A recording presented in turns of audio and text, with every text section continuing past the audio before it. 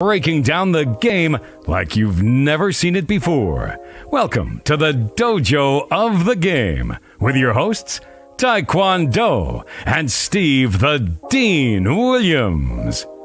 Taekwondo, leader of the dojo, the sensei of the game, kicking down doors and breaking headboards, all through the power of his spiritual and intellectual mind.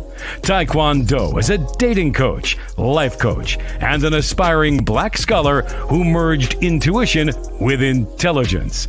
Have no fear, Taekwondo is here. Welcome to the dojo, baby. With 30 years fighting surface dwellers, grass-eating lions, PUAs, and cupcakes, Steve the Dean Williams is here to show you a side of the game most don't know about. Texting, putting your bid in, setting up your crib, and putting flavor in her ear and eyes are just a few skills you'll learn from him on the show. Get your notebooks out, ask questions, or call in. The dojo doors are open. Time to soak up this game. We are here in the dojo. Oh, man. Yes.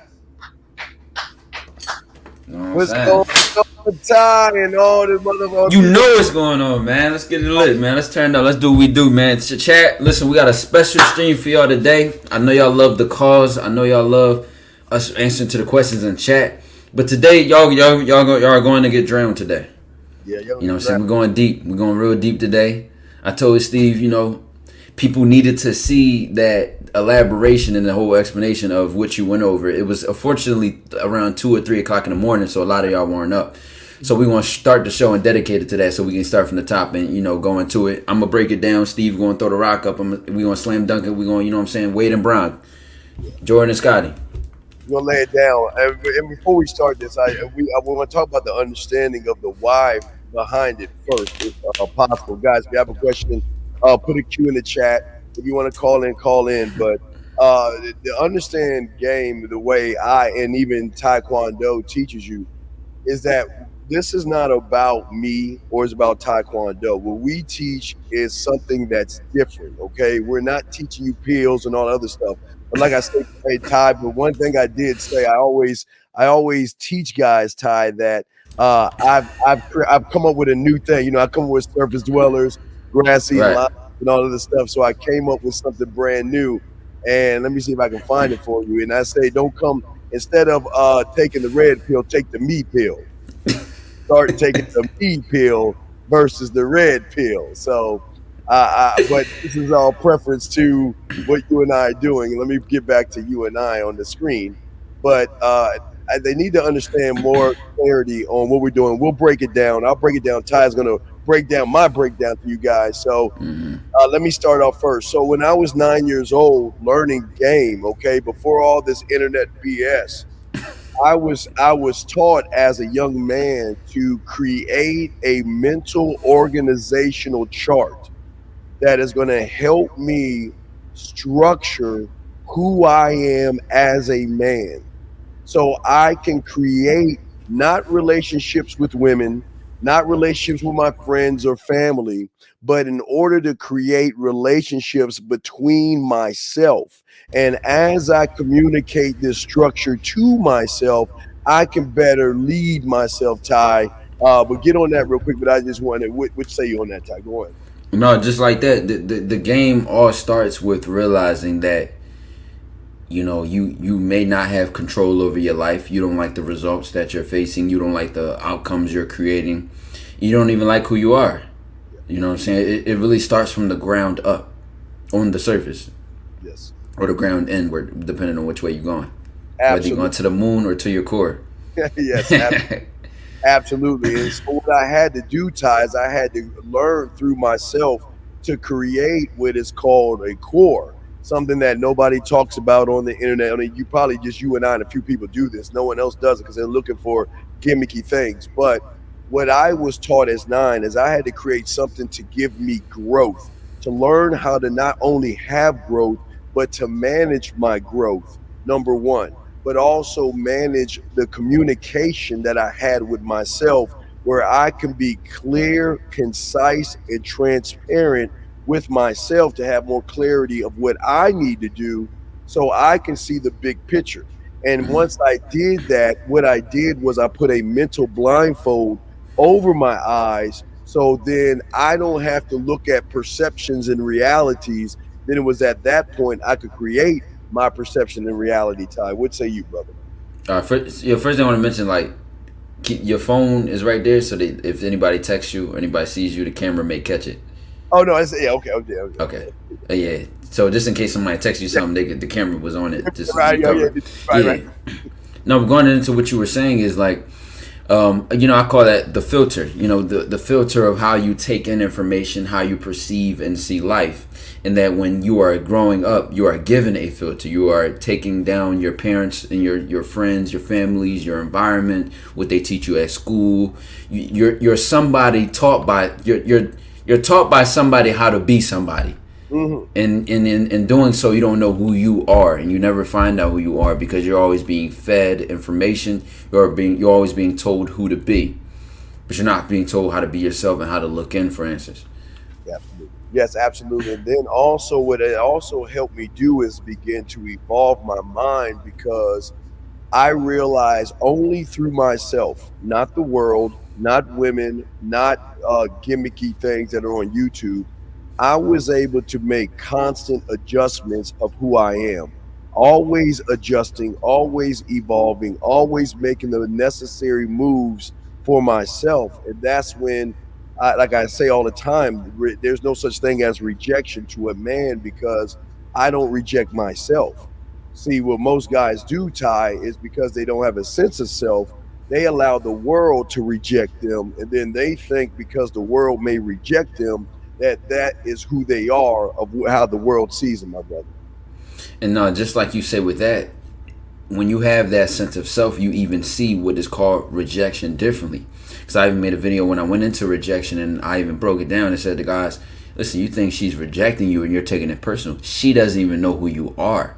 She's only rejecting who she thought you was, which is when you understand that surface level interaction, you don't take it personally, because you know that before you even approached her, she was not who she couldn't decide who you were to begin with. So it does not end with her. It does not. Your confidence and your self-esteem and your sense of self and your sense of courage, strength, and confidence was not made by a woman. It was crafted in your own lab. It was crafted through your own struggle, through your own decision making, and who you show yourself that you are every day.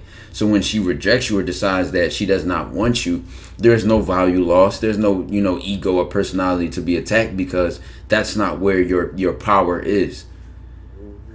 Absolutely. So what happened then, and what we say for all you guys, what's happening right now, is that you guys, because you have not created your mindset, you are recruiting outside of yourself. Then the reason why you have problems, see, when you recruit outside yourself, looking for gimmicks, looking for tricks, looking for words, looking for phrases and all that other stuff, you are taking the risk of these things backfiring, because these things are outside of you. See, you cannot control the outside world, nor does a man have the power to control the outside world.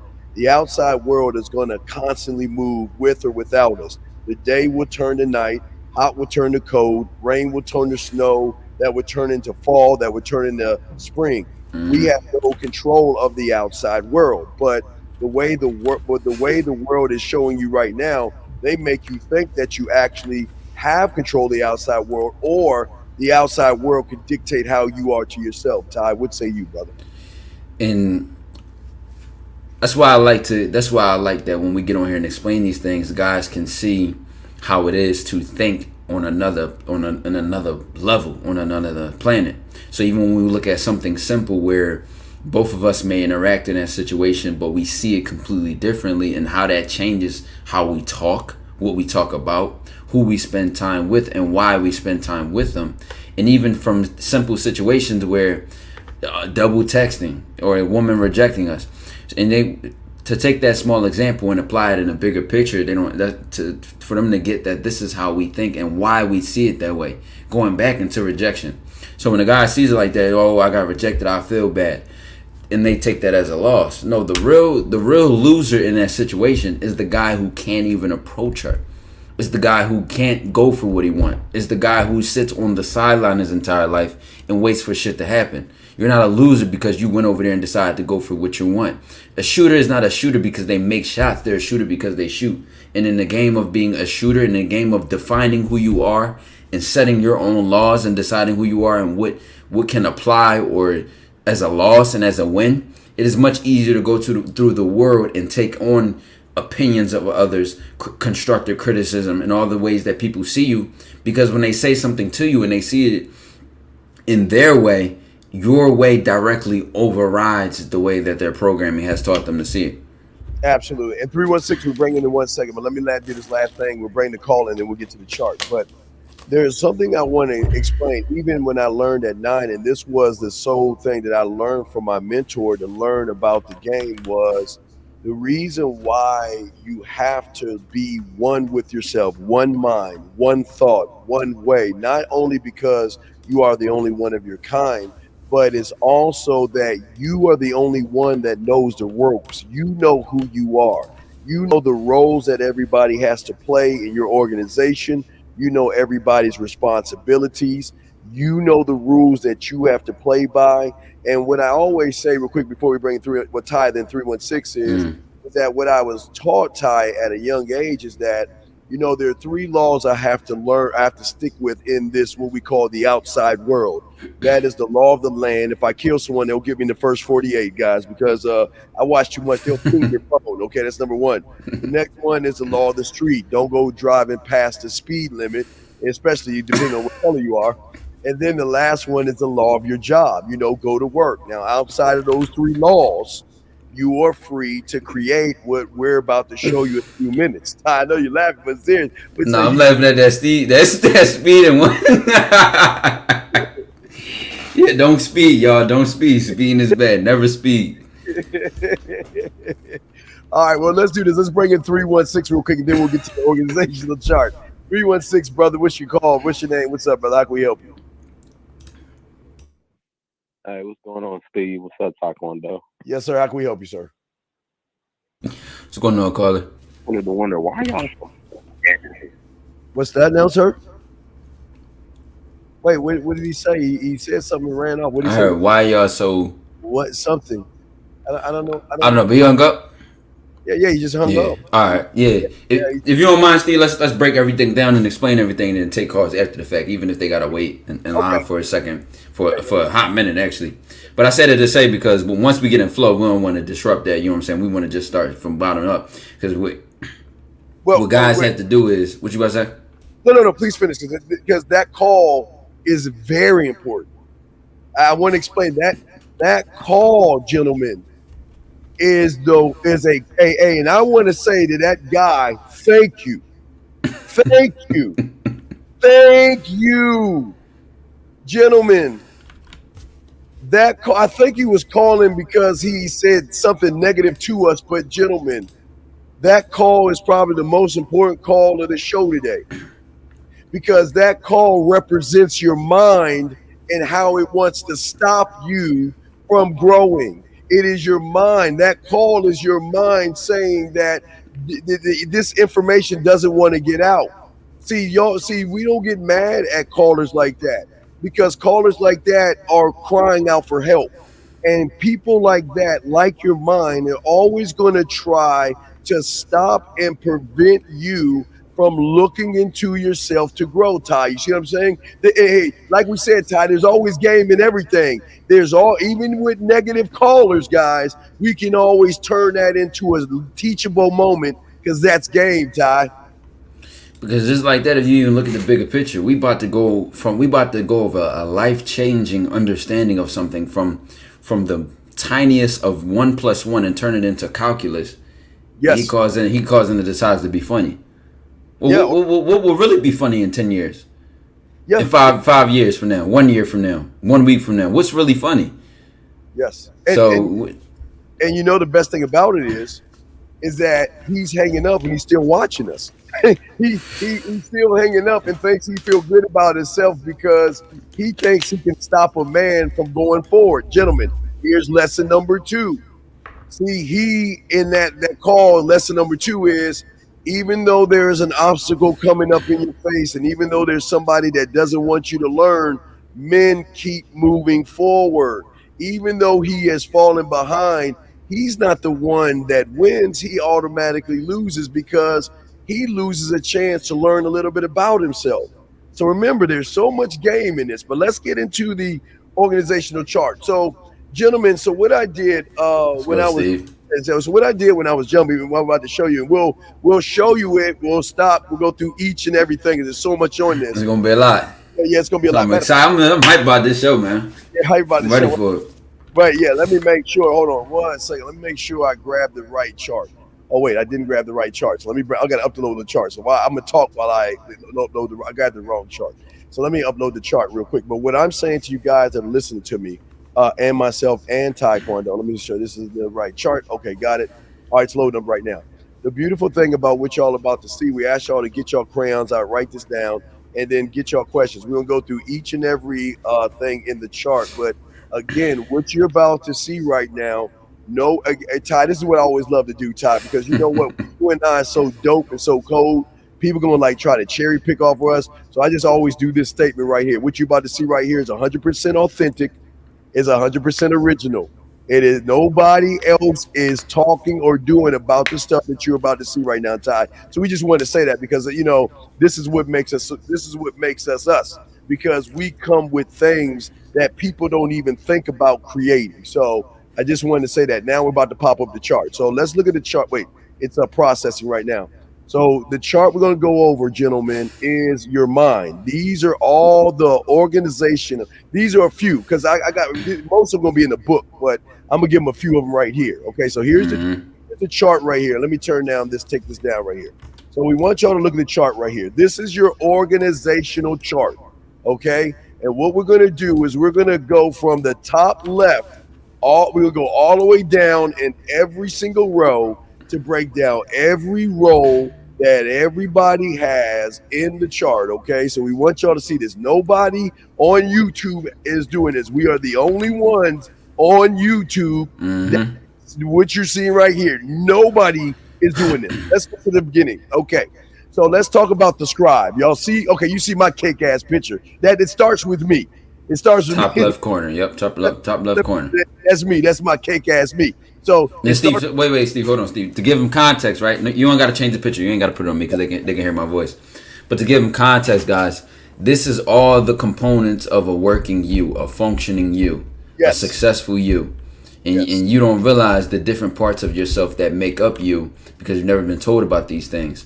So as you interact with a woman and you open her mouth, excuse me, you probably won't even get to that point. As you open your mouth, you have to realize which version of you she's interacting with, which version of you chose to show in any interaction in the world. And you have to be able to switch out each of these role players and understand each of their roles, because just as the blacksmith being my favorite, because that's the one who decides what to do with what you're given. Just as much as a blacksmith can turn an iron to a sword, a shield, a hammer, or whatever the case may be, it's your job to process information and reapply it to your purpose.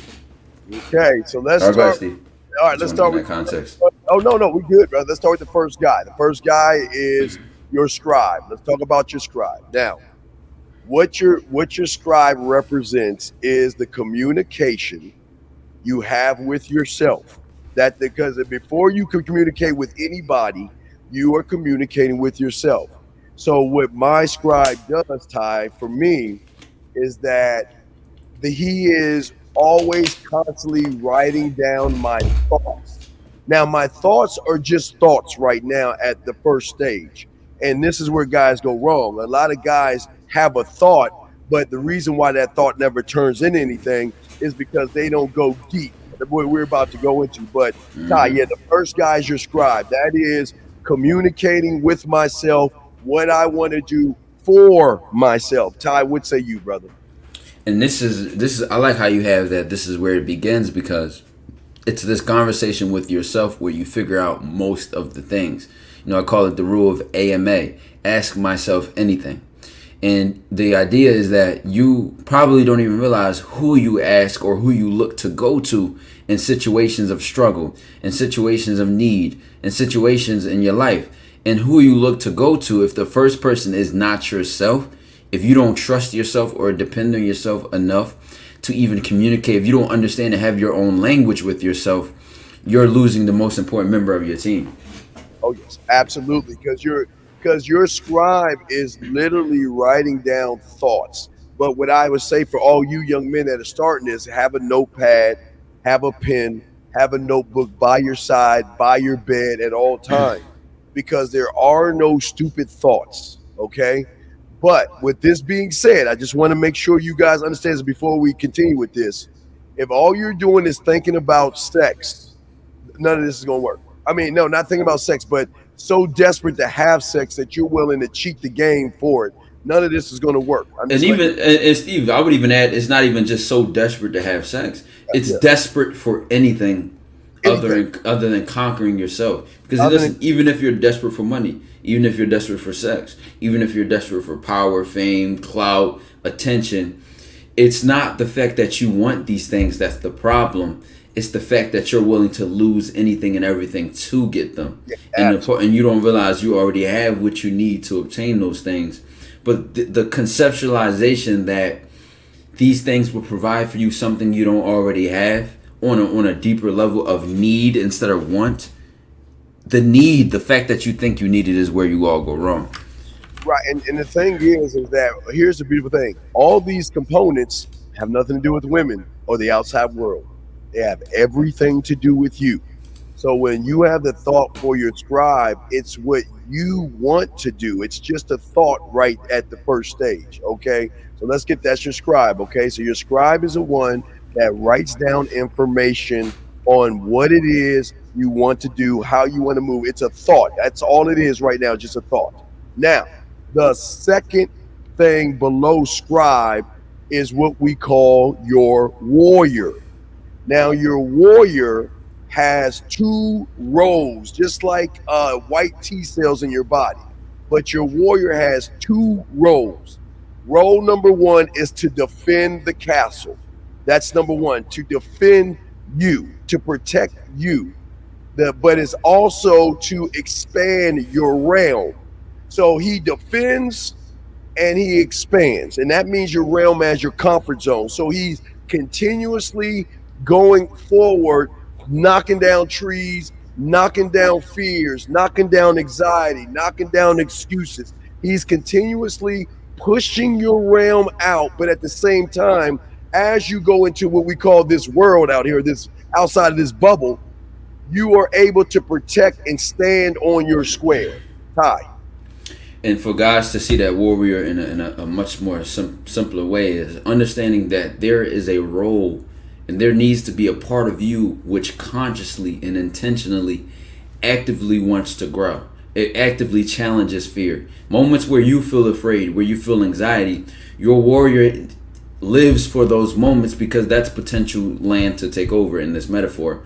But I say that to say, if you are not actively going and targeting and attacking your fears, trying to change and expand your comfort zone, you're living in it and you'll die in it. And someone else's warrior or someone else's land or territory or castle or kingdom will come and take yours and dominate because you have not built up the habit of challenging your comfort zone, challenging where you and your head are comfortable and stay at and lay at. And there is a part of you which must actively and consciously and intentionally challenge those things. And to simplify, being consciously and intentional is a part of you whose job and role must be to target, attack, and expand. Yes, for the sake of growth.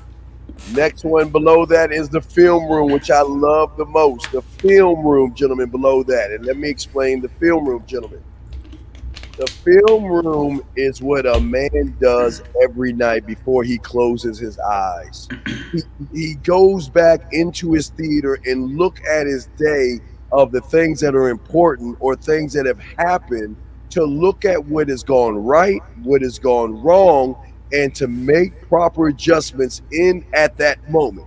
It's like in football, you're watching the film, not of the team, but you're watching the film of you, of how you move, how you put your bid in with the woman, How'd the phone call go? How did the date go? How did it go when she came over? Whatever is going on, you're actually just sitting back, not judging yourself, but you're looking at what's going on, what went right versus what went wrong, and then be able to make the adjustments at night.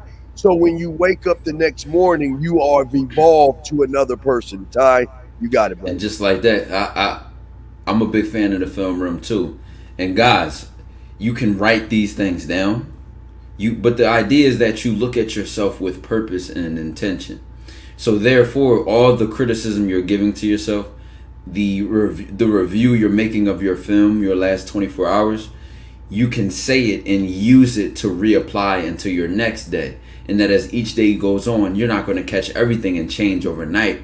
But see, if you do this for a week straight, a month straight, a year straight, you'll be much better and consciously better and more self-aware than you were before. And then even as you go in and you're starting to check this progress, if you make the same mistake twice, you can go into your film room and say, well, why did I make that? And you're levels and steps ahead of the person who never even went to their film room, who never sat back and just put the time aside, all distractions to the left, videos to the left, even my content or Steve's content, videos to the left, game to the left, woman to the left. But just literally sitting there and looking at yourself as if you're in a movie and saying, what did I do right? What did I do wrong? What could I have done better? Why did I do that was wrong? And why am I even trying to be better? And looking at that film and stepping back. And so many people go day by day and never checking themselves. And if you go 2 steps up, your warrior has to challenge that comfort zone. And then when you challenge it, you're going to perform a certain way. And then you go back to your theater room to review the film of how you did it. But it all started with that conversation that you had with yourself that you might have said, I want to increase my net worth. It could even be a simple goal. I want to increase my net worth. I want more properties. I want to stop being broke. I want more women than I had yesterday. We could even take a simple goal, but the bigger picture is constant growth and expansion, a relationship with yourself. Constantly communicating with yourself, gentlemen. That's where so many of y'all miss the point of why we teach game. A game is constantly communicating with yourself. That's all it's about. Understanding you to the best of your ability through your film room. Now let's start to the next top. I love this guy. I love this guy a lot. My construction worker. Oh my gosh, I love him at the table. I love my construction worker because my construction worker is always either adding more floors to something I already have, or he's building new buildings to expand my realm.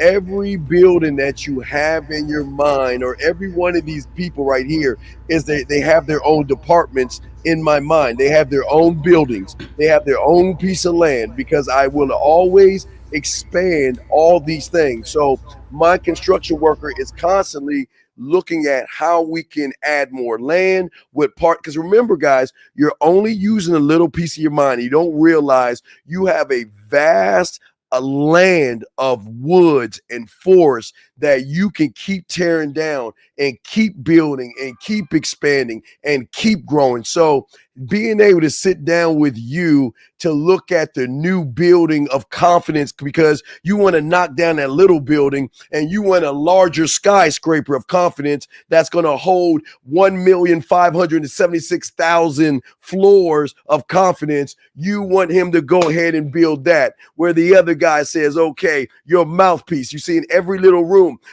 even your film room. I want a bigger film room. I want a bigger studio. I want a bigger room for my scribe. So I want more. But remember, guys, nothing about women. It's always about me. Ty, what say you, brother?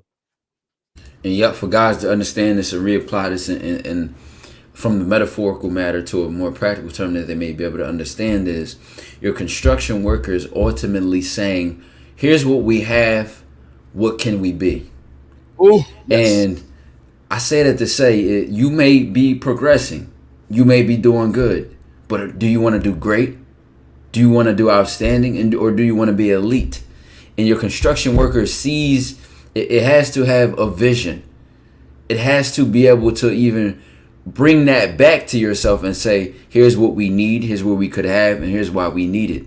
So this is where, in my opinion, this is where you say to yourself, where could I be better? How could I be better? And what could I do better? Now, your film room was just observing, but your construction worker is now saying, what do we want to build it with? Brick, stone, wood? How high do we want to build it? How far do we want to go? And it's creating the blueprint, because before you just throw random bricks around and call it a house, you have to know what the house is going to look like, how many rooms is it going to have, where's the windows going to go, and what's the role of this house. Is a family of 3 going to live into it? Is this going to be a rental home? Is it going to be a dream home?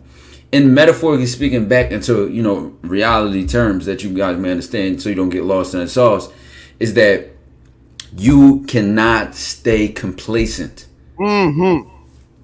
Yes, you cannot. Not at all. Let's get to the. See, I'm having a problem. I don't know which I love most, because now my marketing team. Hey guys, the next one below that is your marketing team. Right under the construction work, the blueprint in the hand. Like you say, just like you love your blacksmith, which you'll get to in a second.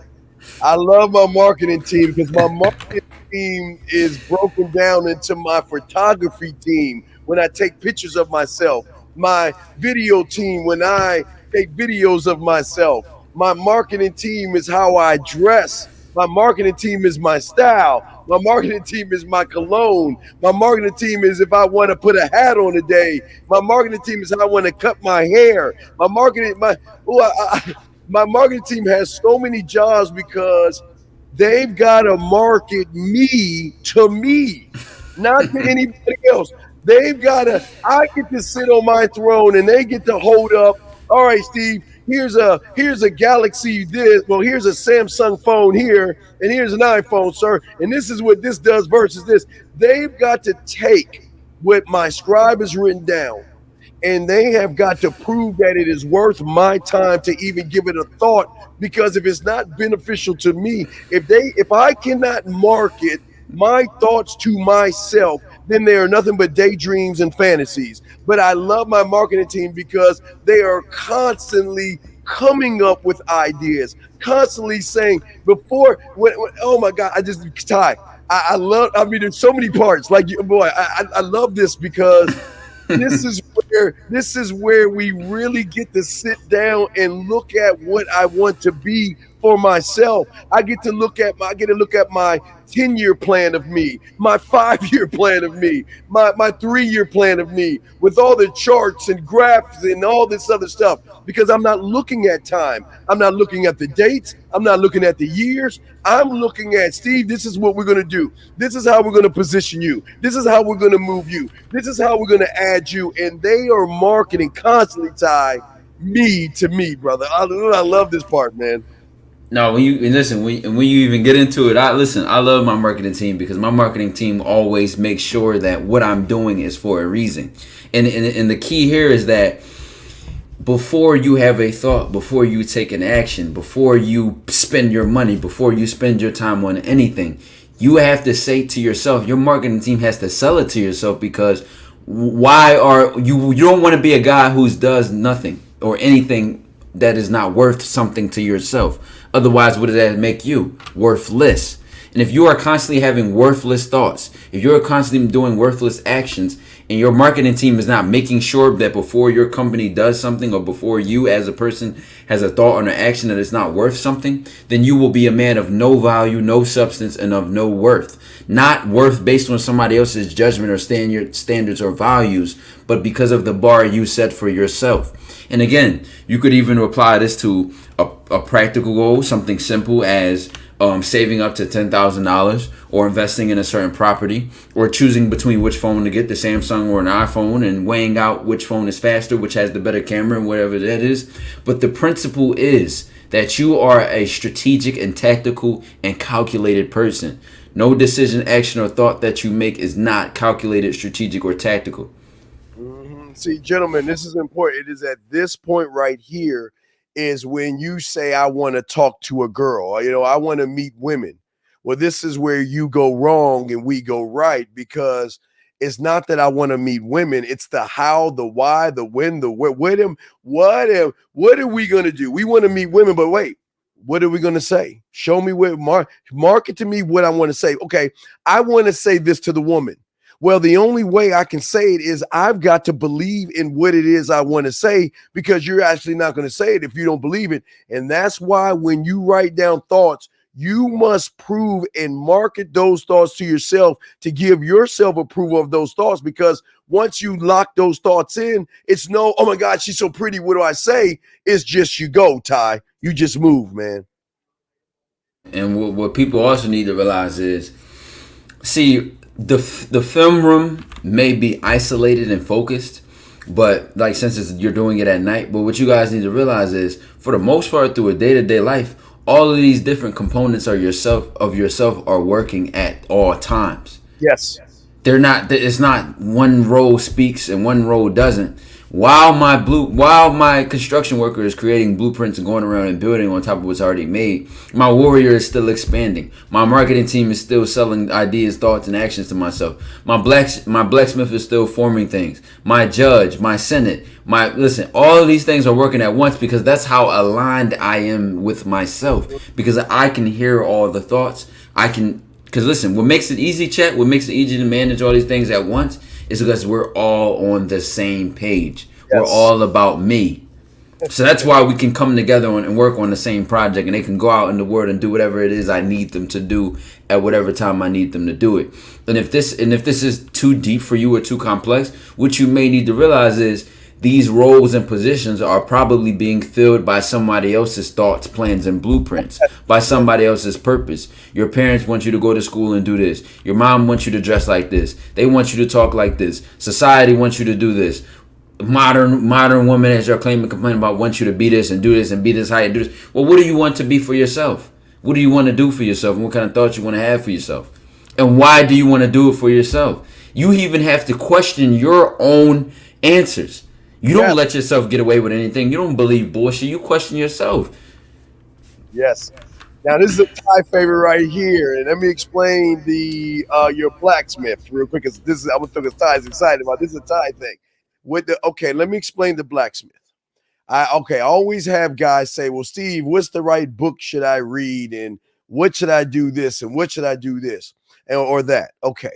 How the blacksmith works is, once you are one with yourself, it is at that moment you can take in other information and then bring it to your blacksmith and allow him to form the thought that fits your name. You see what I'm saying? See, most people want to go out and just grab other people's stuff and bring it in. No, your blacksmith's job is, any thought I have, like I could be talking to Ty and Ty be like, you know what, man, it's the beautiful dynamic. I'm like, damn, I never really thought about that shit. But when I take Ty what he said, I'm taking what Ty said, and then it's going to be filtered through my blacksmith to take that thought to give me understanding, to give me more clarity of the thought from mine. See, it's Ty's idea, but I'm taking Ty's idea, and because I'm like, wow, whoa, I can add that to I can bring that in to my world. But see, like say, it stops at that point, because we take the Ty thought and I give it right to the blacksmith. Hey, form this to my name so I can have more clarity and I can understand it. Then I can take that to my film room. Then I can take that to my marketing team. See, we're going back to these compartments. So then I can take that to my construction worker, because remember, it starts with Ty's language. But as soon as it gets to mine, my blacksmith is building it to my own language for me and only me. Ty, what say you? This is you, brother. And here's where we get into the blacksmith. Here's why it's my favorite. Because if you don't have a blacksmith, if you don't have a role within you, which is constantly taking whatever raw materials, whether it's thoughts, comments, constructive criticism, opinions, viewpoints, and perspectives, and taking that raw material and forming it into whatever you need it to be. Now, not from a place of cognitive bias, but of a place of a role, of an essential. The same way taking a raw material and turning it into a sword if you need a sword, or turning it into a shield if you need a shield, or a hammer if you need a hammer, or whatever piece of armor you need it to be, is because the word is going to constantly give you materials, opinions, viewpoints, constructive criticism, thoughts, telling you what to do, who to be, and why to be it. And if your blacksmith if you just let that go straight into you and onto you, you'll become what they want you to be. Just like you'll read a book, and if you have no blacksmith, but you read the book with a blacksmith, I'll get more information and knowledge out of the book because I'm constantly taking that information that I'm reading, and I'm not becoming the information. I'm using it to my own purpose and role, and it's much more effective within me because now I'm applying it to how I want it to be applied. Yes, and here lies the problem with a lot of you guys. A lot of you guys take in YouTube, you take in books, you take in information. And the number one reason why it doesn't work out is because you're looking at it through their lens, you're looking at it through their eyes, their perception, and their reality. So then that kind of goes against who you are. And that's why it never sticks. And that's why so many of you guys, you probably jump from one guy to the next guy to the next guy, thinking it's going to be something new and valuable. But see, those that have game, this is what game is, what you're learning right here, is that Ty is not trying to tell you to be Ty, and I'm not telling you to be me. We're saying take what we say, then because you never even knew you had a blacksmith, to take it through that blacksmith to form what we say to your language, then that's where the clarity, that's where the understanding, and that's where the growth comes. You can't bring another part of somebody's mind into your world because the parts will never fit. They never fit. But what we're saying is take the parts that we give you, bring it to your blacksmith, and form it to you, Ty. What say you, brother? And just like that, because with y'all, like Steve said, you reading all these books, you listen to all these coaches, you're watching all these videos, you're seeing all these things on the internet, and you're like water. You just you just blow with whatever way the waves is going. And what you don't realize is when you have that blacksmith a part of your team doing his job, is that you are consistent. And not only are you consistent, you're one-minded. You're going one direction, full force in the direction that you set out for yourself. And I say that to say, you don't just take what people tell you, you listen to it, you follow it. You now create it and you use it for the role that you have created. And it's not just that you can hear this information and just turn it into what you want to turn it into. It's the fact that you understand that it needs to have a purpose and a role. You're not taking it at face value. You're forging it. You're testing the strength of it. You may even throw some parts out. But the idea is that it's not about what it means. It's about what it means to you and why you need it and why you're even listening in the first place. That's the slamming the hammer on the metal, testing its strength. What does it mean to me, and why do I need it? Why do I care? Or even, why do I care? Yes, me. Now, guys, what's next? Oh boy, this is where the rubber hits the road, man. This is this guy right here, your Senate. Okay, your Senate.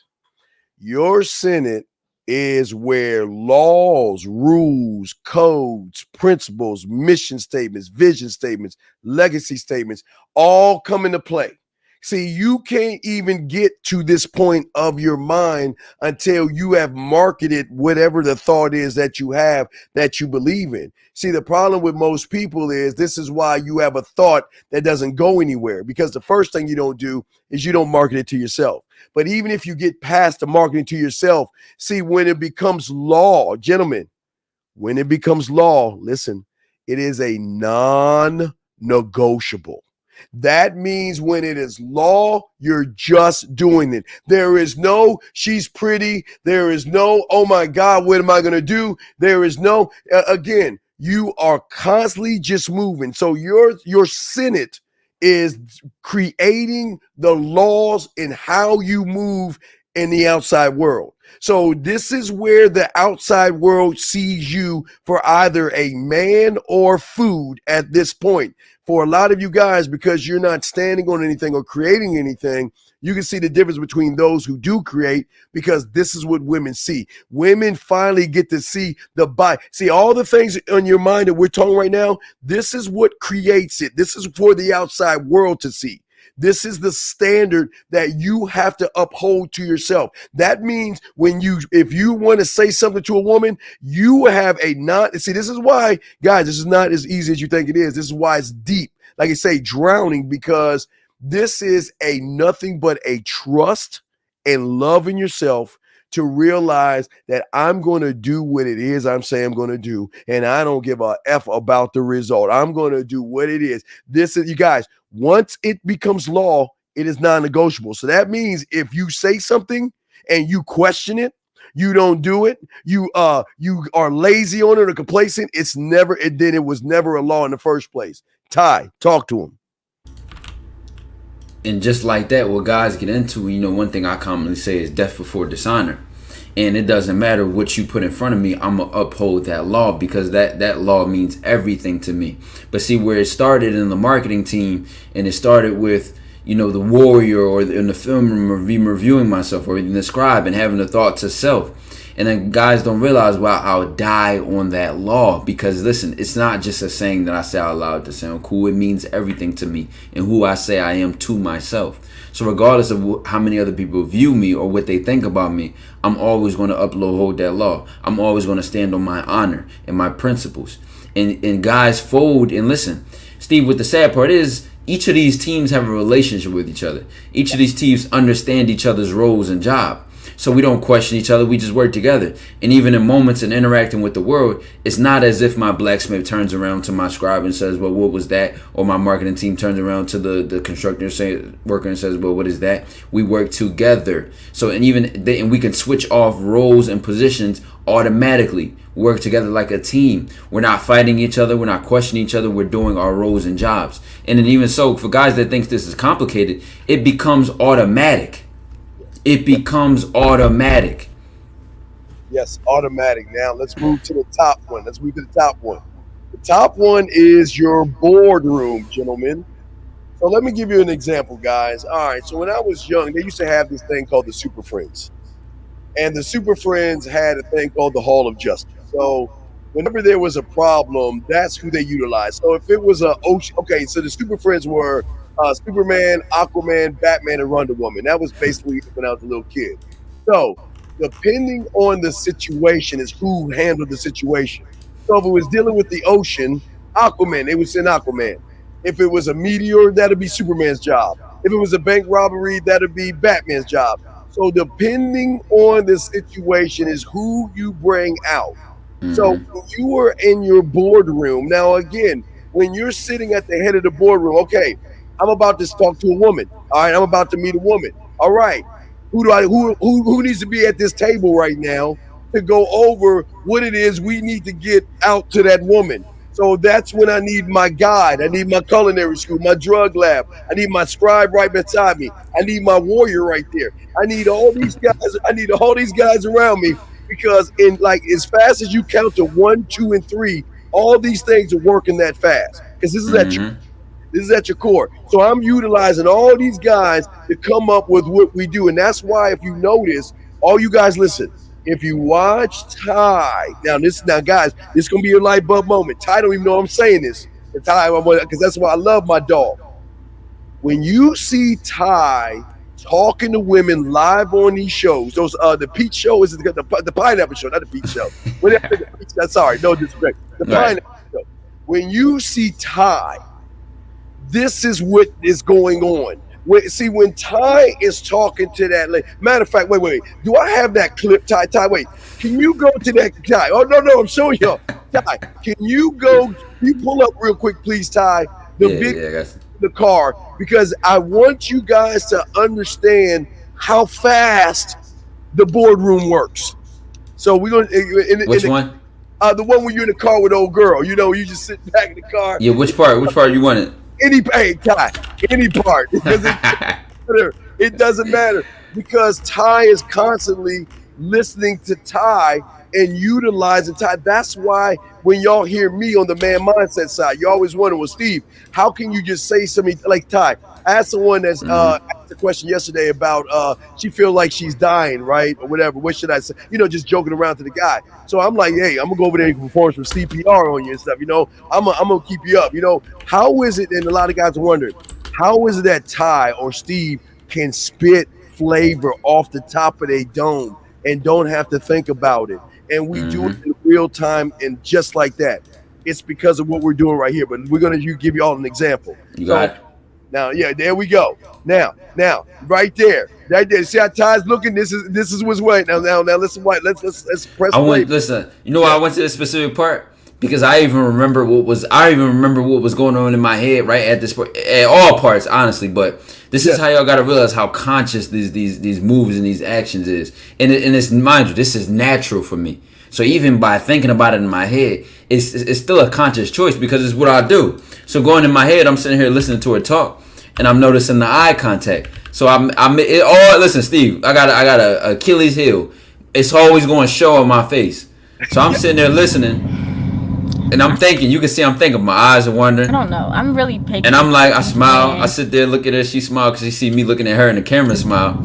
So then I look at her, right. Things throw me off. So then I go back to the camera, and then that's when I said this.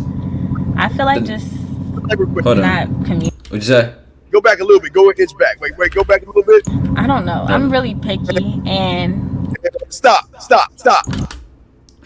That's next move. Next 5 move. Next 10 move. See, guys. I already knew it. All right, listen. I already knew it. They do it right. So, guys, what you're saying is not what am I going to do right now. He's already got the right now done. It's what I'm going to do in the next 5 moves, the next 10 moves to lead her exactly where I want her to go. That's what we're talking about when you have the boardroom. This is exactly it. See that look. It's right. Because at times I might got to be the gentle me. I might got to be the asshole me. I might got to be the intellectual me. I might got to be the funny me, the smooth me, the sarcastic me. So not let's sit there. Hold on. Is a red flag. Like you, right yeah. Like if you feel some type of way about something, and the first thing you do is like ignore me or like. Because I can't see the camera, so. Tell them. Like you ain't reading. Okay, yeah. Sorry, but I would say like okay. I can't stare at you. No. Sound like you got a little nerve. Ty, if you notice, and what y'all are seeing here, I want y'all to see the difference between one who is one with itself and 2 that are confused with themselves. No knock on these 2 young men in the back of the seat. But look at the difference in the way Ty is relaxed, laid back. I mean, he's just laid back in the seat, just chilling. No, my guys in the back was having a ball, man. they were having a ball. But what I'm saying is that you can tell that they're just like, wow, where's this coming? Wow, this is whoa. Wow. And then we want to look at that one, and then look at the one right beside him. She's like, wait a second. I've never met this opponent before. I have worked and built my life to be able to be in control of 99% of these guys. I don't know what to do. I don't know how to. I mean, how can I stop myself from laughing? How can I stop myself from blushing? He is making me feel all these things. And this comes from the boardroom. But Ty, you got it, brother. Hold on, because like I said, make sure they straight. Hold on. But it's okay. Like,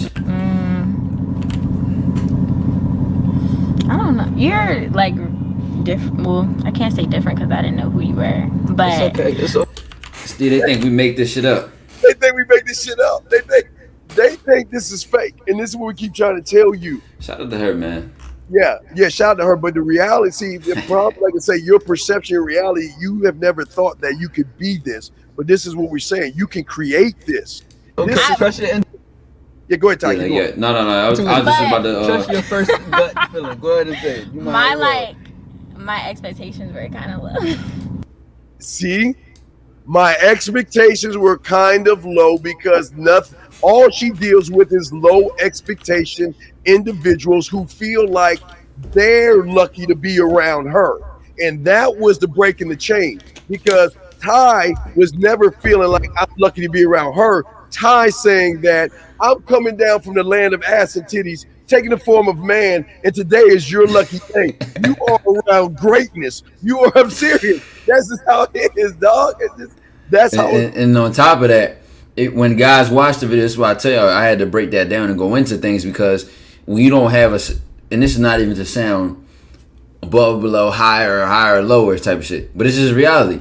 If I compare it to football, if you're a fan watching a game and you watch Antonio Brown or any wide receiver catch the ball and score, you're not going to be able to see as much if you were a football player. You wouldn't be able to see as much if you were a wide receiver. You're not going to be able to see as much if you're an offensive coordinator, let alone a coach or one of those different roles and positions. So depending on your level of knowledge, when you're watching the same exact thing happen, a player watch the ball and score, all a fan may be able to say is, oh my God, he ran fast, caught it and got in. They couldn't tackle him. What a coach may say is he did the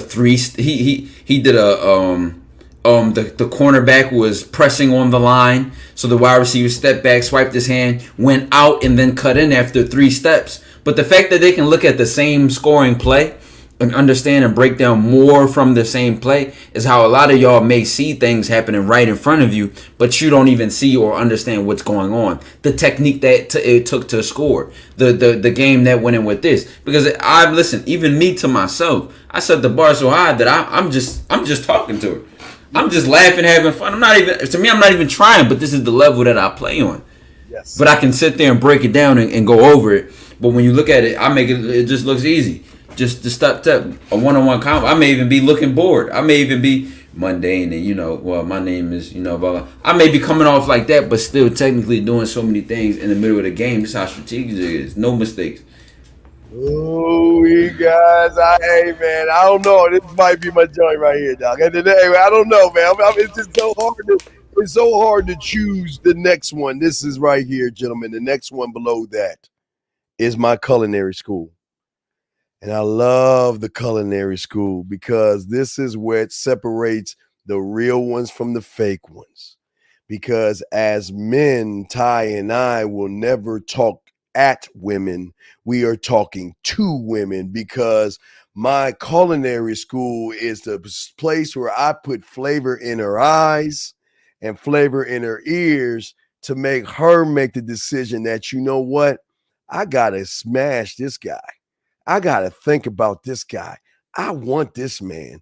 This man is sexy. God, he doesn't have to take me out. Oh my God, what is he doing? Oh my God, man, the way he's making me feel, the way he's making me think. Remember, the culinary school, I'm touching her without touching her. She's going to be thinking about me when she shouldn't be thinking about me, because my culinary school job is flavor. This is where the choice of the romantic me to the sensual, to the sexual, to the seductive, to the kinky, to the nasty, to the naughty, the nasty, the freaky, the dirty.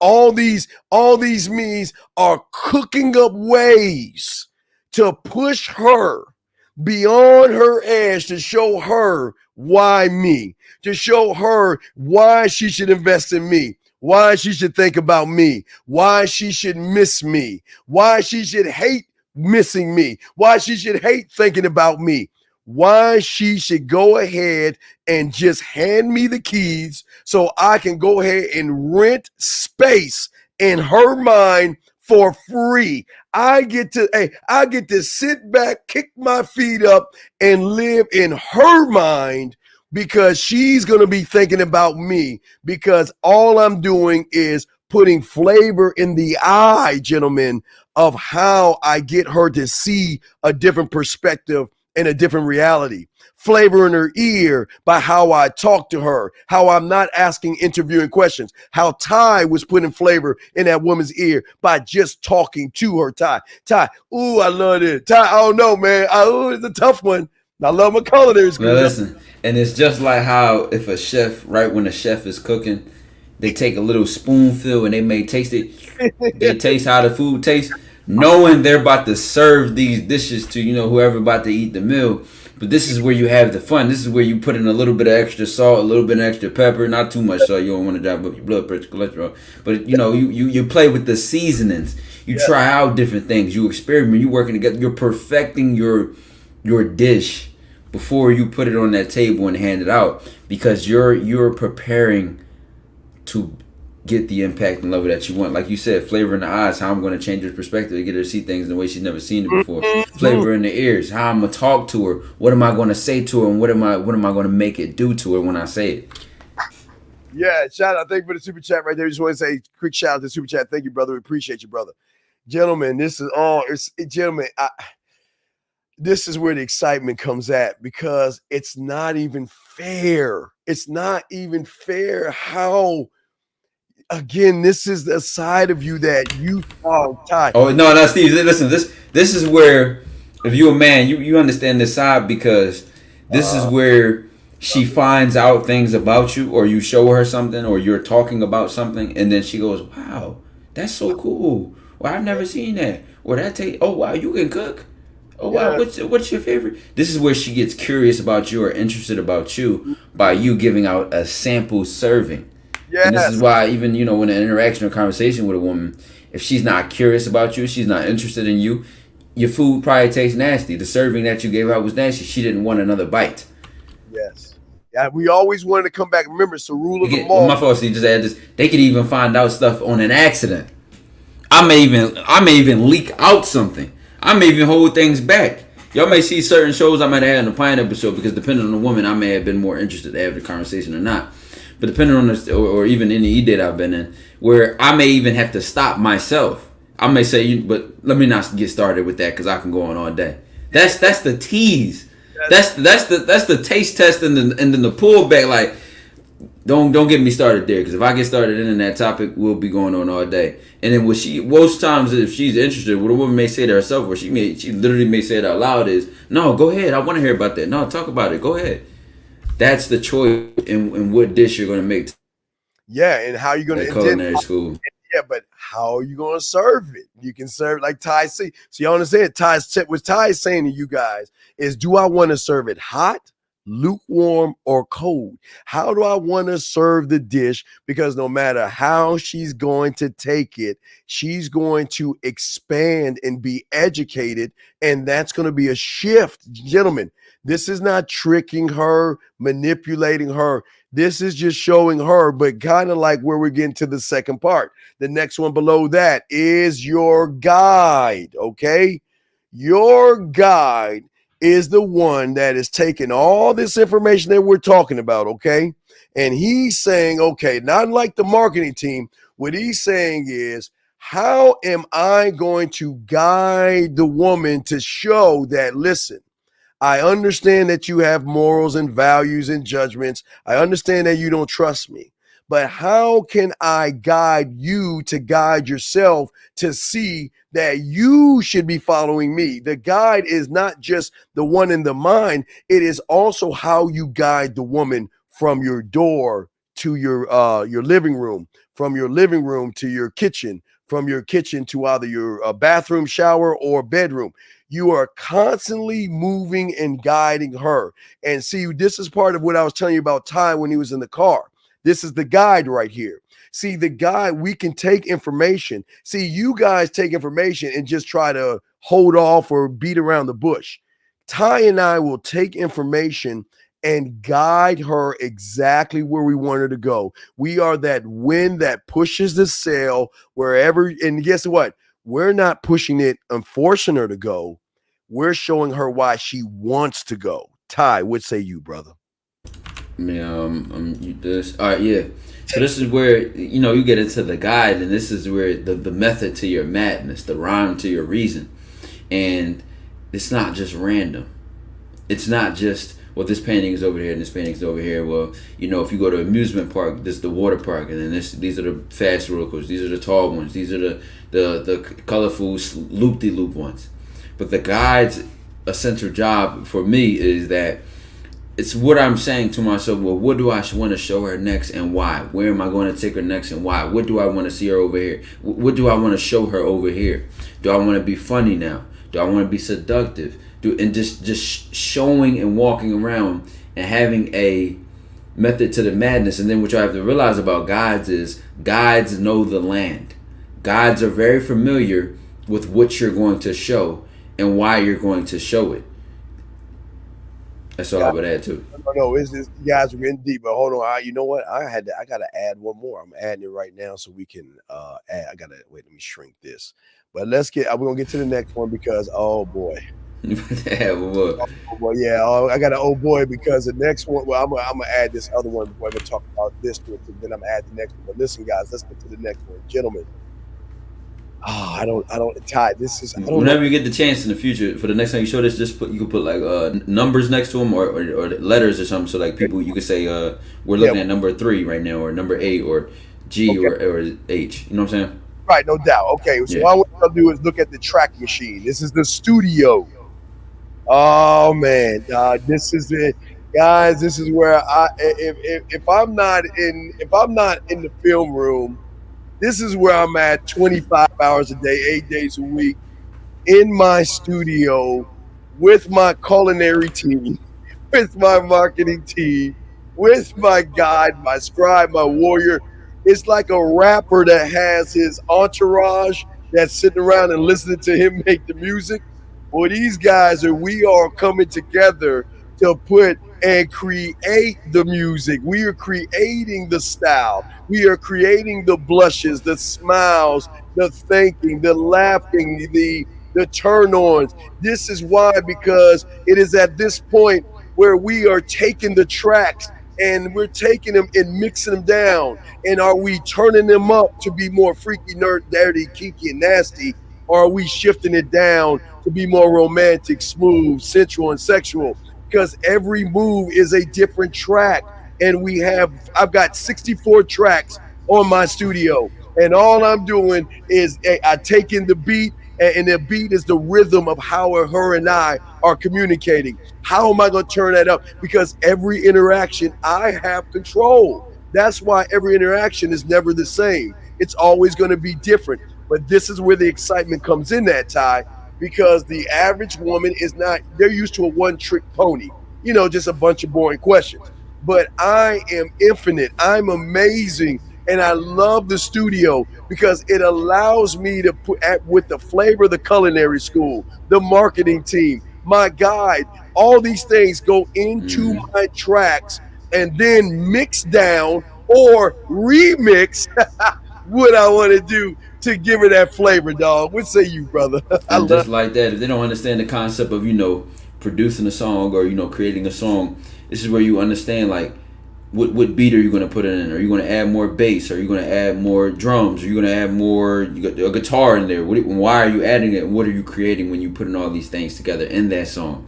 And ultimately, the choice between able to control, like you said, and turn this volume up, amplify this sound, turn this down, and decrease this or increase this, is just like in any given interaction, you're saying to yourself, okay, do I want to be more romantic here? Do I want to be more smooth? Do I want to be more charismatic? Or do I want to be more seductive? Do I want to be more sexual? Do I want to be more, deciding and choosing what you need in this interaction and why, and then creating that product.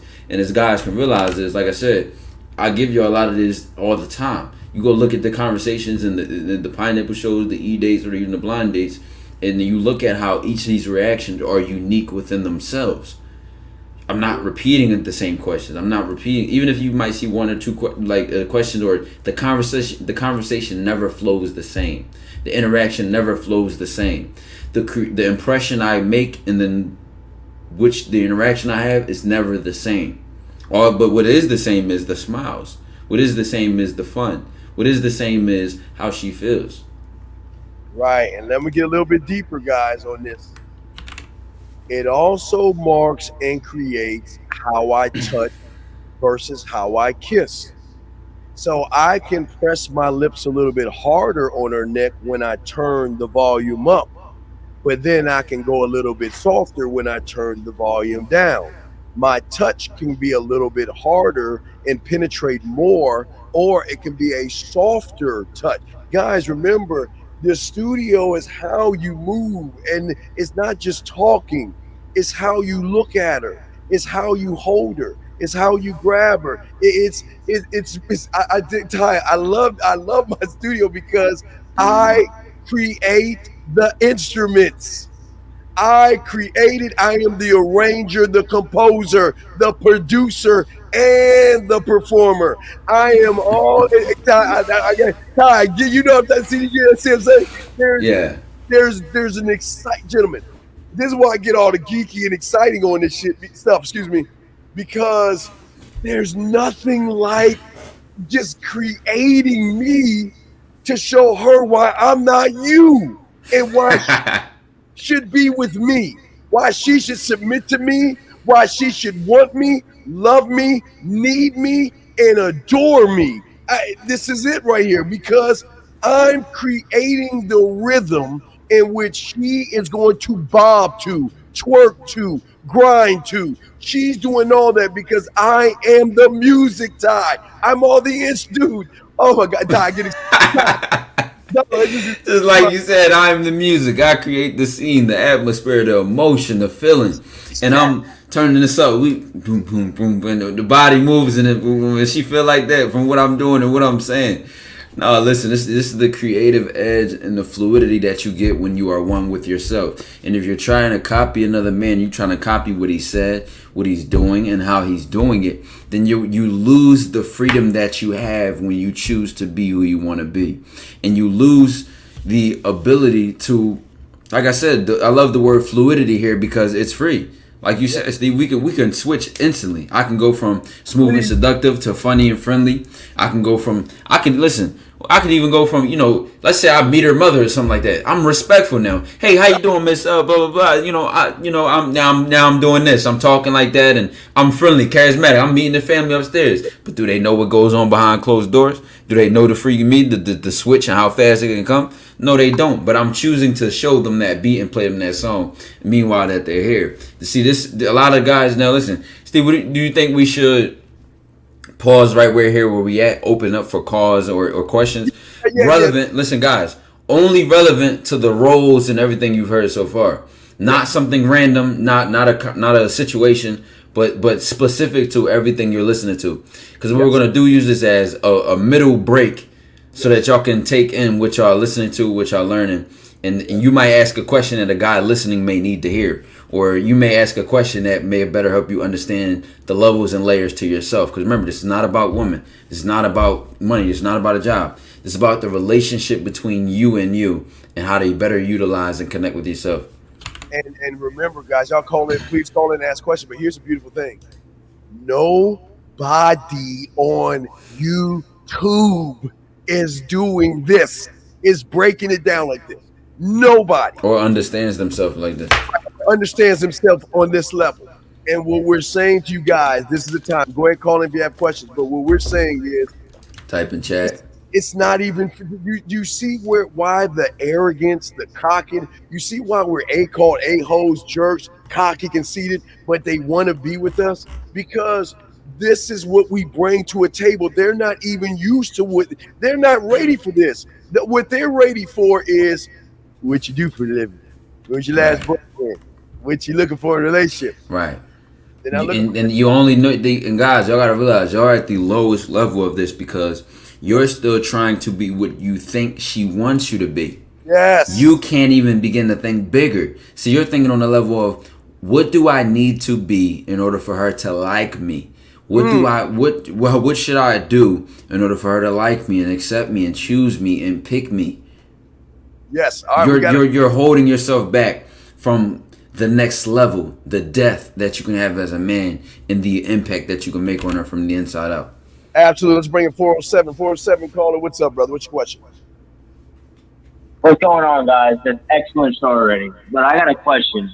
You guys are talking about like go to smooth meet, these different personalities, right? Yes, sir. And then we're talking about these systems and how they work. What is the connection point between sub-personalities in these systems? Okay, when you say sub-personalities, in what way, sir? When you say sub-personalities, come on, talk to me. You're talking about like the smooth me, the seductive me, the freaky me. Yes. I'm talking about like your traits. Like that's the if I'm understanding what you're saying is That's the buttons in the studio. That's the product, right? That's just a product of that. That's just the way that you may see it out loud or see it in a physical choice of making it. And the systems is the origin of it. And it's just like, you know, squeezing a trigger on a water gun. The trigger is different from the water actually coming out of the gun, and the gun itself is different from the water in the chamber of the gun. But when I pull the trigger, the water comes out of the gun. Yeah, so but if you get hit by the water, exactly. If you get hit by the water, that's the system which is allowing you to. Did that make sense, Carla, or did that make it more confusing? Yeah. I remember you said before how it's like a video game controller. You want to press A, B, right trigger. Right. Unless you're holding a PlayStation controller, which real men do. You triangle, square, X, and circle. PlayStation time. No, I gotta put this. Yes, that's fine. Yeah, right, but Carla, that makes sense? That makes sense, brother? Yeah, you connected it. Thank you, guys. All right, thank you. Great call. Let's get to Eric Coach. See, good call. Good relevant calls to the topic and connecting things. Because I know it's not going to be able to digest on your first time. I'm going to leave this VOD up if you're watching this on Twitch. And, you know, this is going to be on Steve's YouTube channel. And y'all going to be able to see all these things and be able to go back and say, okay, what did he mean when he said that? And how can I apply that?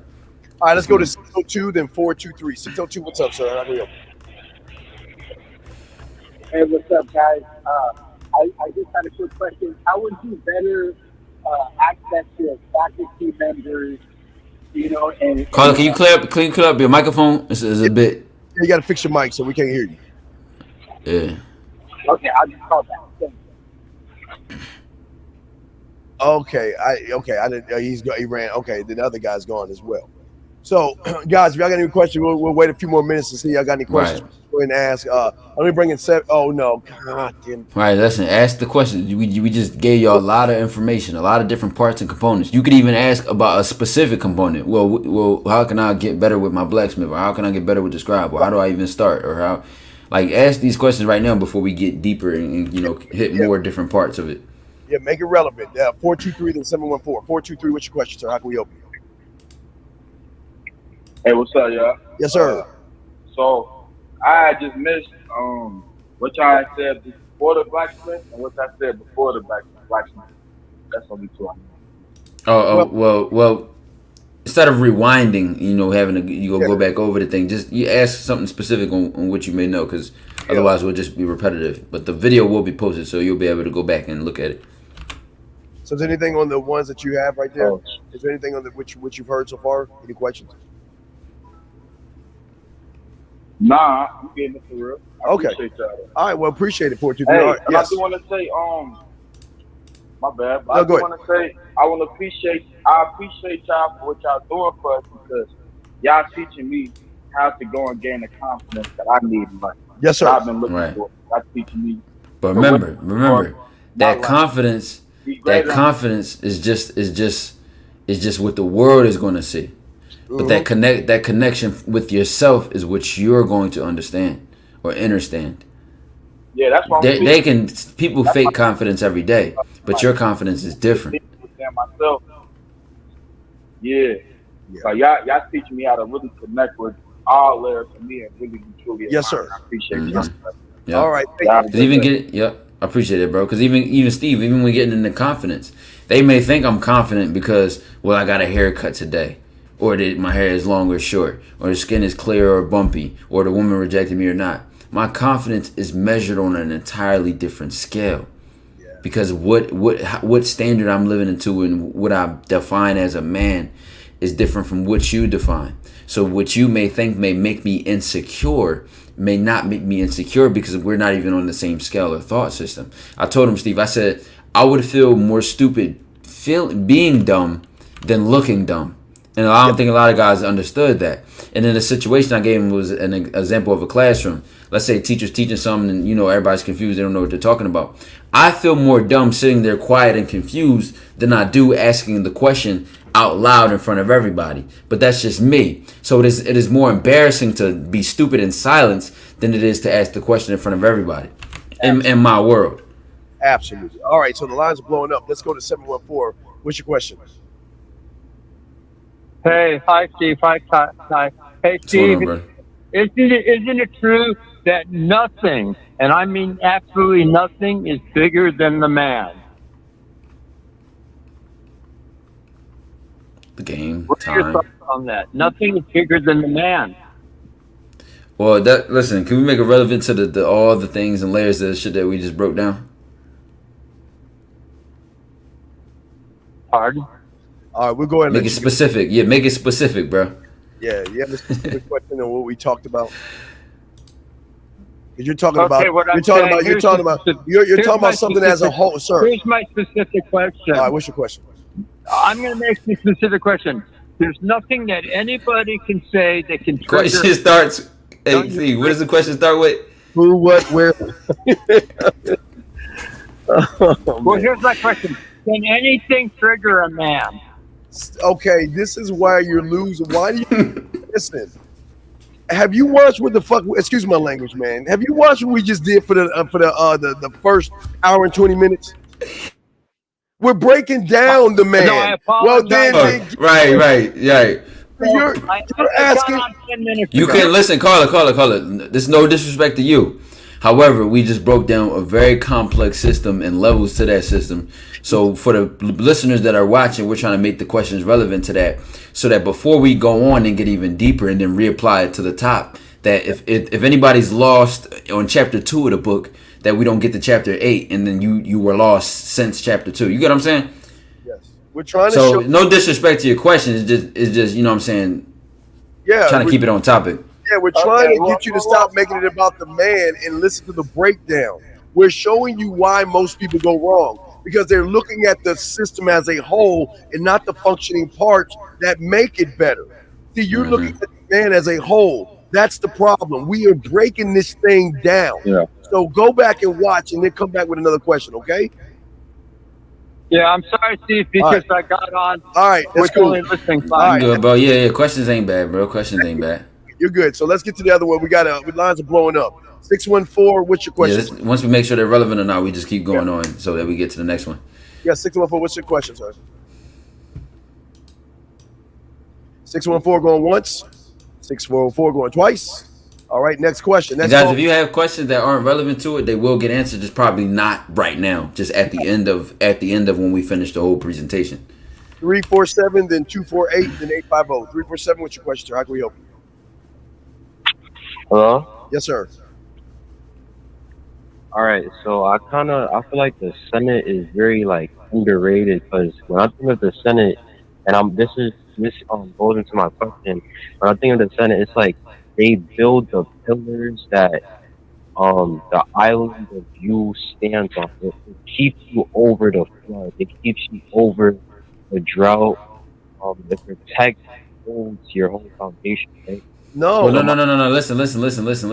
No. They make sure that your blacksmith, your construction worker, that your marketing team, they make sure that when we establish this law, that the land isn't just some wild west, every man for themselves, so the kingdom falls down. Right. Order and structure, sir. Order and structure. Yes. Does that make any sense? 347. So you're right, but almost you're wrong, but you're almost right. So you're getting how that they create order and structure, which stops the pillars from falling and breaking down. But that's because they're creating the law of the land that you follow. Right. That makes sense. Right. So how do you find what you like? How do you make those non-negotiable laws? How do you? Okay. Again. You're not, okay. Did you watch how much of the show did you watch? I watched the whole thing. I have. Okay, no then you truly. The how was already. From the roles. We already explained the roles. How is it that you're missing it? See, here's your problem. I understand the roles, but now, when you say how, what do you mean how? What part about the how missed it? What you understand, brother? Right, so here's what I wrote down for the Senate. Creates non-negotiable laws for how you move. Once it becomes a law, you don't get lazy or cut corners. Otherwise, the law will never be law, right? Yes. Not the law will never be law, or it never was law. Because you might have lied to yourself and said, I'm going to stop eating chocolate. But in reality, you're just telling yourself that to feel good. You didn't make it a non-negotiable law because laws have consequences. Law is law. And especially a law you create with yourself, you don't go back on that. Yeah. So not that it would never be law, it never was law if you can't follow it. So would you say, like, when it comes to creating those laws, you really look at the consequences? No. No. It's not the consequences that makes the law. Not the consequences. I'm just making that point because this is how serious laws are. See, it's not the consequences that makes the laws, it's the purpose of the law itself. Yes. And why you're following the law that makes you follow in the first place. Because it's not random. It's not tie your shoes every day before you walk out. And then even then, that may be a part of your plan and blueprint of being a proper, neat, and put together man. So you choosing not to leave your shoes untied when you walk out. This is just a random example. I'm not saying it's mine. But that's a part of how you carry yourself. And when you slip on that, you're disrespecting the law. You get what I'm saying? Or the overall purpose of the law. Well, all right, give me an example of something that you want to do. I'll show you why it might not even reach your sentence. Give me something. Why, exactly. Say it again, Steve. Why it might not even reach your Senate. Might not even reach your Senate. Give me an example of something you want to do. I'll be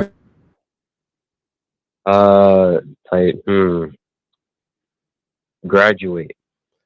Then you just get off your lazy ass and graduate. I mean, give me something better than that. Come on, give me something that you want to do that's out. Remember, not what you do are. Graduating is a do. That's outside of yourself. So give me something else.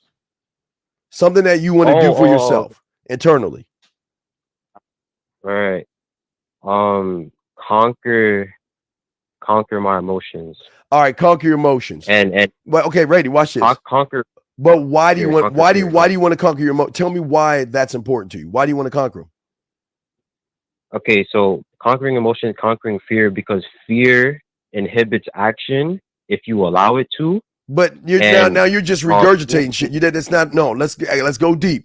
Why? No, listen, I'm asking you why. You're making a statement. Look, I'm trying to stop you from you're self-sabotage yourself with the statements. I'm asking you why is it important to you? Why you want to conquer the fear? Right. I want to live in a way of like just constantly moving, constantly doing what I want to do and not letting anything stop me or not letting anything inhibit what I want to do. Should it be a good opportunity that I might have missed because I was fearful? All right, I got that answer. Why do you have that answer? Wait, say one more time. Okay, why do I have that answer? You just gave an answer, right? No, why do you have that up? You have that because see, when it stands, this is the foundation for it. Yes. And why do you have that answer? Because of my experiences, because of my goals, because of my dream to be someone who works. But are you actually your experiences, or have you made yourself your experiences? Oh, I'm saying, but see, huh? That's a good one. That's a good one. I feel like I'm a perception. My perceptions of my experiences have become to build me, but I need to learn to see outside of but how have let's question. Okay, now, bring it back, connect it back to the why and the Senate. Why follow this? Right, because these are the questions the Senate should be asking. Listen, it's not just going. Y'all think it's just okay. I'm gonna walk up to the Senate and say, "I'm gonna do this," and you think it's gonna pass. Listen. The mind will not pass laws if it feels like you actually are bullshitting. It's not going to pass. That's why it hasn't worked for you. Yep, that's why y'all say all this shit. I'm going to start going to the gym. I'm going to start doing this and I'm going to start doing that. And yourself is much more complicated. So you gave yourself an order or a wish at the surface, but you're much deeper than that. So when you're telling yourself something on the surface, but internally you're telling yourself something else, the internal answer would always prevail. So when your actions is not reflecting what you think on the surface, that's the product or the result of you realizing that something's going wrong. Well, why do I say I'm going to do this and then 3 days later I'm doing the same thing over? Why can't I get myself up early in the morning and do what I want to do? Why can I? And it was never a non-negotiable law. It didn't hit deep enough, or the reason why wasn't solid enough or connected to your reasoning enough for you to follow it. It's the same way that you follow other laws without even understanding why. After you graduate school, don't just go out. I'm going to make this one up because a lot of y'all follow this, right? Don't be an entrepreneur. Don't go outside of school after school. You want to go to college. You want to do this because you want to be safe. Well, why do you want to be safe? Well, because if I'm not safe, all of these things that you follow that stop and inhibit your actions are laws. Yes. But it's somebody else's law that you're following, and you don't even realize why. So give yourself your own, and that will dictate your actions. And you don't break your own laws. But the funny part is y'all are subscribing to somebody else's government, and I'm not being literal in this sense. I'm not saying the U.S. government or the Congo of something, but I'm just saying how you dictate yourself and your actions and why you follow what you do and you tell yourself to do. All right, caller, you said that you wanted to get over all your fears. When did you come to that conclusion? How long ago did you come to that conclusion? I've been coming to that conclusion over the past year. All right, I was okay. never serious about. Well, then this is why we'll never go to law, because you're not serious about. Right. See, this is what I'm saying, dog. And 850 and 682, we got you. But this is why it will never stick, because you're not even taking it seriously. So that means it's not even hitting the floor of your marketing team. It's just what you're doing, what you're saying right now is just a fantasy and a daydream. That's all it is. And that's why you'll never achieve it, because you're not even taking it seriously. And again, you can see, but what the mind does is it makes you think that it's important, because your mind is self-sabotaging you, making you actually think that, hey, just go to the Senate and tell them that you want to get over fear. And I promise you it'll get done. And that's all you're doing. You're lying to yourself. You really don't want to get over your fears. You really don't want to do it. You're just saying that because it sounds good to say. And this is why you're failing. Does that make any sense? No, that makes perfect sense. Okay, so yeah, so you just got you ain't even at the Senate. You haven't even got to the marketing team yet. You haven't even marketed this thought to yourself. This is why you're over a year. And this is why, like I tell you, this is why a lot of you guys, when that ball drops on December 31st, why you guys lie to yourself. Y'all ain't about this game. Y'all really don't want to change. You just like the thought of telling yourself that you want to change. Just like that woman says, well, I want to work out, but boy, I just have a little piece of chocolate cake. It wouldn't hurt any. You see what I'm saying? Right. So I have like sub questions on that topic.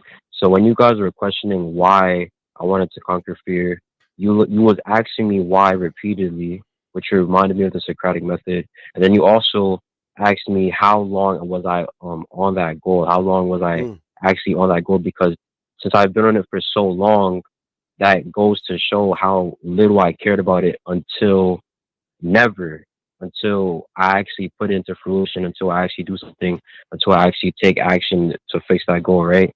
No, but so, wait, caller, I'm a pirate. Do you understand why the why is important?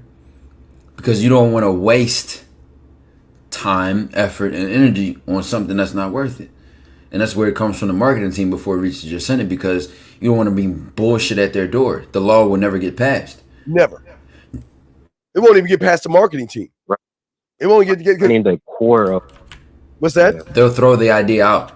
Yeah, they throw that like you. That's why you're not doing anything, because they threw that. They every when you write or have that thought, they're like, man, you just full of shit. You wasting our time, and they'll just push that out. They'll just throw that away And call it because you didn't sell it to yourself enough. Yep. Well, I want this new car, or I want these new shoes. You see, and the crazy part is, Steve, because of a past mistake, my marketing team got better. So from the car that I have to the car I had before, and how I made the decision in doing it, I had the decision making of it so multifaceted, so tested. My marketing team improved so much from the last interaction I made that I was able to do it, please myself on the aesthetic level, on the materialistic level, like, oh, wanting something faster, but also on a financial level. It financially made sense. It also, my marketing team did such a good time at selling this idea of getting this car to myself that we didn't just let it through the door and just spend money on it. It is also helping me on the taxes and how I looked up some information, which made it an even more beneficial decision. Because that's how hard your marketing team has to sell it to yourself. It has to sell it enough to be able to throw it away. Well, do you know, what's the risk on increased cost and risk with this? My marketing team had an answer for that. So guess what? I went and got that car with a much more confident decision to it. Right. And real quick, caller, that's where like you go to your marketing team with bullshit. They say, you better start over. You better hey, we can't bring this bullshit to the Senate. You better go rewrite this, rethink this, fucking redo something, because we can't bring this to law. This has no credence. It has no foundation, no substance. You better go rewrite that. You better go back to your scribe, work on it, write it, and come back when you know what you're talking about. So we can go ahead and see if we can take on. And guess what, Steve? What we didn't add into that is when your marketing team is so damn good, you can market it to others. They'll buy your shit. And we're not talking about a product. Not a product. It could be a way of thinking. It could be how you move. It could be how you think on a certain issue or topic. And they'll follow your marketing team. They'll follow your Senate and your laws. Just think about how many people look up to, certain authors of these books because of how they think and what they say. Their marketing team is so good that someone trusts it more than their own. All right, caller, we'll throw you back in. We got other calls, okay? But if you got a question, call back, all right? All right, great call. Area code 850, then 682, then 972. 850, what's your question, sir? How can we help you? Hello. Yes, sir. I need some clarification on one of I like to call them the building blocks of you. The boardroom. Yes. Is that where you go? Is that where you go to make your day-to-day decisions? It's where you go. Well, now, Steve, I'll just make it simple from my point of view before you knock them off the head. The boardroom is ultimately where you're saying to yourself, who do I need right now? Or who do I need and when do I need them and why do I need them? Because if you call up the wrong person at the wrong time, you'll get the wrong result. There you go. Okay. If you're trying to be sexual when it's time to be smooth, fuck some money up. If you're being excited and arrogant when it's time to be reserved and observational, you're gonna fuck up and make a mistake and make a sloppy choice. And when it's time to be risky instead of conservative, you're gonna miss out on an opportunity. Yes. Every move must be calculated, sir. Positioned. Okay. So the boardroom is basically where you go to calculate every decision you make before it's made. Because you're sitting down and again, like Ty said, a lot of you guys, you want to you meet a woman. Let's say you meet a woman, right? You meet a woman. For a lot of you guys, you just want to take her to the house, but you're a board member. You never taken a calculation that she doesn't trust me, she doesn't know me, and she's got values and all these other things. So instead of bringing her to the house, let's slow this thing down and let's show her through the studio or the amusement park where you talk about later on why she should go ahead and buy into us without trying to manipulate the situation. They'll slow you down or speed you up. Yeah, be like right now, because like I say, if you're like, man, I see you and I just want to get it in my house, they're gonna be like, whoa, we don't operate that way. We don't work that way. No. It's not. We ain't gonna win this way. This is losing. Sir. And then again, your scribe, sir. Wait. This is a losing thought here. We can't just get her to our house, man. We got to think about we got to look at everything. We can't be in the forest. We got to take a step back and we got to observe all the players and all the moves and all this other stuff, sir. We can't just move this fast. Right. And when the boardroom is doing its job right, what they can do is when you go in the film room, or actually when you're in the boardroom, is they bring the charts back for the day. Here's our quarterly report. Now, based on what we did and what we've been doing and why we've been doing it, here are our results. Well, we have her coming over on Tuesday. Well, we have her coming over here. Or based on, let's say I'm being smooth here. Well, look at how she smiled. Boom, got her. So your boardroom is also, it's almost like testing. Because you may make a wrong choice. You may decide to be smooth and confident when you could have been something else, or charismatic, or whatever choice you, or whatever player you send to do that role or position. Just like being on a football team. Well, I'm gonna give it to my running back. Well, damn, I should have threw the ball to my wide receiver. Ultimately, the idea is that you conceptualize and understand that you're making the choice of you. Right. And real quick, caller, real quick. It's like your warrior saying, "Wait a second, whoa. We can't attack that way." It's and he's like, "Sir, if we are taking dirt rocks and going up against those tanks, sir, we're not going to win the war. We're not going to win. We're not going to move anything. So why don't we do this? Why don't we back up and reassess the situation? So then because remember, we assess to win and conquer, and you cannot conquer just running down the hill." And that's the mindset of a lot of guys. Exactly. Yeah, you're running down the hill trying to defeat a wall in which you cannot break down. But if you learn how to make the moves and bring in the battleships when they're needed, the jets when they're needed, your tanks when they're needed, it's about positioning to get the overall victory. Okay? Okay. I get you. I get you now. All right, we'll throw you back in. Great. If you have another call, let us know. Let's go to 682, then 972. 682, what's your question, brother? Hello, can you guys hear me good? Yes, sir. What's up? Okay, so you guys both have this button where you can tap into whether it's your scribe, your blacksmith, whatever the case may be. Mm-hmm. So my question is, how do I develop these things, and how do I also know which one to tap into at which time? Okay, for me, and I'll talk for me, and then Ty will tell you his way. Okay, for me, what I do is if you want to be a student of mine, what I do is to start the process, okay? Because the process must be started from not be disrespectful, but a kindergarten way, okay? By going to the dollar store, or going to Walmart and getting a 100-piece puzzle set. And the reason why I have you do that is because all your life you have been looking at the training wheels of the pitcher and watching the pitcher to form your thoughts versus throwing the box away and start the process of communicating with yourself. So, and I'll let Ty has his way, but I'm saying for me, I always say, go get your puzzle pieces. Because in order for you to communicate with yourself, you have to have a starting point of communicating with yourself with the puzzle pieces. But Ty, what say you, brother? Yeah, and even Steve, even though my way may be a little different from what I say, the overarching thing is that you have to start with this interdependence. Yes. You know what I'm saying? You're already dependent on something.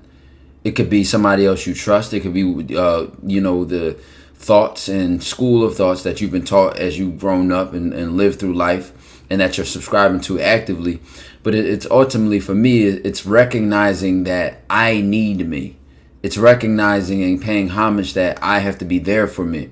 And then with that knowledge, that's when you start to develop each of these departments, because, well, you say, how do I need me? And what do I need me for? And how will I step up in that moment for me?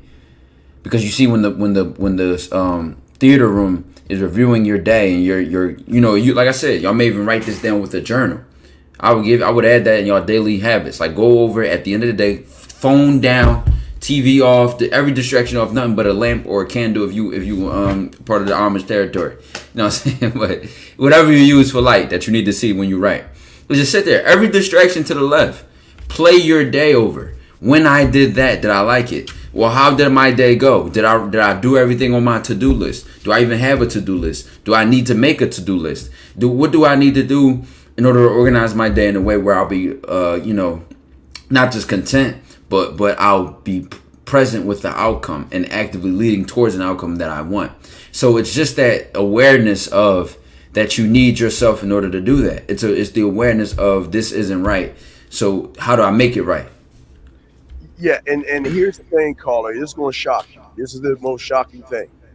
And the shocking thing. Wait, Tack, you turn me down real quick. I appreciate it. All right, caller. This is the most shocking thing to all you guys.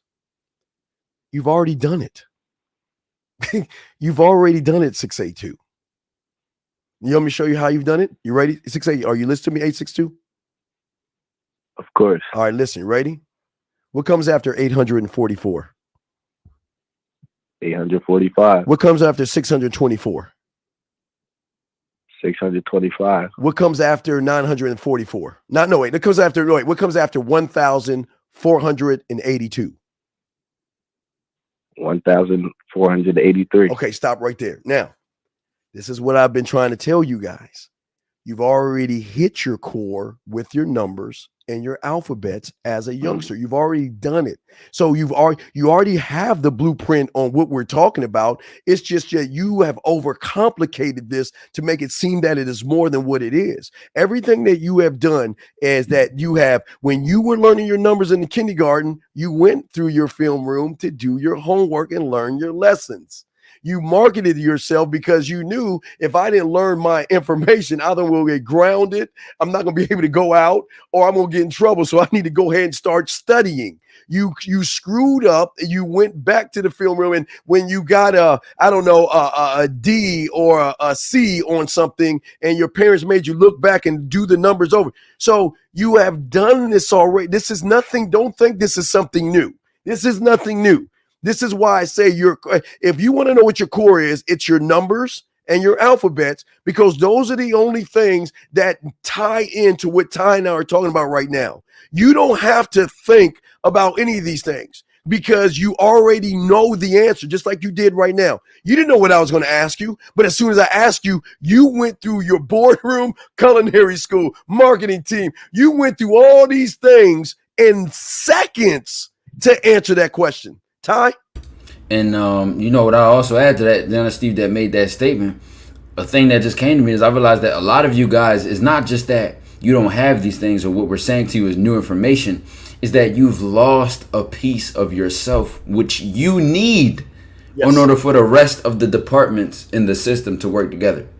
So, for example, your blacksmith isn't forging iron. So when you're taking in information, when you're learning new things, when you're listening, you can't listen actively and with intention because your blacksmith is not working. It's not forming the raw materials and turning it into a sword, turning it into a shield, or using the raw materials and turning it into whatever you need it to be for your purpose. And then when your blacksmith stops working, now your warrior doesn't have the shit that it needs to go out into the world, push your comfort zone, challenge the edge that you had yesterday, and make a new edge for tomorrow. And then as you lose these parts of yourself, it may not be conscious. It may not have labels like we're putting it on there and, making this concept and metaphor so that y'all can easily follow it and describe it.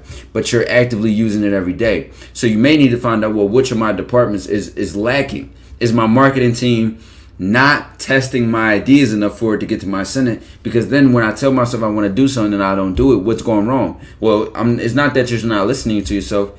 You didn't give yourself a good enough reason to follow it, which is your marketing team's job. Right. And then when you go into a construction worker and you aren't growing, you aren't bettering something that you already do. Well, why is your construction team or your construction worker not blueprinting certain buildings? Why are they not telling you, well, your bank hasn't been used in a while, now you need to work and get a new building? Well, now we need a bigger bridge because there's so much traffic going on over here. So now but metaphorically speaking, back to the literal, is that you're not, one of those roles is losing their job or depending on something else. Right. And also because we're going to get to the detective as well later on. And that's part of all this other stuff, doing the work and getting all the answers to all the questions that you need to have. So what the problem is that you can't see what you can see because you think that looking at a YouTuber on the other side complaining about women or trying to remember, your mind doesn't want you to know this information. Your mind doesn't want you to realize that you actually can think for yourself through yourself. So what it does is it pushes you to grab the parts. And like Ty said, because you don't have a blacksmith, you take somebody else's blacksmith on and you don't know how that blacksmith works for you. You just place him in your mind through somebody else's peel and jargon and words and all that fluffy stuff that they say. And then now it's time for you to process information. You're thinking like them. Yeah, you're thinking like them. So you can't think for yourself. TC, just put your number in guys, send them the email, TC, send me your number to the email. Give him the Man Mindset email, TC. Send me your number. We'll call you because something must be wrong with your Cricket phone if you can't call in, big dog, because the lines are open. 972, we got you next. But call it. What we're saying is this is why it's difficult, because you're trusting another snake oil salesman to push agenda, on you that your mind knows. Your mind knows that it's wrong, but your mind knows that it's going to hold you stagnant to really learning about yourself when you're taking on somebody else's information and not blacksmithing it to yours. And even to take it a step further, Steve, when we get back into the scribe, or even, when we get into certain roles, it's that you might be telling yourself something, but the root of it is such bullshit that it creates this dynamic where you're desperate. Like we went in the beginning, it's like it ain't just about women. If you're desperate for anything, you have a problem here. You have a scarce mindset. You won't even be able to think with clarity, with strategicness, because you'll be more attached to whatever it is that desperate or emotion, that desperation is creating. So for example, let's say you have an idea, well, I want more money, I want to be taller, and I want to be more handsome. Well, why? Because women like those things. Well, why do you want to be liked by a woman? Well, because she'll give you pussy. Well, why do you want pussy? Well, because it feels good, and if I have a lot of pussy, other men will respect me, and maybe I'll be more happy. So when you get into the layers of your thinking, and you see how basic and how it's not really standing on anything fundamental to your core, and then why you feel weak in life, you'll obtain these things, and you'll still never be yourself. Right. All right, Colin. We'll throw you back in. We got other calls, but thank you, 862. Area code 972. Let's do about two more and then get right back into the explanation. All right, 972 then 347. 972, what's your question? Hey, thanks for having me on, Steve. Shout out to Ty. I follow both of y'all channels. It's good, gang. So I first heard about, I think this question is like for both y'all, but I heard it from Ty, the Pyramid of Self-Mastery. And on there, I originally heard it from Tony Robbins. Right, keep it relevant to keep it relevant to the systems and the things that we broke down for the day. Yeah, back to Pyramid of Self-Mastery. Yeah. So I originally heard it from Tony Robbins. And all right, but no. You didn't hear what I said. From the structure of the systems that we broke down of the self today, right? And question relevant to that. Yeah, what we talking about? Any component of that? Nah, I just tapped in and called in. Okay, so why are you calling? That, brother. Why are you calling in? Just at the end of the show, we're gonna change the topic or whatever, or get into the more open things. But from everything we just explained, we going back into that. Respect 972. Just call back. Okay. Yeah, for sure. I'm gonna call this guy this thing, and then we'll get 347. Then I'll call the guy. So 347. What's up? What's your question? All right. So actually, I already went before. So if there's any other callers, well, yeah, go in with your question. We got one more guy for you. So what's up? All right, brother. My last question is gonna be on the marketing team, like how. Because when I first think about the marketing team, I think to myself, "Oh, I'm gonna take cost from others and try to convince myself." Wait, what? You gonna wait? You say you're gonna do what again? When I first thought about the marketing team, I was thinking if I'm gonna sell it to myself, I'm gonna take how I sell it to others to sell it to myself, and then I realized I was wrong because why am I looking out to the world to change my world? I should be changing my world to change it, right? Right. So what's your question ultimately? What's your question? Yeah. So my question would be, because you said something when it came to the marketing team, finding your style, finding like what it takes, what the way you have to funnel through your mind, how do you convince yourself to do certain things? Not even convince yourself, but make yourself act, like produce action, right? So how? Well, listen. You're not making yourself do anything. See, if you're already going into the interaction with an attachment to what it is you're assessing or analyzing, you'll be biased. You don't want your marketing team to be biased. You want them to sit here and the pros, the cons, the upside, the downside, the benefits, the backlash of it, because otherwise they'll never be able to holistically evaluate what it is you're selling to yourself. Yeah. That makes sense. Yeah. So what is it that you're trying to fix here? I mean, on yourself. I mean, you're asking a question, but what are you trying to give us an example? Yeah. So Ty kind of like. Okay, give us an example. Give us an example. Give us an example. Give us an example. Clear the bias from the scribe, from the marketing team, from the film room. How do I clean that bias and see things more holistically? How do you separate numbers from letters? Don't each one of them have different functions? Right. Numbers are not letters and letters are not numbers, right? Right. And each one of them has their own function, right? Yeah. That's it. See how simple it is? You're overcomplicating this. It's not okay. Listen, don't complicate. Don't try to look for a complicated answer. This is not complicated. It just feels like it is complicated. You've already done this before. Okay. You've already done this. You've already separated numbers from letters, right? Phonics from subtraction, right? Words from addition, right? You separated it. So that's all it is. It's not, don't complicate it. It's just different functions of yourself, sir. Okay.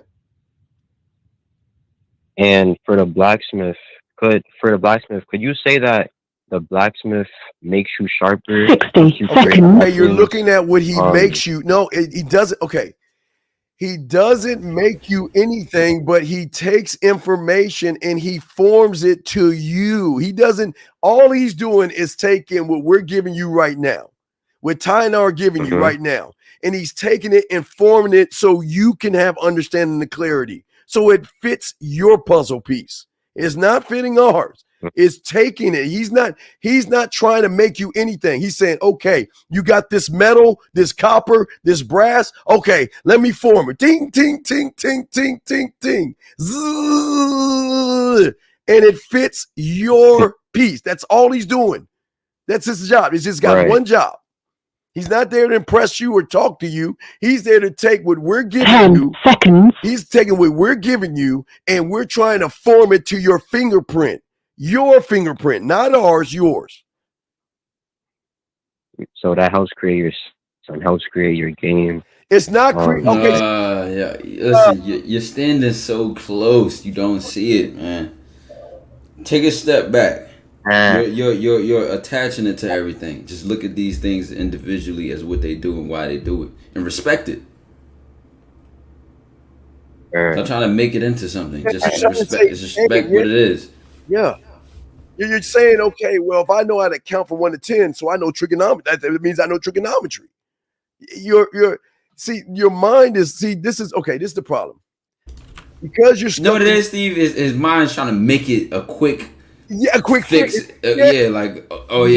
So do this. Or so now I can do that. Or now slow down. Slow down. Respect the game. Let it do what it's supposed to do.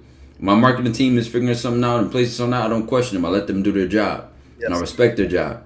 Yes. The blacksmith is doing his job, taking in the information, processing raw materials, and turning it into what I need it to be for me. Yes. I respect that. I'm not sitting here jumping. I'm not standing over the shoulder and saying, "Are you making me sharper? Are you this?" Right. You get what I'm saying? Yeah. Just seeing the job as it is, not overcomplicating it, adding lines to it, attaching. Because even I'll give you this. You may do that in your film room. You may go at the end of the night when you're writing things, then reviewing yourself and analyzing yourself. You may sit here and say, well, when that person said that statement or that asked me that question and I got offended and I processed it, that raw material, I processed that information and I got offended. I attached to an emotional reaction. Why did I do that?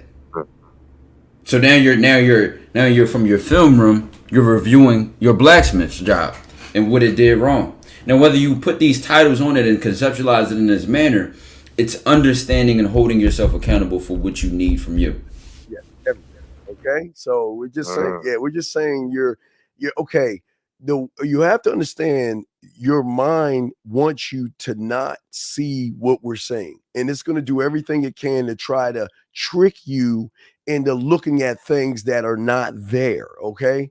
So what you're doing is you're going against your mind right now, and it's not a good thing right now because he doesn't want you to be a free thinker. It doesn't want you to be free. and it's going to try to quick it, fix it fast, do this. Hey, then how do you? Hey, ask them how. Is that how we get game? Right. Because remember, being a free thinker is not easy. It's risky. Yes. It depends. And then Steven, even going to this, here's what it means to me. It depends what you consider risk. I consider it risky to just follow somebody blindly. I consider it risky to live by somebody else's programming thoughts. I consider it risky if I don't question it and turn it into what I needed to be and filter it out and use it for the purpose that I gave myself and tested myself. I feel risky. I even went to the bank the other day, was talking to them about something. I said, no. I wanted to do it on the phone and in person. I wasn't filling that shit out online. I needed to talk to somebody because I got to ask you specific questions. I got to test you. I got to ask this. I got to compare it to the next person. But you see how I do this for myself or within my own mind and my thoughts. When it's time for me to go into the world and interact with other people, it is much more. It is much more easier to navigate strategically because this is just how you think and this is just how you move. You're dependent on yourself, so you won't tolerate anything less from others. Right. And caller, here's the shocking thing. Ty did that with me. You see what I'm saying? It just wasn't with this bank. Listen. You see what I'm saying? Ty was like, okay, who's this Steve D motherfucker? All right, let me see what the fuck deal is. All right. Let me get these checks and balances. See what I'm saying? It's not just with the bank. Ty is with everything. Even to probably the spoon that he uses to eat his damn cereal. How you do anything is how you do everything. There you go. You see that, caller? Hey, shit. And the thing is, guess what, caller? I don't judge others for how they do theirs and navigate theirs. Some people drink, some people smoke, some people do this or that. And I say, you pick your poison. You know what I'm saying? That's not a poison I want to pick for me on a consistent level or a daily habit of mine. But I may have a car that guzzles gas. So we pick your poison. What are you comfortable doing for yourself and consciously choosing to do? So, and that all has a rhyme or reason. It's not following anybody or subscribing to anybody's thoughts or perception of the world. Yeah. So we got to make one more call real quick before we continue. So are you good to go, caller? Yeah. There's pieces of brass that I left on the floor that I need my blacksmith. All right, go get that brass. All right, brother. We're going to shut the lines down for now, and then we'll open them back after we do this second. Thank you for using Blog Talk Radio. Let me just make this. Goodbye. Let's call this one guy because we promised we'll call him, and then we'll get to the show. Let's just see if he answers his phone. I don't know if he's going to answer it, but here we go. Let's call him real quick. See, I know he has a question. Hello. Hello. Yeah, what's your question, man? What's up? All right. First, it's not a question. But, well, no, it's got to be a question. We don't want to hear any statements. What is your question? Okay, my question is, how do I get better at being more comfortable when I'm talking to groups of people? All right, have you listened to the show? Yes. Okay, hang up the phone. Bye-bye. Okay, so we'll keep going. All right, guys, the lines are down. It's asinine. Listen. We are breaking this down like color shapes, like kindergarten. And when you're asking that question, that means you're not even paying attention, Ty. We had to be more. Yeah, not at all. So yeah, don't if you can wait on opening the lines until after we finish the whole chart, and then when we open the lines, then we start it from that. So we're about to get back into the chart. Go ahead, Steve. Back into the chart right now. So, and I added the extra thing I wanted to add that I forgot to add in there. So add to the chart. Let's go to the chart right now. So now where we're at right now is we're into the top of the chart. The top line, the 1, 2, 3, 4th line. Okay? Oh, wait, hold on, Steve. You remember how given a 5-second explanation of each, like, so your scribe write down your daily thoughts and then go. So just start just like a quick review back to right where we finished. All right, guys, a quick review. We got the scribe that writes down your thoughts. Your warrior, top left going down. So your scribe is the thing that you write every day for yourself. And guys, if y'all missed all of this, y'all can go back and listen to all this later. We just the full version. This is just a quick analysis to get you. Warriors protect and defend the land. Your film room is a thing that you do every night to go over your day. Your construction worker is how you build the land in your mind. Your marketing team is how you sell you to you. Your blacksmith takes information and forms it to you. Your government is the thing that creates your laws, rules, codes, and standards that are non-negotiable. You're up to the next line, the next row number 3. That is going to be your office, not your office, but your boardroom. Your boardroom. Thank you. Your boardroom is where decisions are. Yeah, boardroom is at the top. Is where decisions are made. Culinary school is about putting flavor in her ear and flavor in her eye. Your next one is your guide. That how you express and lead people to show you without trying to force you on them. Your studio is how you go ahead and mix down how you talk, how you text, how you date, how you touch. All these things is all the mix down of your studio. So now we're in the second half and we're going to start to row number 4. And now, oh boy, now for all you guys out there, I must let you guys know that my name is Steve, and I am addicted. I am an alcoholic, and I am a druggie. And I'm not saying in the way that you think, but let me explain this next line at the top. You see, what I do is I create the drug of me. So when a woman is lucky enough to get a text message, a voice message, a video message, or they might get a look, a talk, a touch, or a kiss, that they are not just feeling me from the outside. I am dosing her with me on the inside with how I am to her. That means she can smoke me, snort me, or inject me, however she wants to take me in. She is going to become addicted to me. I am going to become a habit in which she will never be able to shake or get rid of me, because the doses I give of me to her is so great that she will always come back to me. So like I said before, real quick, I'll give you an example. I talked about this before, Ty. There can be a lot of women that say, like, they get a coin like, "Hi, my name is Gladys." "Hi, Gladys. Well, today is year 5. And today I'm not even, even her, she's talking about me. She's thinking about me. But you know what? I'm over him. It's year 5. And then they clap and go through Beyonce. And then as soon as she get outside of you got to get back in touch with him. I got the shakes because I am the cause and I am the cure of me. Ty, you got it, my brother. Yeah, guys get into that Alcohol Anonymous meeting, into the drug lab. Is just essentially that entire experience that just like when you smoke a drug or you drink a substance, and if you never have used any substance in your life, then you don't. I'm just saying, I'm creating the idea that when you use these substances and you create an experience, you go on a thrill ride, you feel the highs, you feel the lows, you feel all the addiction to the substance that it is. This is the substance of you. This is the experience you're creating in you. And when she's spending time with you, even when she's away from you, because that's the key trait of someone who's addicted to something. It's not just that when they're using it that makes them addicted. Part of the reason that they're addicted, but it's that the fact that they crave it when they are not using it.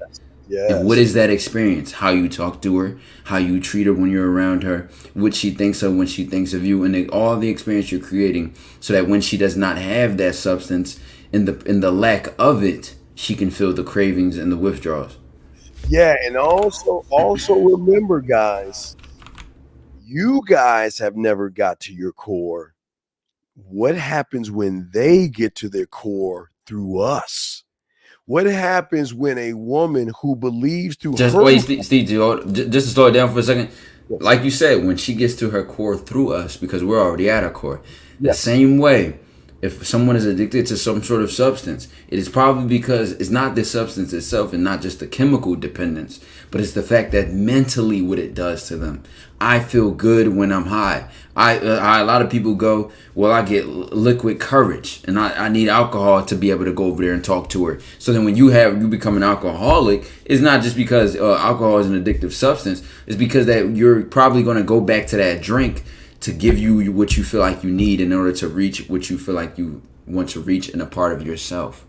Right. And so what we're saying here is that this is why they don't like us, but they love us. They want us because of how we make them feel when we're not around. We're always lingering, even when we're not around, by how we position ourselves. So when a woman's talking to us, remember, now real quick, guys, her mindset has her, just like you guys, at an edge. So in her mind, she feels that this is as far as I can go as a woman. This is as far as this is my end. This is the best I can do for myself. But when she gets with us, we show her that her end is actually a beginning.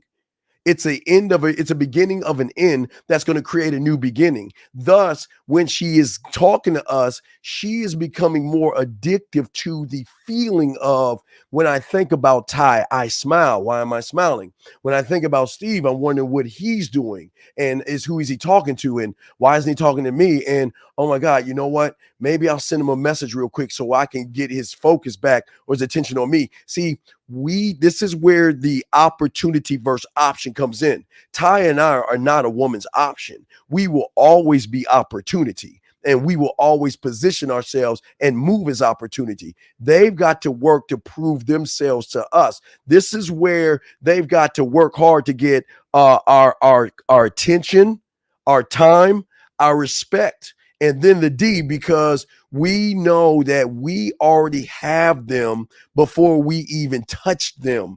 And they realize, and throws them off, is that, why am I thinking about Ty? Or why am I talking about Ty? See, at this point, guys, this is where she rents us in for free, because the excitement that she has of us is so great that she's got to have more of us. And that's what we're saying. That's where the addiction comes in at. Because if she's like a library with the average guy, Ty, when she gets with us, then the dopamine rush of the conversation, the dopamine rush of us talking, the smile where their cheeks are hurting so much that they're smiling, or they wake up a little bit sore because they've laughed so much around us that they're like, I need more of this. I shouldn't do it, but I can't help it, because the feeling that they're giving me is worth its weight in gold. And I will do what I have to do to keep this feeling going, Ty. And this is where your game, when you reach a level of certain amount of game, where it changes not just your entire life, but the people you interact with. See, all the other ones you can simplify and, make practical. But you see now, even then when we get to this one, we can even conceptualize an addiction. Like I said, outside of just the chemical dependence of it and your body craving it on a chemical level, it's when you think of doing it and why you want to do it, it's because of the opportunity that the experience is going to create. So when we're talking about the drug of me, the alcohol of me, the snorting, the cocaine of me, or whatever the case may be of me, and what you're creating of yourself as an experience for that individual, when they think of you, that's what they're going to think of doing or experiencing when they're with you.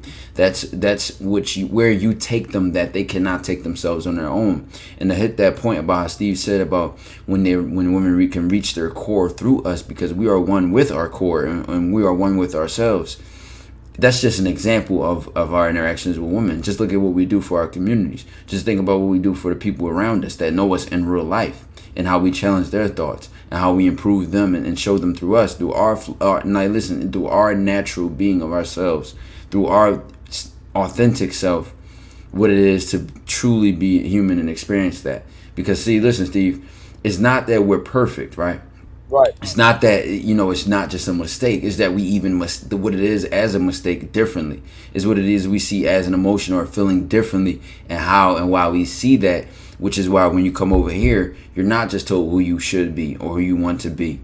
You're told who you are, and you're shown who you are on a whole nother level. And a lot of times, whether or not we can have these conversations with people directly or talk to them directly about these things, the level that it goes into in our minds just it's just something we don't even expose all the time, but people are always running into. They can smell it. Oh yeah. Now the next thing comes in. Woo-wee. If y'all look below that, y'all see the work. Road below in the fourth line, you see the little tubes in the machine working. Well, gentlemen, you can't just try to spit yak at her. You must create the brand. You must create what it is. Hey, Steve, look at some guy just asked in my chat, what if such opportunity doesn't entice said female? So? You see, right, I was about to say, you see, that was never the purpose. Because it's not about her. It's about who you are. And whether she sees it or not, does it or not, takes it or not, there's nothing to do with you. You still are the drug. Right, and this kind of goes in what he's asking. See, what you don't understand. Well, let me show you the next. Just like the dress, You know, this goes into the example of the dress, posting itself up, and you know, I think that metaphor answers that question. Yeah, absolutely. But also, guys, if you look at what we're showing it here, is always remember a lot of women represent their reality of what is. What we represent is what could be. See, remember the woman's mindset is stuck in her prison. She's in her own prison of insecurities and low self-worth. So she's looking at her world as a what is. What I and Ty are saying is getting with us, we can show you a could be. This is what your life could be like if you choose without manipulating, trying to deceive you. You must make that decision yourself, because I'm showing you through me and getting what I have, because my brand is, remember, we are branding ourselves. And here's the question that you got to ask yourselves. What is your brand? Ask yourself, look in the mirror and ask yourself, what is my brand? What do I represent to me? And if you can't answer that like that, then this is where this all comes into play at, because Ty knows his brand. I know our brand. And the best thing about our brands, we don't have to tell the woman. They know that our brands don't represent the norm. Ty? And you know, just like to, you know, go back to that point in that statement is, see, people always pointed out like, yo, how come you never see the commercials or ads for Lamborghinis or, you know, luxury cars? But you always see the advertisements and the ads for, you know, Nissan and, you know, other brands like that. And I'm not saying they're more or less successful, but the values of those cars are not established by who can afford them. Well, what if she doesn't choose to get the opportunity? And the customer doesn't listen. Whether or not you can afford the Lambo or drive it does not make it a Lambo or not. It is a Lambo. It might be out of your price range. I may be too much for her, or she may not even have the trained eye to see what it is that's going on here. You see, and a lot of times, you know, with all due respect, because it could be the same thing for guys with, you know, mommy or daddy issues, and a man or a woman, is that they're not even, they might look for certain qualities in their partner to complement their own psychology. And again, that's not up to me. It's the same way where you know, everyone doesn't want the lifestyle or what comes with the territory of choosing to be better. Right. And and one more thing real quick is I know it's hard for someone to shift their mind to realize that women actually will do anything for people like this. I know it's the greatest shift, because most of you guys don't believe in yourself, so you would never think in your mind that you're good enough. But when just like that, Steve, he's asking what happened when she doesn't entice herself with the opportunity. My God, that's not usually the problem. That's never on my mind. My thing is, what happens when she gets the opportunity and now she's addicted? Yes. Now she's trying to come over every day. Now she's trying to text and spam the phone up. Now she's trying to go, do you sure you don't want a girlfriend? Why are you talking to other? Now she's trying to, you know, get into the lifestyle now. So that becomes the next level of the problem of the game. I told y'all it's two opposite ends. Y'all still stuck on the end of, why doesn't she like me? Why does she want me? Can I get a nice car, nice shoes, nice clothes to get my confidence? You don't even realize that a guy with game has different problems. And I wouldn't even call them, like, not even problems, but a different circumstance. He has which one do I see today? Damn, she wants to come over. I just saw her this morning. Well, damn, now she saw these underwear on the floor. Now the problem in the lifestyle is different, bro. So you got to realize where you at. Yeah, she's fighting for position, but that's what I'm saying. It's like, you know, I used to have a junk box, because, you know, some women sometimes like to leave earrings and stuff in the apartment for the other women. So every woman that comes in, the junk box is right there. So when you walk in, you already know that you ain't the only one. And if you lost an earring, it's in the junk box. If you're missing a bracelet, just go in the junk box. As soon as you walk in, look in your little junk box. You know, everybody in there, so you know you're not the only one. But that's how we live. That's how we're living. These are the problems. But like I say, Ty, here you go right here. Here we go right here. This is, like I was saying, as a problem. If you look at this is, but I'm showing you, this is what the problems we face. These are the problems we face when they want to know why not us, versus you guys saying why not us with them. We're saying this is what we have to deal with on a constant basis. These are the man problems because women just want to be with us because of what we represent. So let's get to the next one. The next one is after that comes, okay, guys, here we go. Now, we talked a little bit about this before. Your detective. See, here's the thing. See, when you guys, it's okay, gentlemen, it's okay to see a woman, and it is okay to say, wow, she's cute, she's sexy, all right, she's cool. But see, when you have your detective, your detective has one job, like the warrior, to also protect you by looking at questions and things that have to be answered. Okay. So when it comes to your detective, okay, sir. All right. You see someone that looks good. Okay. But that's not good enough for us, because now your detective is asking, okay, who is she? What does she do? And why should you, sire, give her any of your time? Why is she worth your attention? Why is she worth your respect? So it's his job to do the mental background checks of the woman. See, he's not looking at her body. He's not looking at her chest. He's not looking at anything that's sexy on her. He's saying, okay, now that we got this out the way, all right, sir, it's time. Let me do work. Let me see what she brings to the kingdom. Let me say it again, guys. What does she bring to the kingdom that's worth your while, that is outside of her body? Ty, what say you, my brother? And see, when you're a man, we're going to even go into this. And see, when you're a man who does not have the substance, the structure, or the purpose, when you interact with the woman, you're going to see that same interaction on such a surface level of way of seeing it. You're not even going to be able to see it of, well, can she make me money? Can she benefit me in any way? And in fact, if she doesn't, if she's taking away from my life and not benefiting it, if she's a liability and not an asset, well, she has to go. And I don't give a fuck how pretty she is, how fat the ass is, how pretty the makeup is, or whatever she is, and makes her pretty on the physical level. I don't care. I don't care how much she listens to me. And it's so sad that a lot of y'all fundamentals and structure be so low that y'all take anything. Y'all let anything in the kingdom. And y'all will, not only that, but she'll give out just to keep her around. But you never sit there and ask yourselves, what is she doing for me to choose her? What is she doing to be my girlfriend? And what is she doing to be my wife? What is she doing for me to have sex with her raw? Y'all just like, oh yeah, I got some pussy. And you're, listen, and this is how deep it is. You're taking the fact that you had sex with her and you're displaying it on the level of, oh yeah, I got 30 bodies now. I fucked her, and her. And you're not even seeing your own value to say, well, I almost made my bloodline go through that woman. Who am I choosing to spread my genetics in? Who am I choosing to spread my time and energy with? Is she a liability or an asset? And then you may look at it as an asset because you can flex it to other people, but then now you're looking at yourself through the eyes of others. And I'm telling you, it gets even deeper to say, when you become one with yourself, you even start looking at women differently. And I told you this about game. And I said that the more women you can get is not the more women that you want.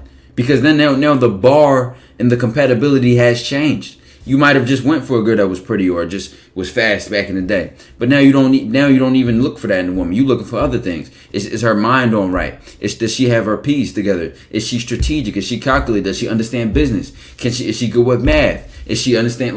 She got to be around me for something. Can she make me whatever? And y'all take the bare minimum of getting her time and attention, but y'all don't even see the other side of the coin. And when you're sitting there qualifying her, well, why does she deserve this from me? And then your self-esteem is so low, you'll say that I'm lucky because she could be with any other guy, rather than saying she's lucky because I could be with any other girl, right, or any other woman. And that's the beautiful thing about the detective. His job, hey, look, as soon as you say, man, she's sexy, he goes, okay, I got to go into work. All right. I've got to like Sherlock Holmes' joint. I've got to see what's going on with this woman. Because one thing we got to, and then look, take the paperwork to the warrior, and we sit down. Once the detective does the work, here you go, warrior. This is why she's good for the brand or she's bad for business. Here we go, dog. Here you go. Here's the file on her. This is what I figured out by her. Because regardless of how she looks, if she's bad for the brand, we must dismiss her. If she look good and got an attitude, we got to dismiss her. If she thinking that we gonna take her out to dinner when we first meet her, we got to dismiss her. If she's asking us to pay a bill, we got to dismiss her. If we sitting around worried about, we got to do a lot to keep her around. And he is very important because he looks out for you when you're not looking out for yourself. And that's important. That's important for the detective. So next, and just like you said, no, just one thing I want to touch on in there, and we talk about those things that will get her cut off, or whatever the case may be.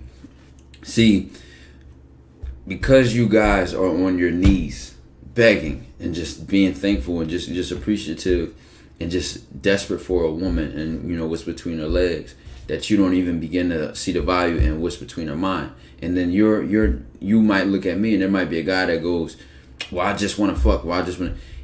And listen, that's fine for you, but you don't even see why it's a problem for me.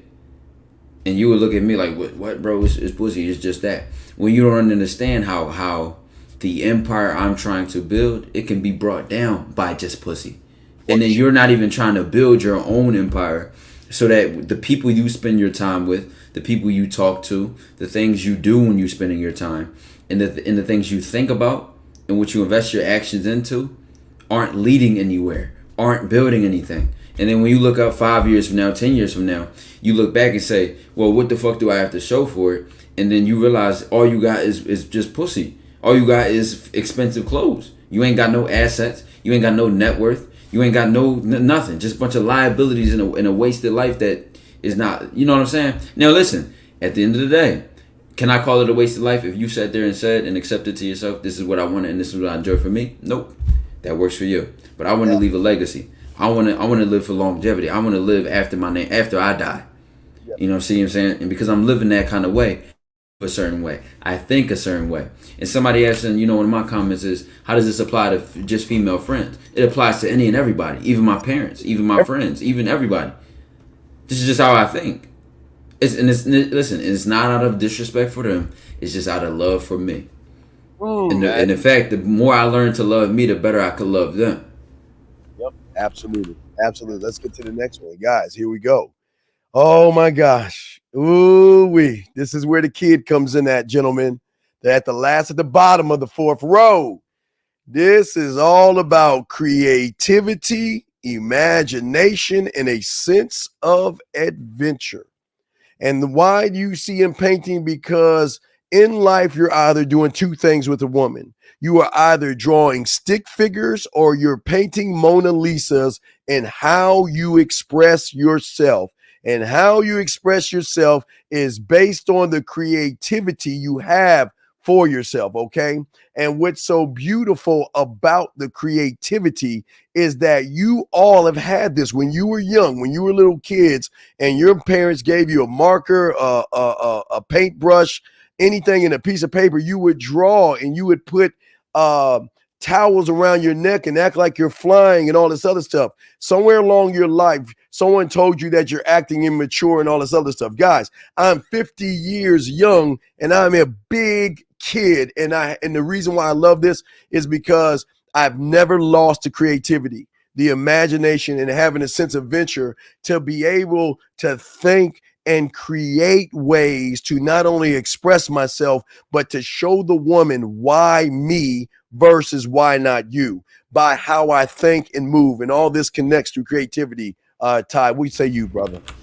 And just like that, going back into it, is a lot of you guys, this is where your judgment and your filter and your attachment to your judgment is blocking this. And this is where, guess what? Even me, and being so free and one with myself and accepting who I am and allowing my creativity to roam free, I don't even flinch at your judgment. I don't even flinch at your perspective. I don't even flinch at your opinion, because I'm so grounded in me and I'm trusting me why I'm thinking what I'm thinking, what I'm doing, and how fun and how much I'm enjoying it, that based on what you said, there's nothing you can say to move me. There's nothing you can say to change me because of how I see myself, because you don't even see yourself for who you are. Because people that truly see themselves for who they are don't say and think certain things based on others' creativity and ways of expressing themselves. And again, it depends on the origin of the comment.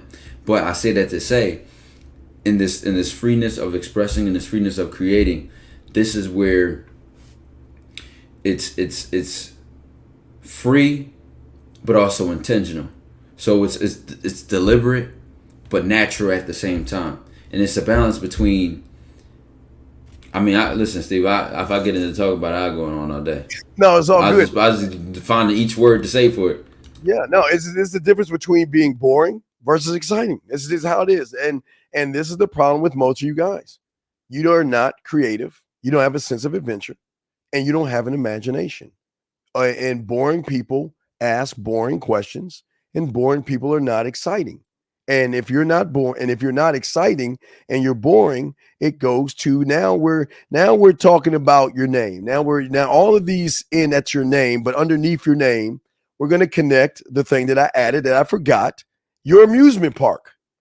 See, if you have no creativity, you are that kiddie roller coaster ride that goes 2 miles an hour in a little small circle.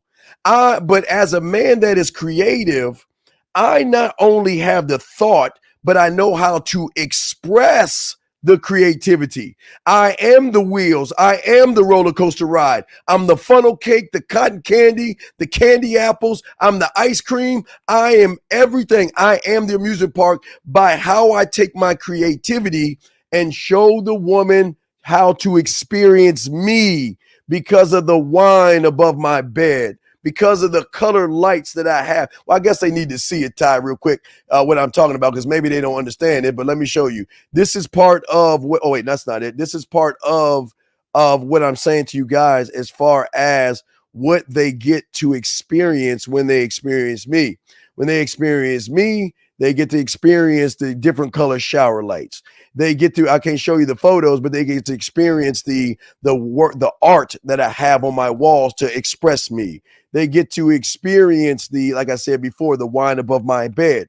They get to experience, if they're lucky enough, to get a croissant French toast in the morning with some fruit and a little bit of yogurt. They get to experience a man that can take a Grand's muffins and is creative enough to express himself and show that this is what you get when you're with me. You get to experience me unlike no other man. And I'm not trying to force you to want me. You're just going to want me off of the general principle that you have never experienced this before in your life. And that's what separates us. Right. And exactly that. Like this, and just being able to conceptualize and metaphorically understand that you're the guy who just cracks the can open, throws it in the oven, takes it out and eats it. And then you listen. And if that's your first time seeing something like that where that can turn into that picture, with and if you bring it back up, Steve, that where the plate is orchestrated that way, just imagine how she feels and what she thinks about when you were listen, now chat, we're just giving a metaphor right now. We're not even speaking in literal terms, but you could even get into the literal sense too. Let's say you're the guy, the average guy she runs into is just going to do what average guys do. Going to take the cinnamon roll out the can, put it in the oven, bring it out, eat it. She might enjoy that. But when she runs into the man who can take that same can, again, remember, we played the clip from the blind date when she was like, you're just different. My expectations were low. She was dealing with guys who took the cinnamon roll out the can to put it in the oven, pulled it out. And she's seen this in me. She's seen the strawberries, the whipped cream, the circling of it, the ice cream, the organization of the plate. And then listen, now I'm applying this cinnamon roll example into a real life example of what y'all seen from the blind date and what her reaction was to interacting with me. Metaphorically speaking, this is what she saw. She always was used to just the regular niggas crack the can out, the basic, average, basic normalness. And then when she seen this, and then she was taken aback by it and stunned and smiling and laughing and enjoying herself, she didn't even know she could do this with the can. And a lot of y'all didn't even know you could do this or think like this or be like this, which is why I even challenge y'all thoughts on so many levels. And y'all can imagine what it's like to know me in real life. Could you imagine what it's like to be around me, just me and you in real life? Now, probably wouldn't be like that because I don't hang around guys like that. But I'm just saying, from a woman's point of view and experience, if I can just do this from a video talking about random topics, do y'all know what it's like to be in the motherfucking DCU, the Crib University, the Dooney Vans, going straight to Dooney Land on a one-way trip? And y'all think this shit is just some lingo and slang. But I say that to say, my fault, Steve, because I'm going on and on. I say that to say is that when she experiences that, see, now we're even getting to another way to see the same thing. So you guys go, is she texting other guys? Is she seeing other men? Is she doing all of these things? I say I dare her to. Because they're only going to make her run back to me. They're only going to make her miss me. They're only going to make her think about me, because guess what? She's going to be with them and she's going to be like, yo, he just doesn't do it like Ty. Ty would never talk about this. Ty would never ask me this question. Ty would never say this. Yes. So we even see my security and my sense of self I already know what it is. I don't think like you. And think about this. While y'all are thinking about she with somebody else and all this other stuff, I have the lights down, the music going, and I sit there in front of her and say, okay, what you have here is from the top is you got little bit cinnamon bites, and what I have is a nice white chocolate with a little bit of strawberries to go with it.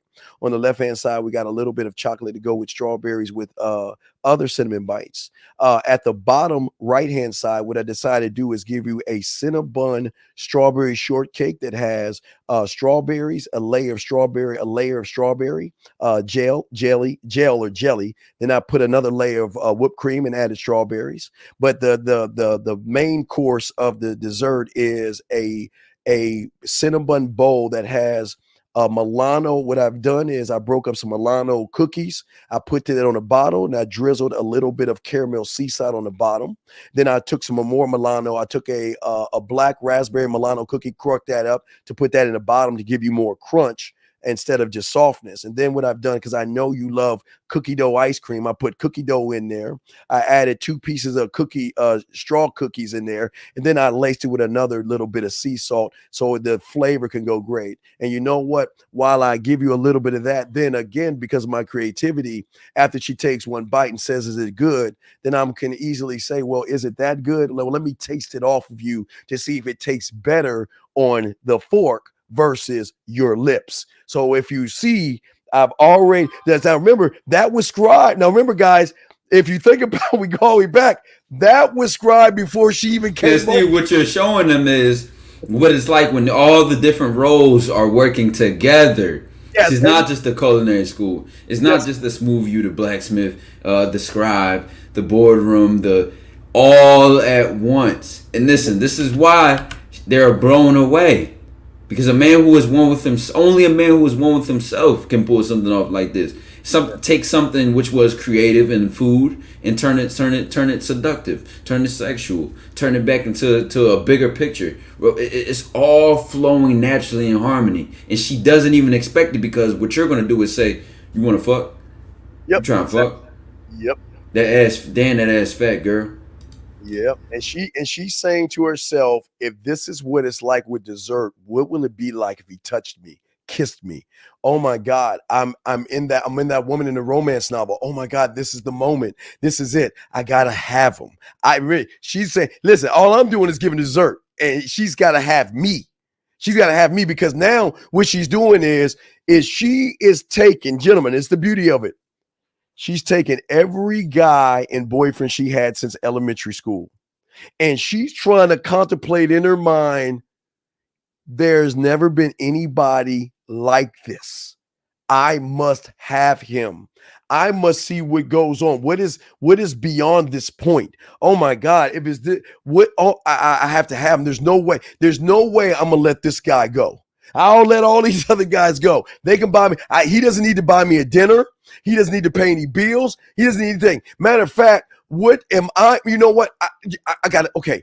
All right. I think I'm gonna go ahead and go with my baked chicken recipe. I'm gonna give some little bit of magic. She's coming up with, I've got to cook for him. I've got to do these things for him, because a unicorn guy like this, I cannot let this guy go. There is no way that I'm letting this one go. And I know he has other women, but no, what do I have to do? How do I have to move?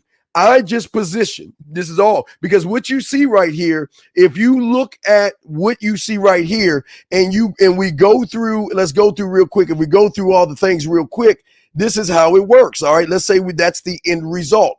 So we look at that as the end result because we have one more left. But let's look at this one before we get to the last one. We look at it. I scribed it and say, all right, I'm going to take some grand muffins and I'm going to create a dish. Okay. Now, my warrior doesn't have really anything to do with it because he's not protecting anything. So then what I'm doing is I'm going through the film room of looking at, okay, did I bake it too much? Okay, I tasted the ice cream. What can go well with this? Then I'm looking at how to construct it. So it's already constructed, as you saw the construction of it. So then what I do is, okay, now I need to bring this to my marketing team and sell this. All right, guys. And when I have a woman over, is this good enough to show her why me? Why me? And then hey, blacksmith. Wait, before we get to the blacksmith, let me go ahead and make this a law. So this is going to be this is what they get with me.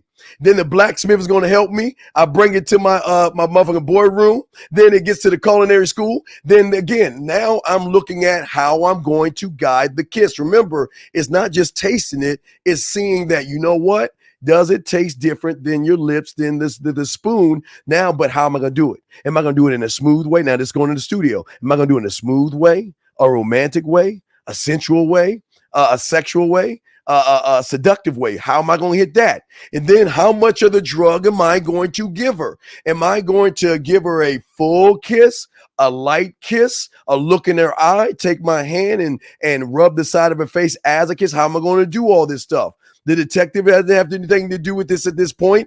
And then let's get to the last part is the creativity part. Now I'm just putting it all together, and now we executing with the amusement park. So all of this is coming all together with one simple thought of I don't want to be like everybody else. I don't want to. So I don't want to be the next guy. I want to be the guy. Mm-hmm. And Steve, for a lot of guys, let me clear some things up for y'all, man. These are statements that are about to be made. This isn't done for the woman. This is done as an expression of me. This is who I am. It would be the same thing no matter what woman was in my presence or experience, because I'm always me. And this is just a product and aspect of me. So that's why when y'all take certain specific examples and y'all try to copy them, go ahead. You'll only get as far as you can copy. You don't even realize that it'll be that one experience which you're trying to create for her that she'll never be able to recreate, and then she'll see you were a phony or a fake, or you were a copycat, and you're not the man who came up with the idea. You're not the man who came up with that experience. And when you're not the man who created it, you cannot replicate it. You cannot create it again. You cannot do it in different forms, keep her on her toes, uniquely do it. You can't even do it without food. You can't even do it without having her over the crib. You want to be able to do it over the phone. You want to be able to do it over text message. You want to be able to do it using a voicemail or when she's with you. So copy all you want. But what you got to realize is it starts with you. This is not done for her. And again, even when mentioning, where she's like, oh yeah, I want to be with this guy and blah, blah, blah. This is not lying. We're not forcing her to be here. When she stays, even knowing that I'm messing with other women, it's not a forced choice. It's not a lie. It's not manipulation. Because I don't even want her here if she's not choosing to be here. She can choose to do whatever she wants. Right. So guys, listen. I'm not making that for the now. Y'all got to do. Whoa, I'm not. See, y'all got to understand. Everything I do is for me. y'all. Wait. You think that's for her? Oh, wait. Whoa. Time out. That's not for her. That's for that moment when she's like, another guy's trying to talk to her and she's pledging her loyalty to me, because at that point she's like, whoa. No. You guys don't understand this. You've never had a woman call you up nervously crying because a guy talked to her. And she's so nervous that she thinks she's going to lose you because another guy talked to her. And she's like, listen, I just want to let you know. No, I didn't talk to him. I just want to let you know I didn't do anything wrong. And a guy, that's when they start telling you, a guy, baby, it's okay. It's good. It's that point of time when she's saying, you know what? Oh, man, you know what? I can't take this anymore. I know you have other women and all this other stuff. But what makes you think he'll come back? See, I haven't even showed you the candle maker. See, again, these are just a few of them. We ain't even hit all of them because you don't even know. This ain't even all the components. This ain't even all the pieces. Yeah, this is a few of them. So what I'm saying is that this is why they come back. Dog. I don't beg to come back. I don't barter to come back. I just sit and wait because everything I'm doing is for me. This is a position to show her why me. Why when she's in the bed with you, she's thinking about me. When she's dating you, she's thinking about me. When she's eating your food and using your stuff, she's thinking about me, because everything I'm doing is never for the woman.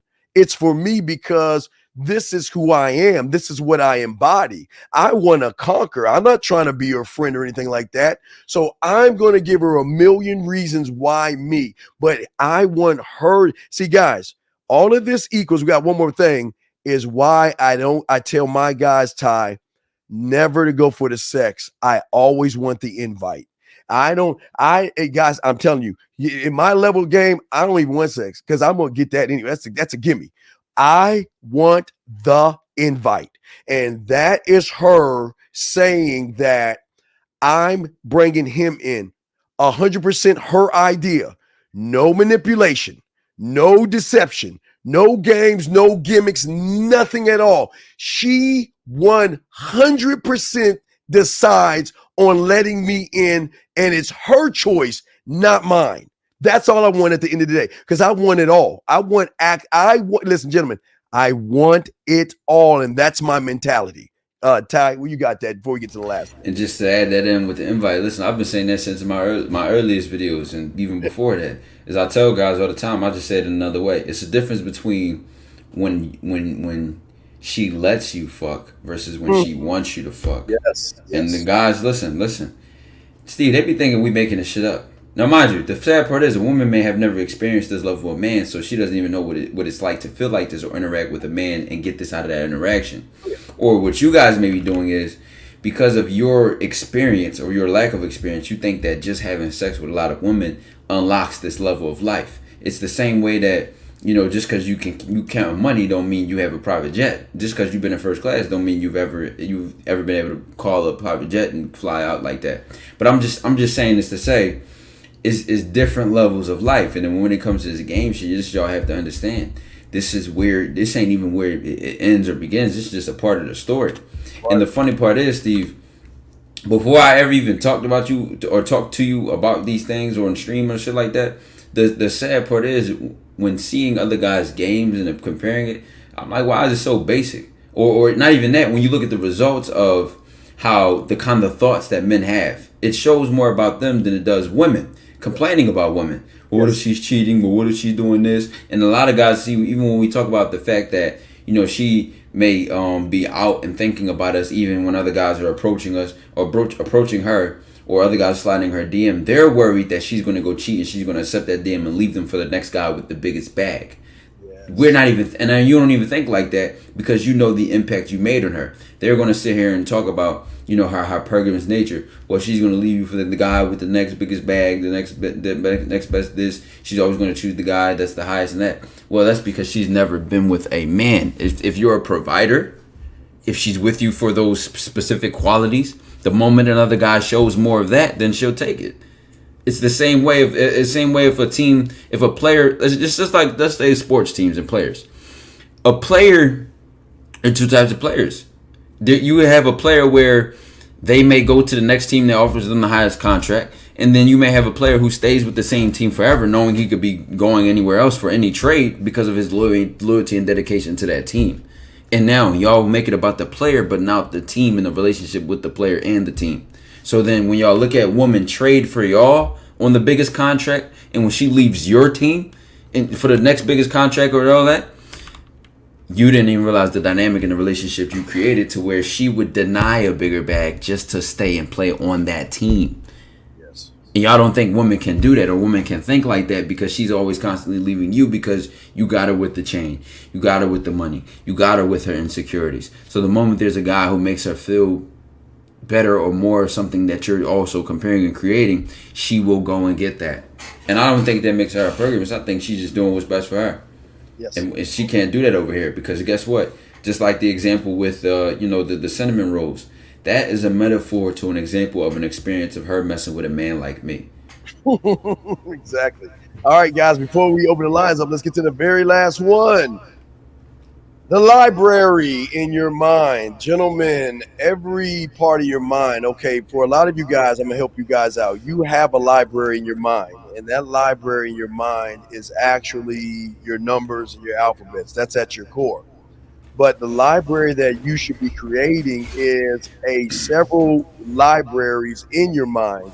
You should have a library on how to make her. You should have your own library on just smiling, making her smile. Your own library on making her blush. Your own library on making her think. Own library on making her react.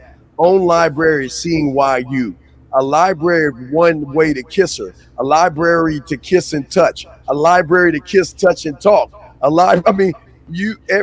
All these things come down to you and how you then take these books from your library and take them into your studio and mix them down. Every library or every subject should have a place in your library that you access your information that has come into law, that you remember you are one letter of one word, of one sentence, of one paragraph, of one page, of one chapter, of one book, of many books. And see, like Ty was saying, you don't have time to complain about her hypergamous nature and women doing this, because you're so busy working on you that you just show up and show out because you're accessing information, your information that your blacksmith has tailor-made to you, that you have marketed to yourself, that you have passed laws for yourself, that then you just put on your shelf depending on the subject. In your mind, let's look at your mind real quick for numbers. You have your number room where all your numbers are in, but guess what? Then you have a room of what? Adding and subtracting.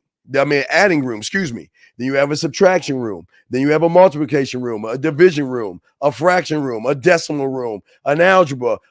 Depending on how far you went with mathematics, you have those different rooms, and that's why you're able to access numbers and be able to access your alphabet, which is in a room, your phonics, you're putting words together and forming a word and sentences and paragraphs. So you have rooms at your core. So what we're saying to you is not that you have to create this. It's already been created. You started that in kindergarten. You started creating these rooms. We're saying is, as far as game, is you can create these same rooms. So instead of looking at the woman and saying, oh my God, she's pretty and all this other stuff, you're saying, how do I want to do it? I call it like this, Ty. It's the equivalent of walking up on an anthill. The ants just got to sit and wait to see what you're going to do. They just like, what are you going to do to us? Is he going to walk past us? Is he going to kick the anthill? Or is he going to put an insect of food to watch us eat? What is he going to do? We have no choice but to wait. And that's what game is. Game is not about the woman. Game is how I communicate to myself of what I want to do to get her where I want her to go without manipulating a situation, begging, bartering, trying to prove or show I'm desperate and needy. How can one be desperate and needy when one has so great of a mind and his thought process? Think about this. All these components that we're talking about, before I throw it in my dog tie, all these components, what happens when she meets that and she doesn't even have those components? What do you think happens to her thinking? Because if you are that deep, you can only drown her. You better, hey, babe, you get with me, you better have a life raft, because I'm gonna drown you in this game. Because I don't need this, I don't need you as much as you need me. Because remember, guys, I can throw a rock out my door and hit 1,000,000 of you, baby girl, but you'll never meet a man like me. And that's the arrogance that you're allowed to be that way. You're allowed to be that way. But Ty, what say you before we grab these calls, man? We open the calls up. And listen, just like that. And guys, guess what? This is not an overnight process. What a lot of y'all have to do is, you have all these stories and narratives which you have taken in from the internet or from what you watched or what you have experienced, which are telling you who you are and what is possible for you. And what we're trying to tell you is, we're not creating this up. We didn't read this. This is not read from a book. This is not. No. This is from life experience. This is from testing different things. It's from learning ourselves and applying into the experiences that we have. And I'm telling y'all this. Steve's probably the only nigga that I know that I can like even get into the bragging about this side of things and relate to. Because niggas think just because they fuck bitches that they got game. Or niggas just think because women like them that they got game. Or they got money that they have game. They have status, they got game. And they don't have this. They don't know what it's like to have a woman here. See, they've only had her down there. And then on a man's scale, that may weigh a lot. But to me, it's not because I can get it anywhere.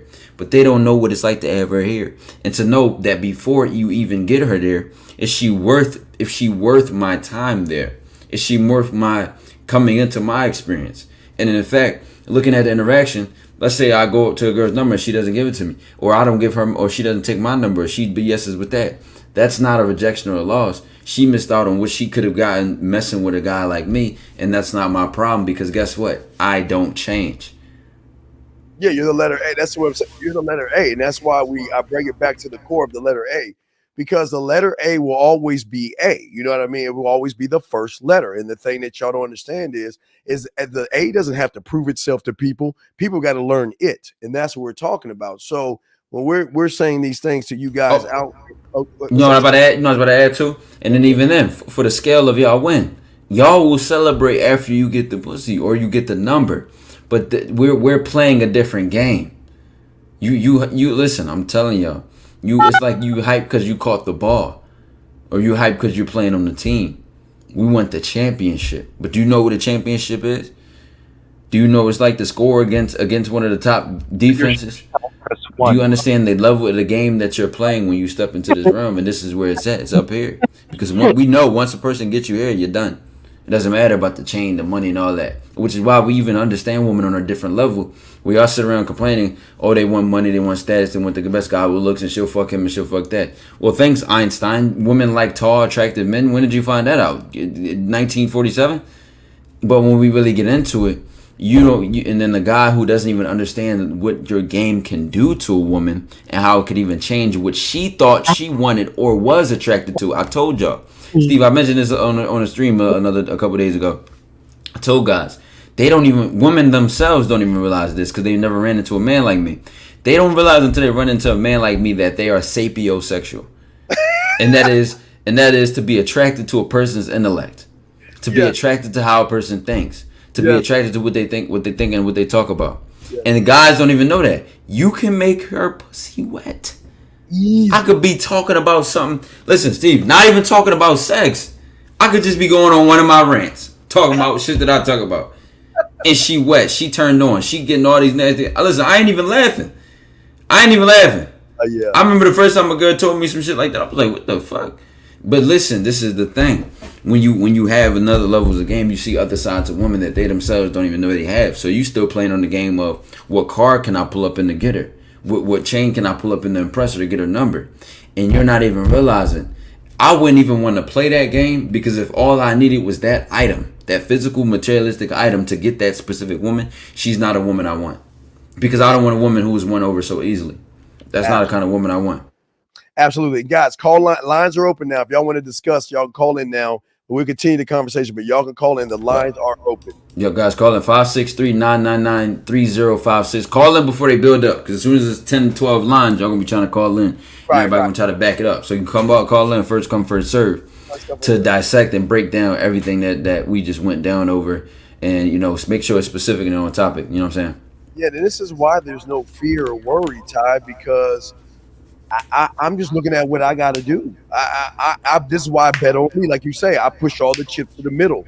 This is why I keep telling you guys, I'm harder on myself when I win versus anything else.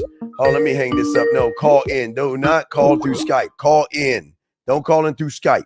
And what I'm saying is that I'm hard on myself because the expectation is higher. Wait, let me Brad this call. Area code 708. What's your question, man? What's up? 708 going once, 708 going twice. All right, call back, sir. Call back. But like I was saying, Ty, the thing that's so beautiful about game is that this is why we don't have the problem, guys. And Ty probably would laugh at this, but when you're doing a show, you don't think that we don't get messages saying that, damn, you sexy right now. Damn, you look good in that color shirt or that color outfit. Damn, keep talking that. Man, your lips are sexy. I mean, all this time. Steve, I just was on the Pineapple Show the other day, and it was a woman who called me out because she was watching the content. So there are guys that go there, and I'm telling y'all, and then listen, this is what I don't even realize. There are women I talk to and even, you know what I'm saying, mess with in real life and that watch my videos. But see, they think it's a bite your tongue, hide what you're saying. Yo, Todd, do you know this person's watching? I expect them to. I'm the same nigga off camera. Of course a girl who knows me in real life could sit there and watch me. Or a girl who wants me in real life could sit there and watch. I'm the same dude off camera. In fact, even worse. This is only the highlight or the trailer, the glimpse. Yeah. It ain't nothing to hide or secret. I'm just being myself. All day. All right, we got 2 callers, 678 and 702. 678, what's your question, brother? What's up? What's up, Steve? What's up, Ty? What's up, brother? Do y'all think the best way to become one with these different aspects or these different parts of yourself is to work on each of these parts of yourself that you just described every day? All right, let me ask you a question. How did you learn? What did you go to school? Did you go to math class every day when you were in school? And that's the only class you took?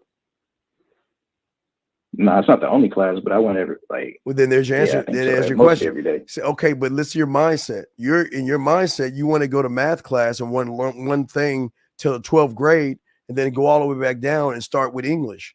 You studied by having several classes that you took every hour. That's how you taught yourself to learn. So why would you go against the way you learn, big guy, by just doing one at a time?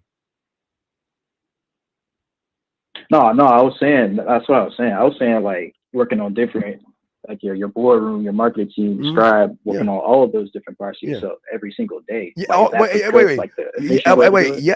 Every day. Wait. If you're not, you're dying. No. That's my. Okay. Think about this. If I don't work on me every day, I might as well just die. I mean, why would I do myself a disservice and not work on me? Because even though Ty and I know a lot, we still know nothing because we're scratching infinite. You don't understand the level that we're on, but it never ends. It never ends. So if you want to take a day off, then don't be it, because you're wasting your time. You got it again. The dedication to yourself has to be the number one priority. And that means you need to learn yourself every single day. Ty. No, just like that, man. Like you said, it's like it's not just working on one subject and then graduating that subject and then going back in school and taking another subject one at a time. You'll get nowhere, and then you won't even listen.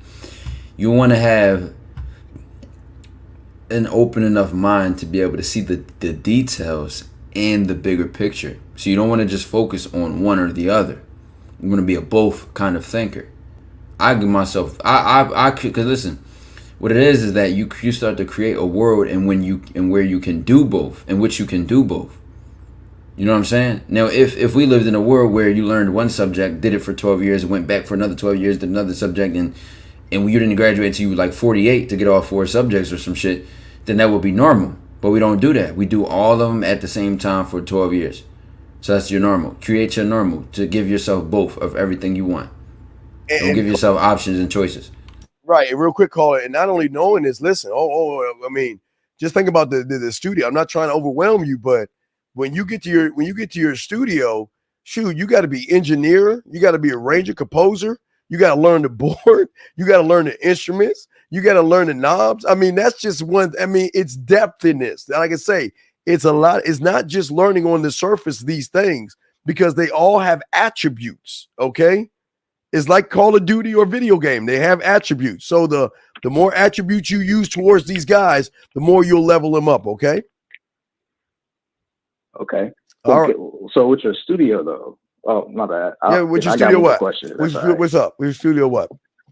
So with your studio, you said like you got to be the engineer, you got to be the soundboard. Yep. So let's say I'm working with my studio, right? And I scribed down the thought. So working in your studio, is this like you going over how you gonna say what you gonna say to her, or like literally in your mind, right? Or mixing down like different aspects from what you know about yourself to how you gonna make her smile and how you gonna being intentional. Right. So what's your question? Right. So remember, you're grabbing the books off your thought processes, right? And all you're doing is putting them in every track. So think about this. Like I always tell you, if I see a woman at my door, I always like to use this one because I love this the most. Like, If a woman comes, let me ask you a question. If a woman comes to your door, how is the process? What are you going to do? Like, she's coming over your place, she knocks on the door. What are you going to do? First thing I'm gonna do, I'm gonna open the door, unlock it. When I open the door, I'm gonna look at her up and down, just look at her outfit, and so she can see me looking at her outfit. And I'm gonna say, I'm gonna smile and be like, "Who's this sexy creature at my doorstep?" And I'm gonna take her hand, and I'm gonna twirl her around. I'm gonna bring her. Right. So you take it. Okay, you took what I'm saying. Right. Yeah. So you took what I said. Right. So you took what I'm saying. But what I'm saying is, the reason why I told you what you just regurgitated what I said is because I put that through my studio. Just copying this. Every I stole that from you. Right. I know you stole it from me. I know that. Right. I know you stole it from me. But what I'm saying is, every move is a track. How I open the door, track 1. How I look at her, track 2. And not only track 2 of looking at her, if I turn the knob up, how am I looking at her? Am I going up, down? Am I going down, up? Am I going stomach up, then straight down? So those are the knobs. Track 3 is a move that I'm going to do when I grab her and bring her over to me. You see what I'm saying? Every move is its own track that then you mix it down, and that's one move. That's a move. So it's like Forge mode on Halo. You ever play Halo? Yeah, I play Halo. Yes, yeah. Okay, so it's like Forge mode on Halo when you the camera, you the orb, and you're everything. Like, hey, that's the thing. Right, yeah, you placing the shit down and creating, yeah. You're everything. And then once you're done with the mixing and all that stuff, you're not done, because then as the artist, he must sound check what he mixed down. So that means that once it's already mixed down, let me show you the next level of depth. You gotta walk in your apartment in the morning, evening, at night, and you gotta open the door and see what she's gonna see. Is the lighting right? Is the music right? And then what I always do, I lay on my back. When I walk into the door, I lay down and look up. I lay on my back in the living room. I lay on my back in the dining room. I lay on my back in the kitchen. You want to know why, caller? Because when she's on her back, you got to make sure that you're listening to the same thing. Let's hear it. So it's not that I'm saying it's not mixed down. You got to then sound check. Then from the sound checks, and you got that down, then you got to rehearse it to perfect it. See, so I'm telling you, what you're getting from it's so many layers to this stuff, but it's beautiful. And y'all even see when the guy took in their information and he compared it to Halo, that was his blacksmith. That's his blacksmith. His blacksmith trying to process and inform it in the way he can understand it. Exactly. All right. Well, hey, great call, 678. That was a great one. Listen, he didn't ask a question. He made a statement. So it's like Halo. He didn't ask a question. So what you're saying is, that's a statement again. But he didn't try to understand how we think, how we see. He made a statement. Mm-hmm. Catch that. Good one, 678. Okay, we'll throw you back in, brother. But great call. Okay. I appreciate it. All right, great call. Great call. All right, area code 702-260, then 708. 702, what's your question, brother? What's up? All right, so this girl that I'm talking to, she is questioning me, right? And she is basically questioning me about whether I'm going to stay or not. But what? I keep on asking it. I keep on even though I keep on affirming that I'm here to stay, because she knew that I used to mess around. Dismiss her. A couple people at a time. Dismiss her. Because okay. all right, let me tell you why. No, I'm going to tell you this. I'm going to tell you why I would dismiss her. Because I'm only saying one time. Yeah, I was about to say. Listen, we get into the reasons why. That's it. It ain't even a principle. But I love her, but I care about her. Who is she to disrespect my word and disrespect her trust of me? I say what I mean, and I mean what I say. Once we get outside of that, there's nothing to explain. Either you believe it or you don't. And if you don't, you're gonna go ahead. I'll open the door for you. Mm-hmm. Remember, one mind, one thought, one voice. So if I already told you that and you are questioning that, then you know I'm gonna let you go. You're gone. You're dismissed. That's what I would do, because I don't play that shit. Because what I told her was the second time, after the first time I already told her that I'm here, I'm here and I'm gonna stay. because I'm with you and not trying to get with one time anybody too else many. for a reason. Then you And have failed. the You have second failed.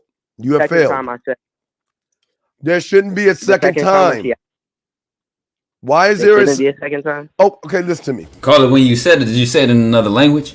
Did you say it upside down? Did you say it backwards? Did you say it inside out? I mean, how were you supposed to say it the second time for her to get the message? What was did the message change? Nah. See, that's why you failed. But here's the problem. You have trained her to question you now.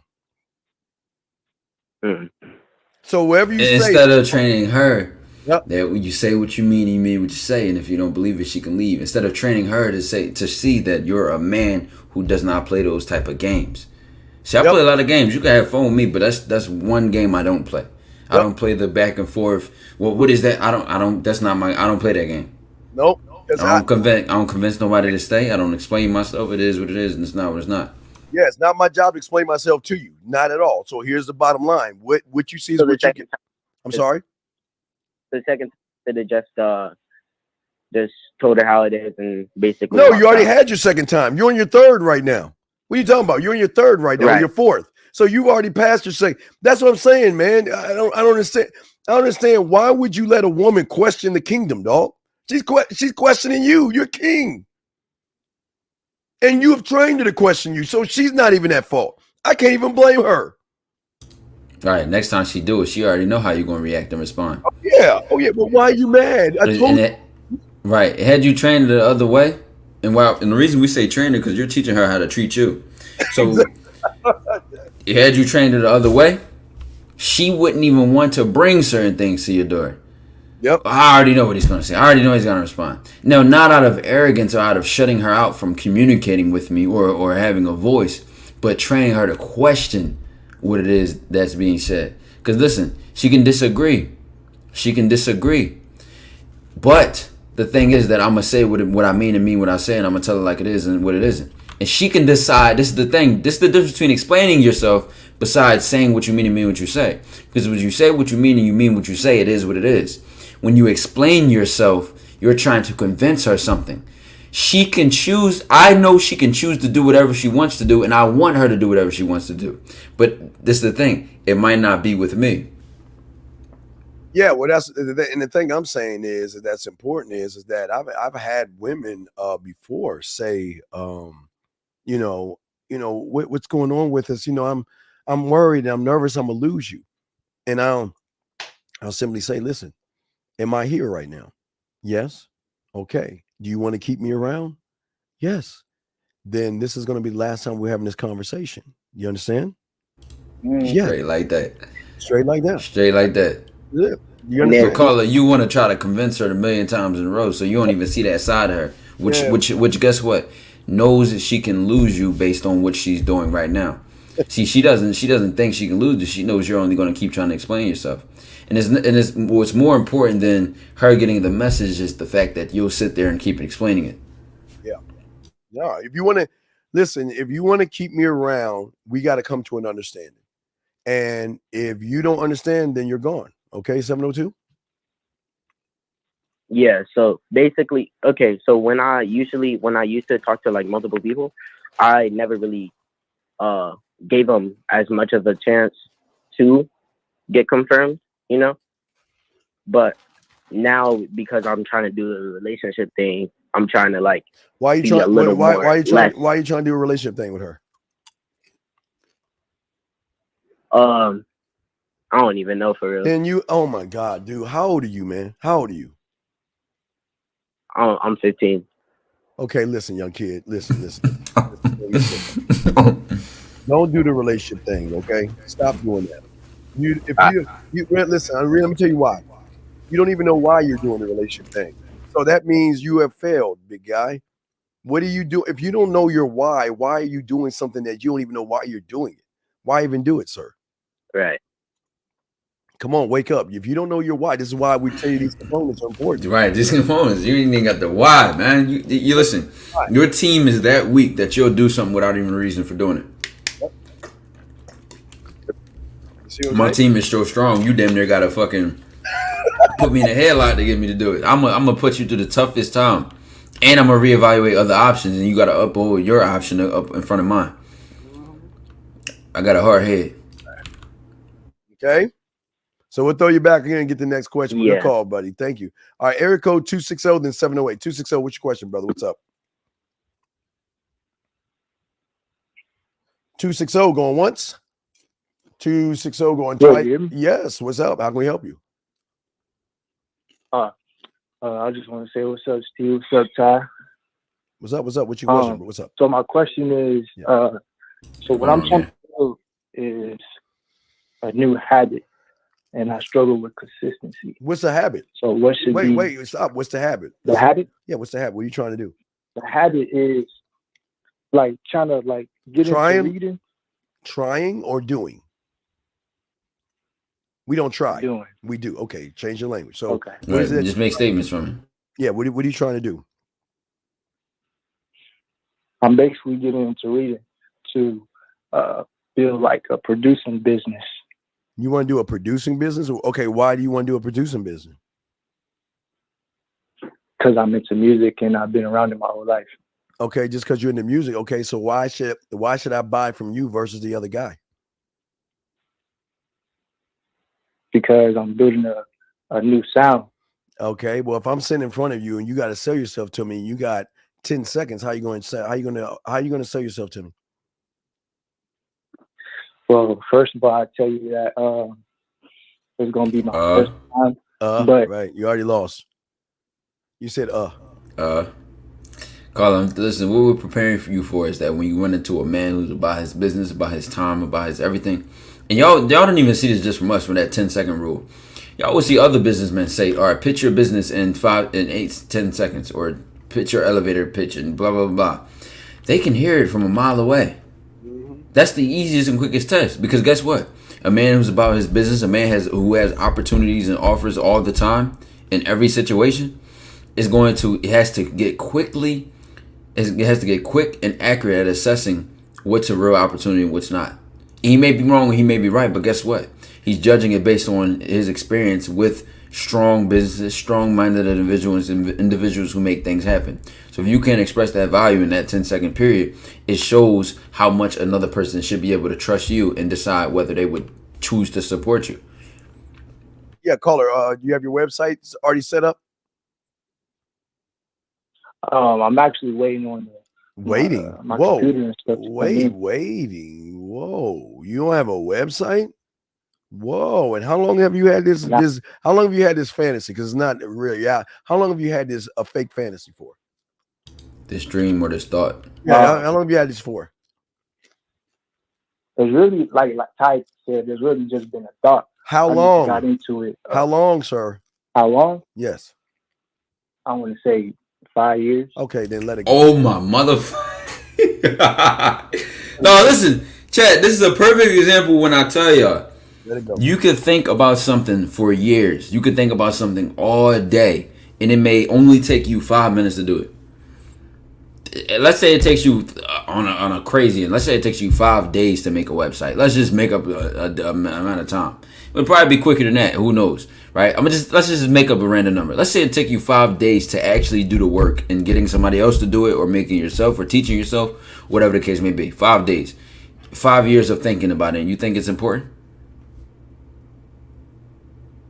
5 years. Call it. Name something that's important that you can go 5 years without. Important that I can go 5 years without? Yes.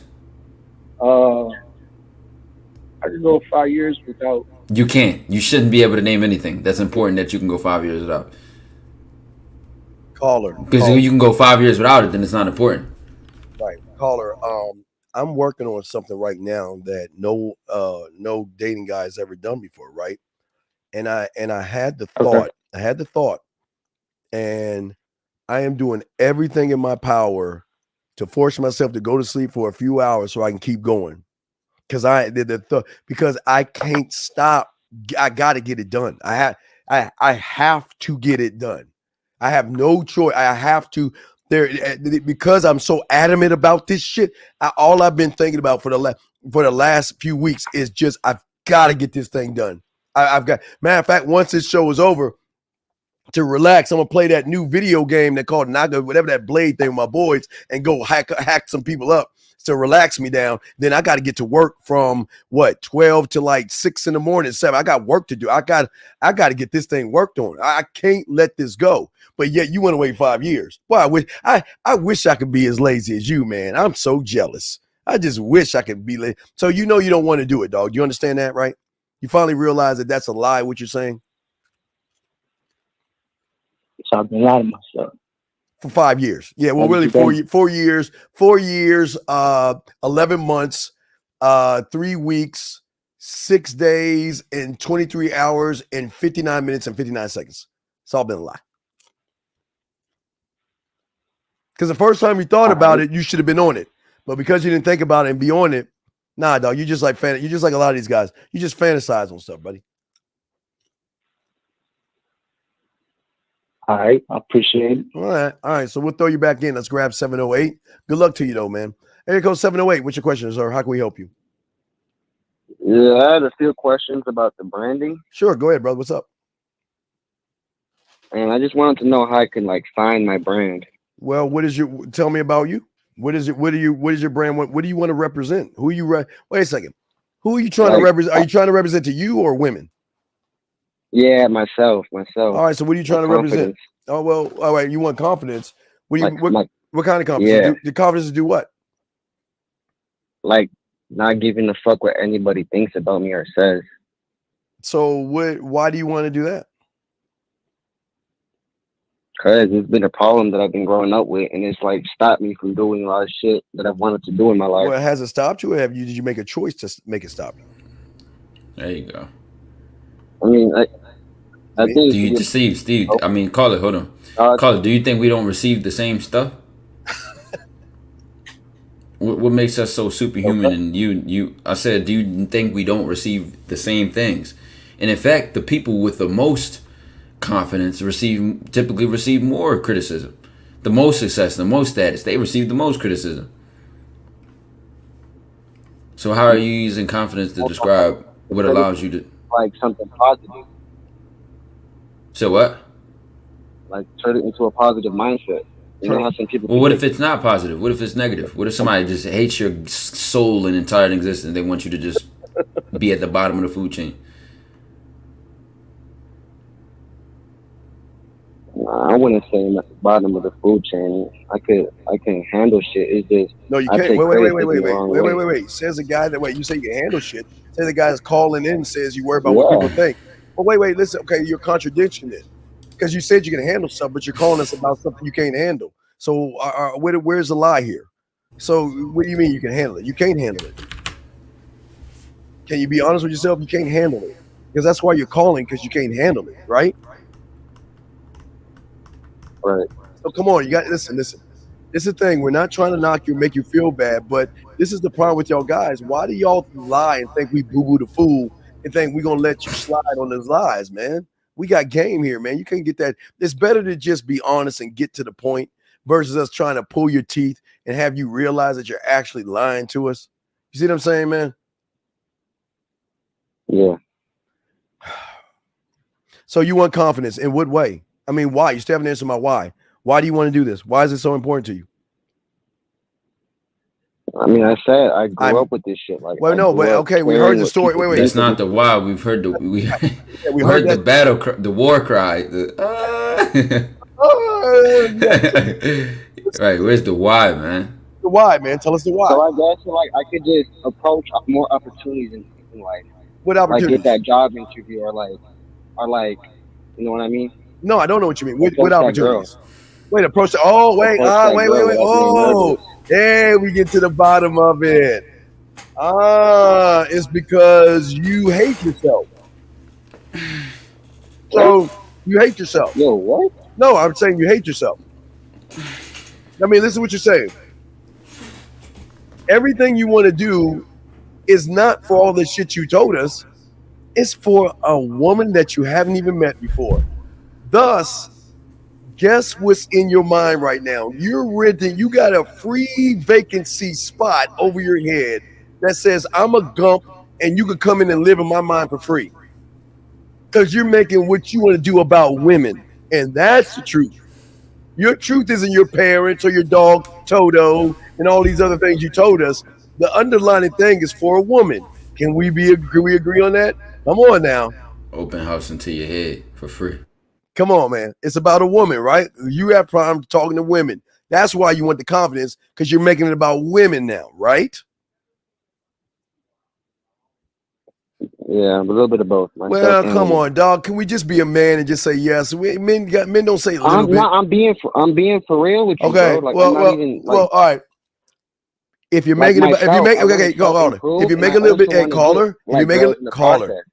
a little bit about women, it is about women. Okay, so your problem. Right, Scarlett, men don't use these kinda, a little bit, maybe, sorta. Bro, it is or it is not. You gotta get used to communicating in ways that are firm and in ways that are straightforward, in ways that are direct. Yeah. So it's about a woman, which is fine, but your problem is, again, you've already failed yourself, and that's why you hate yourself, because you would rather put a woman in place of your mind versus you there first. Does that make any sense, sir? Yeah, it does. So then, so that's why I say you hate yourself, because everything you're doing is not for yourself. It's for a woman.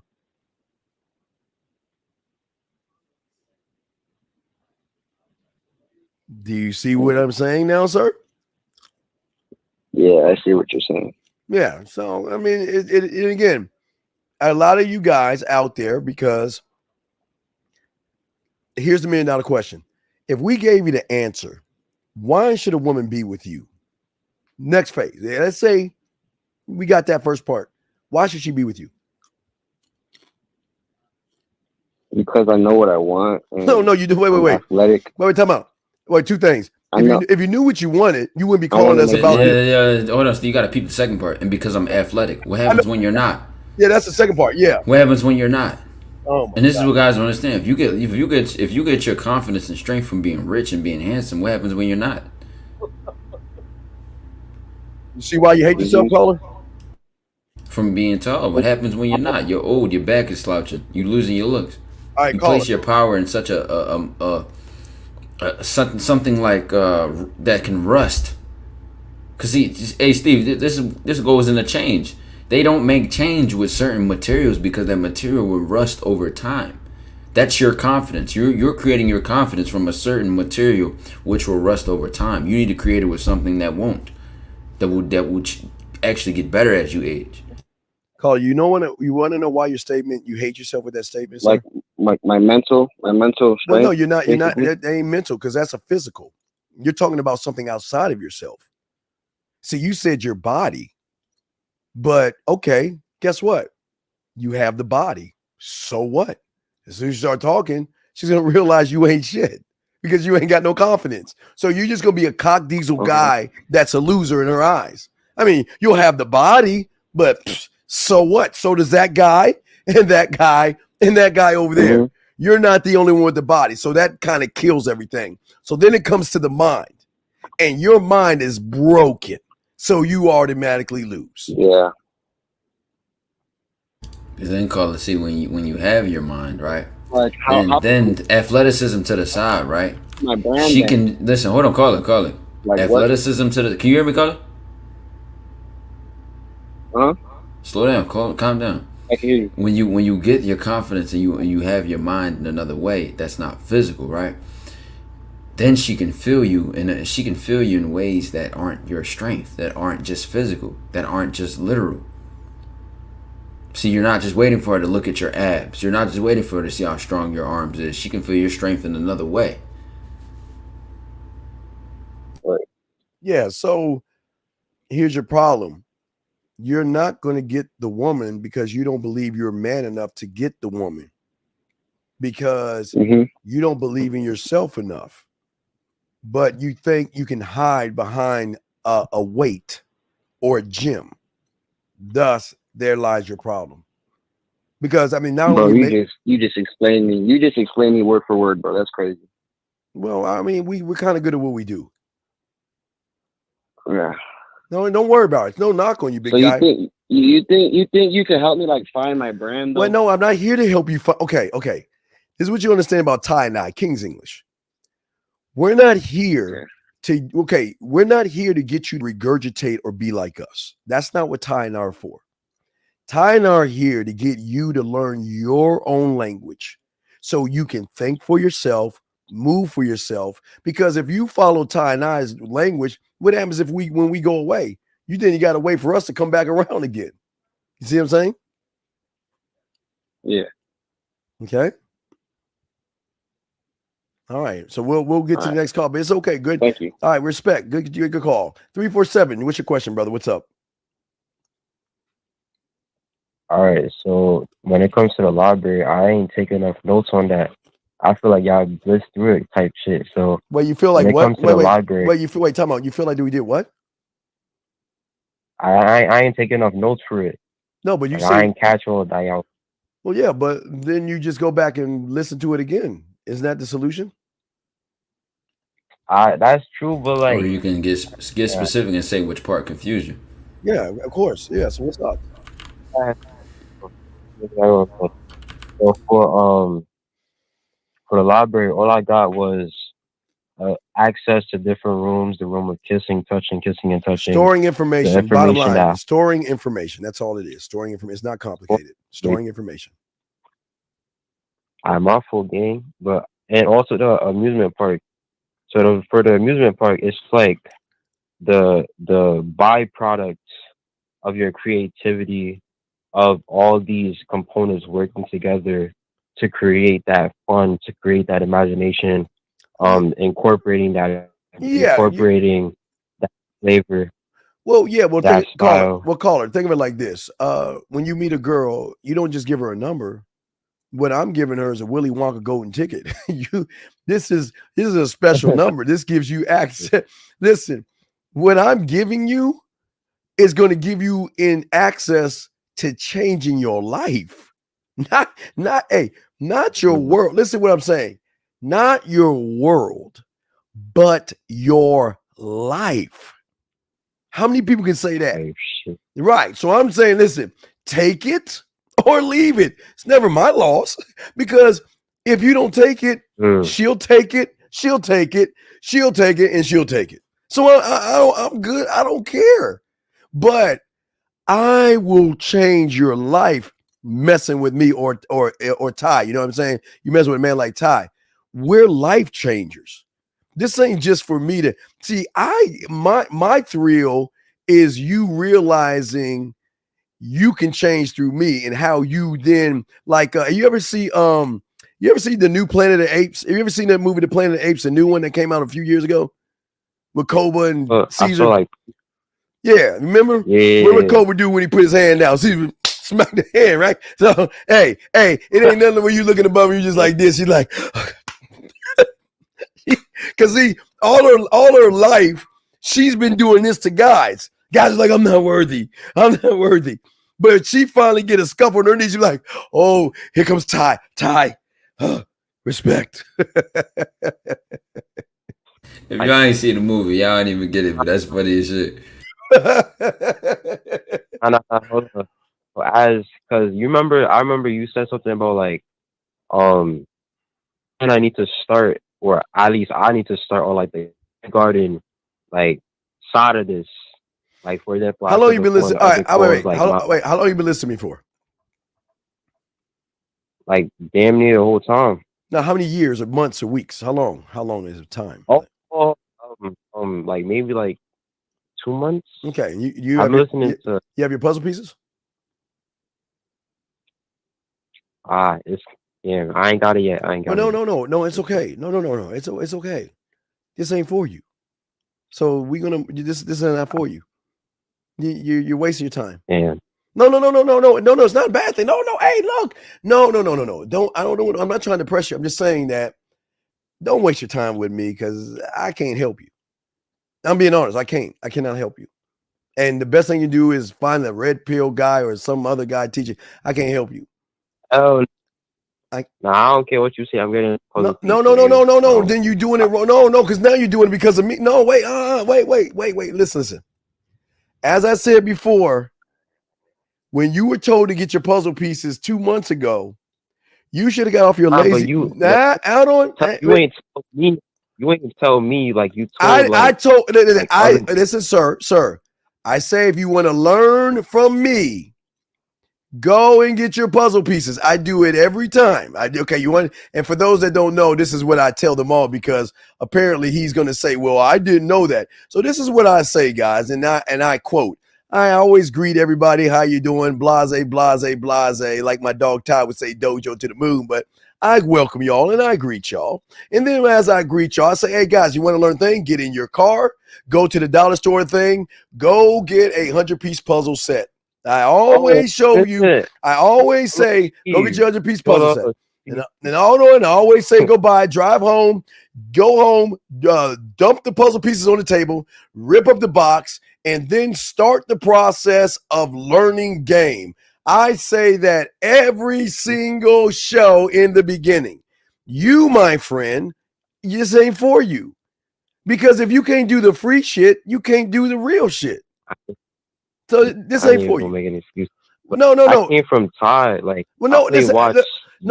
Sir. It's okay. Listen, sir. It's okay. I'm not mad. This is not mad at you. I'm just saying that go to Ty, and it's no knock, because Ty can show you. I can't teach you, because you can't be a student for me, because my students got to pay attention and follow through. I don't even know if you can be with Ty's student, but I'm just saying, for me, you can't be a student. Now we'll get into the one-on-one coaching. Yeah, you gotta get some. We can understand something in the breakdown or something like that, but when it comes to the one-on-one coaching, the actual intense operations, you might want to have to take yourself serious first. Yeah. So I'm just saying, it's all love. I'm just saying that in order to be a student of the game, one must actually be a student. And again, listen, the only reason I'm like this is because I'm allowed to. Because if I could do it at 9 years old, you can do it now. There's no excuse. If I can do it at 9, then you can do it. You can do it at your age. And if you choose not to, I'm not mad at you. It's just that you see that you're not worthy of the information. You're wasting it. You're just wasting your time. I'm gonna do it for myself. I ain't like this conversation. That's your mind. Okay, listen. That's your mind tricking you right now. See, your mind's tricking you. You say you're gonna do something. I'm telling you, dog, don't do it. I'm telling you, it makes you feel better thinking that you're gonna do it rather than asking yourself, why didn't you do it the first time? Yep. Don't do it. I can see if you were here for a week. I can see if you were a few days or a week. That's fine. But once you get past a week with me, and you see the game, and just like with Ty, I'm sure Ty has his own ways of teaching y'all stuff. And once you get a certain point and you're not doing the free stuff that Ty's giving you, then why waste your time? Why? I would, if I was you, I wouldn't do it. Hey, if I was you, I would say, fuck you, Steve. I'm out. If I was you, I'd be gone. Don't listen to me. I can't teach you anything. I'm just being real. Yeah. All right? I want to take it like that, but you got a point. Well, I try to make some points sometimes, but I just say that it's just you are. Listen, your truth is in your behavior. So you can tell me all day you want to learn game and all this other stuff. I just go to your behavior to tell the truth. Mm-hmm. Hey, shit. Yeah. Let's see what game does, brother. Those people in their actions, not their words. Right. All right. So we got another call. Well, thank you, 347. Let's bring in area code 414. 414. What's your question, sir? What's up? Yo, can you hear me? Yes, sir. What's going on? So I got my puzzle pieces, and I've been working on myself and everything, but I feel like the end goal, I'm still making it about a female, and I need like guidance or assistance or whatever to stop making it about the female. Why are you making it about the female? So I got everything planned out. Like I work on myself. No. Why are you making it about a female though? You're making it about a female. If you're making it about them, make the reason important. Yeah. Why? Let's see why. Yeah. Why is it about a female? Yeah, because I see at the end, like the end goal, I just see me and her just running money together. But I feel like that's still making it about the female. Wait, running money together? What are you a crook? Are you running? What do you mean? What do you mean? No. What do you mean running? Wait, what do you mean? I'm talking about like what? Like when I get a job, we both work. We just getting money together. Now you're talking about a relationship with a woman. Why you don't even talk to women? So why are you going into algebra when you can't count from 1 to 10? Why? Okay, look at this self-sabotage. You're sitting around thinking about ways to get a woman to make money. So you're making it about the woman, number one. Everything you're doing is about the woman. Why not create a structure that you make for yourself, and then the woman has to prove that she's even worth, Rady, not your money, not flipping bills and all that stuff you're saying, but what about worth your attention? What is that like? Or worth your time, and then worth your respect. And then if she's lucky enough, she can get the you see what I'm saying? See, when you think that way, you throw her off because she's not expecting anybody to think the way we're showing you. See what I'm saying? She's not expecting a guy to have that kind of thought for himself. She's expecting you to say, let me kiss your ass. What can I do for you? You're beautiful. You're lovely. Let me run behind you. Does that make any sense? And in fact, no, hold on, fella. And in fact, when you create that plan and you understand the depth and you take the value you have and bring as a person serious, that's when you can even test if she is the right woman for that role in the first place. You know what I'm saying? All right. Yeah. Otherwise, you'll just let her in and think she's gonna make you instead of knowing you're gonna, based on your program and your blueprint and how you move as a man, is gonna make her. Or is she even the right woman for the job?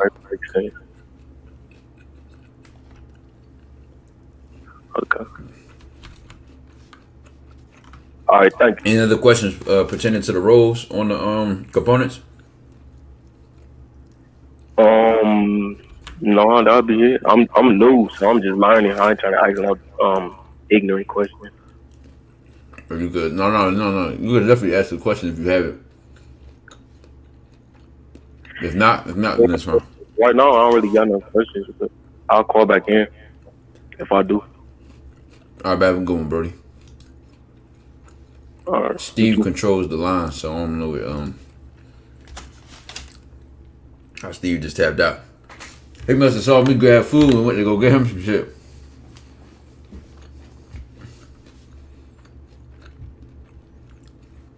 People in the chat want to know why the puzzle pieces are so important. So listen, that's one of Steve's specific personal recommendations to get your puzzle pieces, the 100-piece puzzle set. Throw them on the floor and throw the box away. Now, whether you get them or not, right? You should, if you following Steve, if you're following Steve's coaching and Steve's methods, then you should, right? Just to respect the game that he's giving you. But from an understanding point of view, in life, right? There are going to be situations like the puzzle piece set. If you throw away the box, that's what you'll look to figure out how to make the puzzle itself. You're going to look to the box, you're going to copy what the box is showing you how to make the picture, and you're going to create the puzzle pieces based on what you see on the box. And then when you throw the box away, you have to create it on your own and figure things out with no reference to what to do and how to figure it out. Yeah, because at that point, you're communicating with yourself. Right, communicating with yourself. All right, let's grab 678. What's your question in 252? 678. Oh, wait. I'm sorry. That's 678. Don't get to 252. I'm sorry. Oh, no, my bad. 252. I'm sorry. What's your question, sir?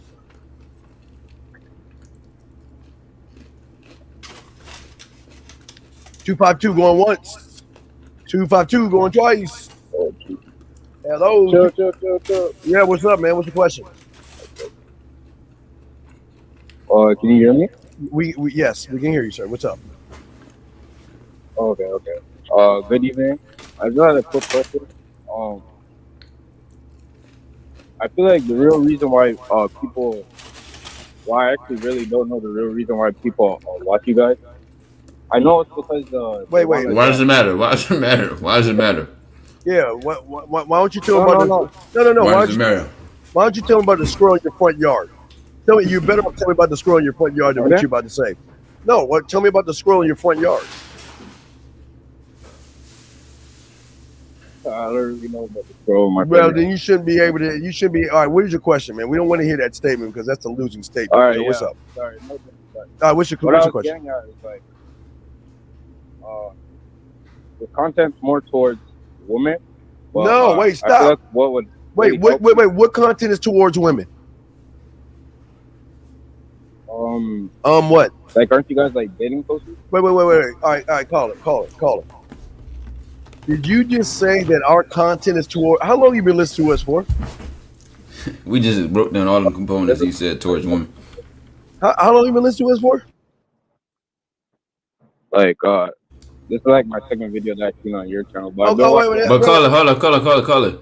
What happens when a woman watches us? Why do women watch you? No, I said what happens when a woman is watching us. I'm not sure. What? Okay, sorry. Right. Let me just restart my question. Wait, don't adjust your question. We gotta set something straight. What have we said or done to give you the impression that we're trying to teach these guys about women? Well, I got the impression because of doesn't most of your callers ask questions on how to get women? Wait, what? Wait. All right. Is my show the woman mindset? Or is Ty's show the woman dojo? No. It's a man mindset, but I'm saying when people call in, they call in to ask questions on how to get women. Right, and that's why we have to correct them because they don't know what they're thinking about. They're putting the woman first. Yeah. So it's not about women. It's not about women. So we got to correct them because they think it is about women, but it's not about women. Does that make any sense? Okay. All right. So yeah. All right. What's your question? What I'm saying is, so since it's not about women, right? Mm-hmm. And you're saying you want to correct correct men, like especially young men. Yes. Right. Yes. I feel like. Oh, tell me how you feel. The way we should be. Oh, tell me how you. No, you want to tell me your feelings. Tell about your feelings. Yeah, tell me about your feelings, dog. You want that in an A minor? I mean, tell me about how you feel. Tell me about your feelings. Like it's not really. No, you said I feel. No, wait, you said I feel. So tell us about your feelings. So then I can say fuck your feelings. So but go ahead, tell me how you feel. Okay, for sure. So I feel like instead of okay, stop right there. Fuck your feelings. So let's get to the question. Fuck. All right, fuck your question. Your feelings. Yes. What is your question, buddy? Because I told you I was gonna say fuck your feelings. My question was like, because you seem like pretty successful men, right? No, we are successful. So no, that seemed like we are. What inspired you? We are. Okay, you are. Yes. So you guys are successful men. So yes. Along your journey in life, how do you build yourself from the beginning all the way to how you guys are now? Okay, tell me how you perform open heart surgery. You go to school. No, what school? How long? What subjects? Med school. No, how long? What subjects? What subjects do I take? What classroom do I go into? Where is it at? Where's it located? Where do I park in that classroom to go in that classroom? How much gas do I have to put in the car to go to the classroom to go into the classroom? You're missing it, right? Okay. You're asking. I'm not understanding. Yeah. You're asking a very deep what ass I'm question. basically asking is like, I was just wondering how do you get women? Just say how do I get women? Just say how do I get women? Let's get to the bottom of it. How do I talk to women? Can we just get to the? That's not my question. Then what do you want to know yourself for? What do you want to know yourself for? What do I want to know myself for? Mm-hmm. Because just how you're saying something earlier about the mind. But what do you want to know? What not what I said. Why do you want to get to know yourself? Why do I because I feel like if I better know myself, it would make it easier to like talk to not even just talk to women, but be better in general life. Here we go again. So can we just stop all the bullshit and just say that you're desperately weird, creepy, and you don't know how to talk to women? Can we just get to the bottom of this? Because it all took him the whole call to blame others and fake avoid himself, just to say what he really wants. Come on, dog. Can we just get to the nook and cranny of this? That you want to learn how to talk to women? I mean, we got you, but the only way we can do not this, just talk to. not no, but to women is not a problem. It is a problem. You just brought up women. It is a problem. You just brought it up. It is what? You just told us this. No, I'm saying because people are calling your show. Okay. Fuck that. We're not talking about the people. We're talking about you. Stop talking about other men. Focus on you. Yes, you want to talk to women. Okay. You want to talk to women, right? So what's going on with you talking to women? Let's get to that. Let's screw all the other stuff. What is it what problem are you having with women? Me personally, I wouldn't say I have a problem with it. I just moved to a new city and I'm being very social. So why I don't think I have a problem with that. So then why are you calling us then? What's the purpose of your call? Like that was my question. So I want to know like what inspired you guys. But why do you care? What is like, okay? You guys get what inspired? Well, why do you care? I'm gonna tell you. I'm gonna tell you why you care. I'm gonna tell you why you care. You care because you have trained your pea-brain mind to listen to somebody else's stories of inspiration, thinking that you can follow their line and their track to help your own self. So can you stop doing that, sir, and learn how to inspire yourself? And then you should say this with love. You know what? Fuck you. Well, you and Steve got what you got. Y'all are your own men. It's not about where you got what you got. How can I get where I need to go? Get to where you You see? Don't worry about where we went. Yeah, I understand you. Because we're still going. Sometimes I feel like tell me how you feel. Other people's story inspires others. Then you failed. Then you failed. Because you know who should be your inspiration? That man in the mirror. That man in the mirror should be your inspiration. You should never look to it. Never look to another man. Get out of his pockets. Yeah, you look to another man for inspiration. You failed. But you can look to another man and see some things and take it back to your blacksmith and help yourself to learn from that point right there. Does that make any sense? So can I ask you this? Sure. So what is the difference? So you say you should be your main inspiration is basically what you're saying, right? Yes, sir. Okay, so what does that mean? You don't believe in role models? Me? Oh wait, let me see. Yeah. I got a role model. Like a good. Huh? Do you feel like having a role model is positive? Yeah, me. Oh yeah, the positivity in my role model I have, man. Every day I get to ask myself, how many ways am I going to turn her on? How many ways am I going to make her squirm? How many ways am I going to make her scream? Yeah, my role model. And Carla, guess what? The fact that you look outside and think you need to look outside in order to change something about yourself is the problem. See, it doesn't matter who your role model is. The fact that you can't even look to yourself for your own answers, for your own motivation, for your own inspiration, for your own dependency is the problem. Because you're going to only try to be as good as the next person. And they already created their legacy. That's why you're trying to follow it. When do you create your own for others to follow? Okay. You see what I'm saying? Thank you. Yeah. So what we're we're trying to say to you, young man, is that we're trying to show you how to inspire yourself for yourself, because everybody outside of you doesn't give a fuck about you, and that's okay. You're the only one that you're the only you have, and we're trying to get you to love you, work on you, and say fuck everybody else. Even they're gonna try to convince you that they care. And then by the time the knife is in your back, or by the time that they used you, manipulated you, made you feel good about yourself, took you high, and then dropped you on the ground, you're going to be complaining about whoever did it. You're going to be complaining about whoever did it versus whoever allowed them to do it, which is you. You think it's like a dependency problem? Not a problem, but like would you think I would be dependent if I looked up to a role model? Well, okay, listen. I'm not okay. Listen. When I was small, I looked up to my father because I wanted to be like him. All right, I wanted to be like my father. But because I'm a Dallas Cowboy fan, I looked up to certain players and athletes on the team as, I like these certain kind of guys, but they didn't define me. It was just something I liked to do.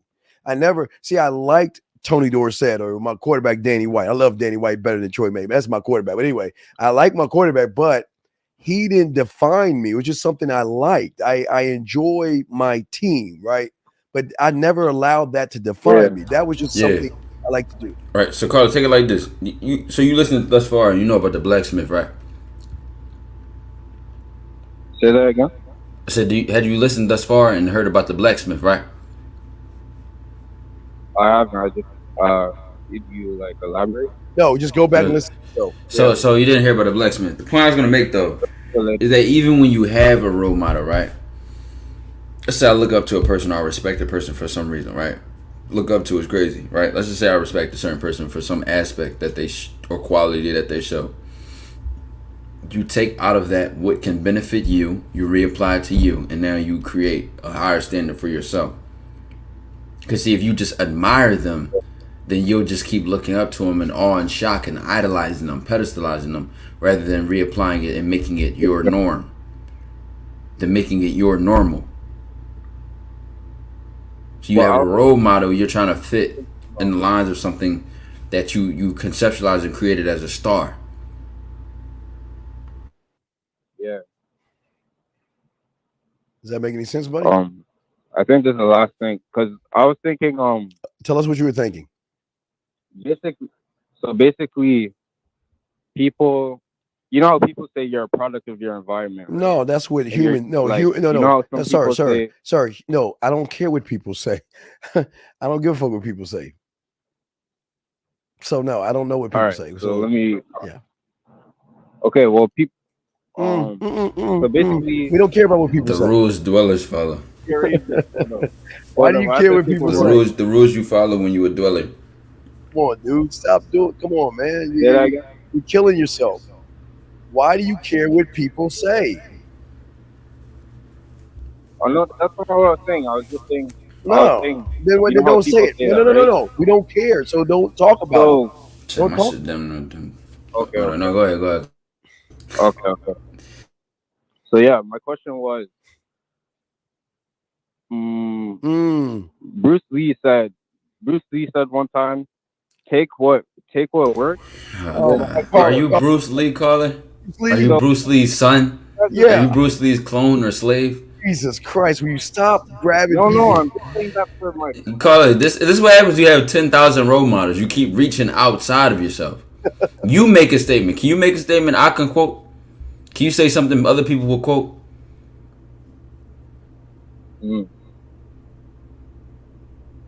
Okay. How do you think? What do you believe? What do you say? How do you express and stand on what you think?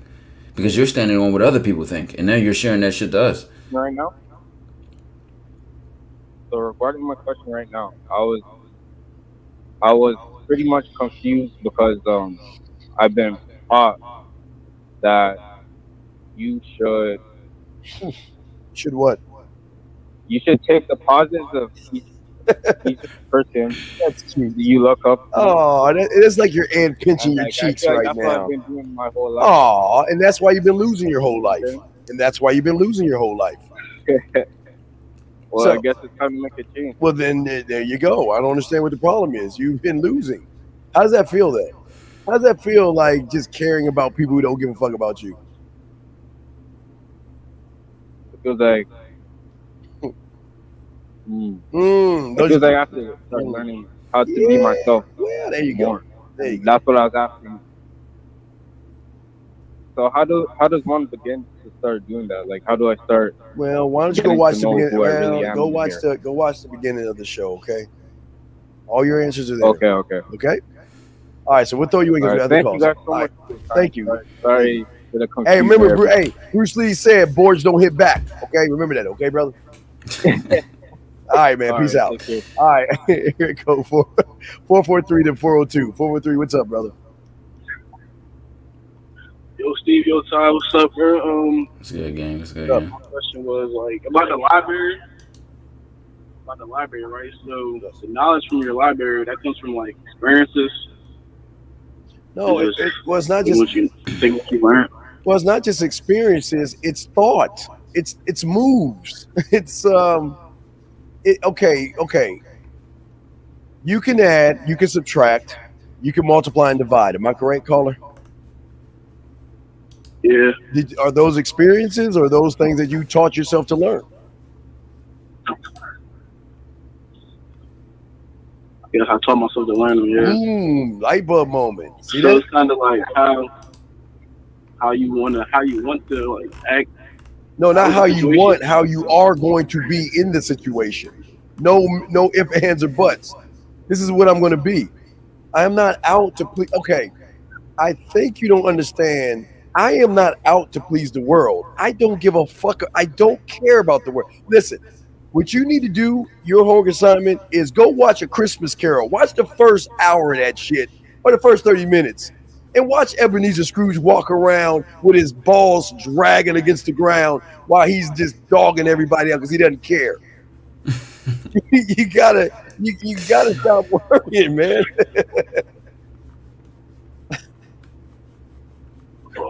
All right. Too busy pleasing people. Ty, you gotta stand. You gotta stand up. I was just about to say, man, you gotta stand up, man. You on your knees when you pleasing people.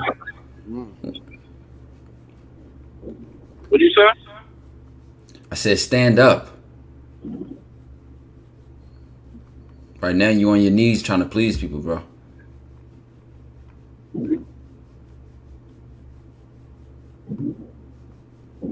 Yeah, I think that's my problem too. Caring too much about like other people. No, that's not your problem. That's your choice. It's not a problem. It's your choice. A man doesn't have problems. You believe that? I agree. Yeah. Yeah. What is a problem to a man?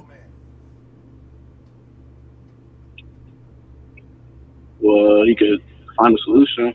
No, there's no solution to a meteor the size of Jupiter heading towards Earth. We're about to end. Yeah, that's about it. Yeah, that's not even a problem. You just gotta accept it. But that's not even a problem. But you just gotta accept that there's nothing we can do. There ain't gonna be no ain't the movies. There ain't gonna be no 5 astronauts flying to get on top of that joint to blow it up. We done. We're done, son. All right, caller. All right. Respect, man. Let's go to 402 then 215. 402, what you got for us, brother? Yeah, what's good? So I just had a question about the components. So for someone who is trying to develop all their components, which component should I focus on first, and then jumpstart all the other components? Okay, did you watch? Right, did you watch the whole show?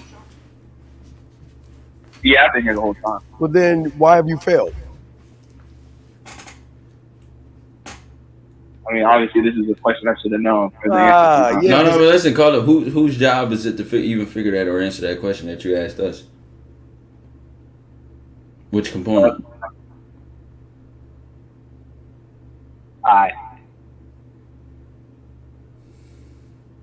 Yeah, I'm just saying that. I mean, that's all I had. Okay, yeah. Well, I don't understand. How old are you, big guy? 20. Okay, so what was the first thing we talked about? The first component. What was the first component? That was the scribe. So then, don't you think that's the answer to your question? Yes. I was just wondering, like, is there one that could get all the other ones rolling? I didn't understand. Wait, so looking for the quickest and easiest thing to do. Wait, is there one that could get wrong? What is he talking about? Get one wrong? What are you talking about? What are you talking about? Well, the way I was thinking about it, I was thinking that maybe there was a component that I could start with that would get all the other ones rolling, but you just said Wait, caller. I don't think this is for you, big guy. I don't think this is for you. Why is that? You just showed me why it's not for you. Because you listen to me. We broke everyone down. And yet you came on here thinking that one can connect. You did just one, and I just need that one. You failed. This is not for you, man. Your mind is not. That's not what I was saying. What was you saying? I was saying. Well, I thought I would start with one, and then all the other ones would come after that. I was wondering if I start. So let's say I started with the scribe, right? But I start with the scribe, and then that leads to the blacksmith. You know what I'm saying? How does it lead to something you don't have? Wait. How can a scribe lead to something that you don't even have? Well, exactly. I mean, I understand that I don't have that stuff. So don't you think one would have to create? When I start with one. Well, did you start with one subject? Did you start with one subject in school, or did you start with 4 or 5 subjects in school? I started with 1. Okay, did you start with one subject in school? What class you was in, bro? No. We started with all. Oh, okay. I'm just curious. I don't know what school you go to. Is that the yellow but the small yellow busways? Is that the small yellow bus where you got to get special treatment in there or something? I'm just saying, man. All right, no, I understand. No, yeah, that was just overthinking shit again. But I appreciate it. Oh my God. Okay. Let's see here. Wait. Let's see here. Let me show y'all something. Wait, well, thank you. I'm gonna go ahead and put you in. We'll get the other call. Let me grab this. Let me say this real quick. Let me hear this question real quick. Caller, wait. Let me read what he's saying. He's saying, gentlemen. Hold on, I can't even. I gotta pull it up to see what he's saying because that's pretty funny. Sir, what you think is your problem? So why are you saying that, dude? I don't understand why you were saying that, man. It makes it hard for people to talk. Well, listen, if you can't articulate yourself around me, how you gonna articulate yourself to everybody else, dog?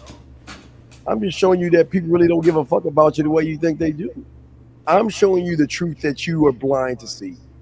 So maybe you're in the wrong place, sir. But let's grab the next caller.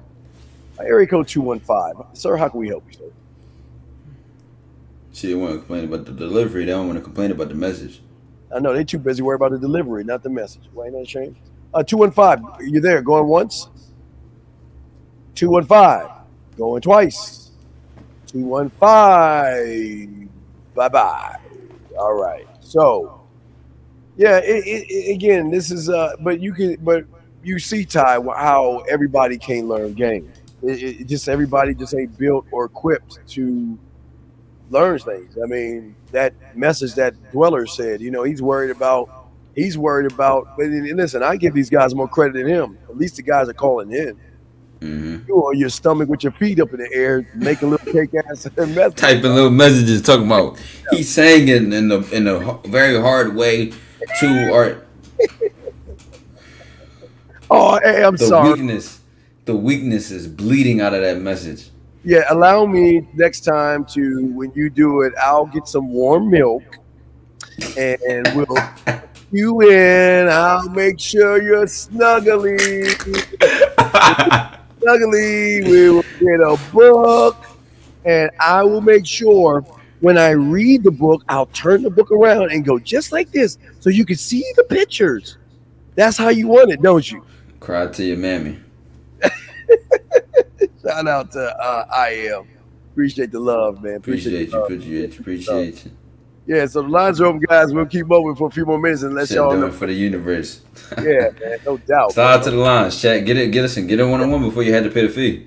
Yeah, y'all got to pay. Yeah, again, it's a chance. Slide one-on-one before y'all had to pay the fee. Exactly. So we'll keep them up, but Ty, this is great because again, y'all have to ask yourselves what YouTubers have been broke down this part of the game on this level of depth before. Something new. And y'all understand. And live it though. And live it, man. Live it, breathe it. Wake up, smell it.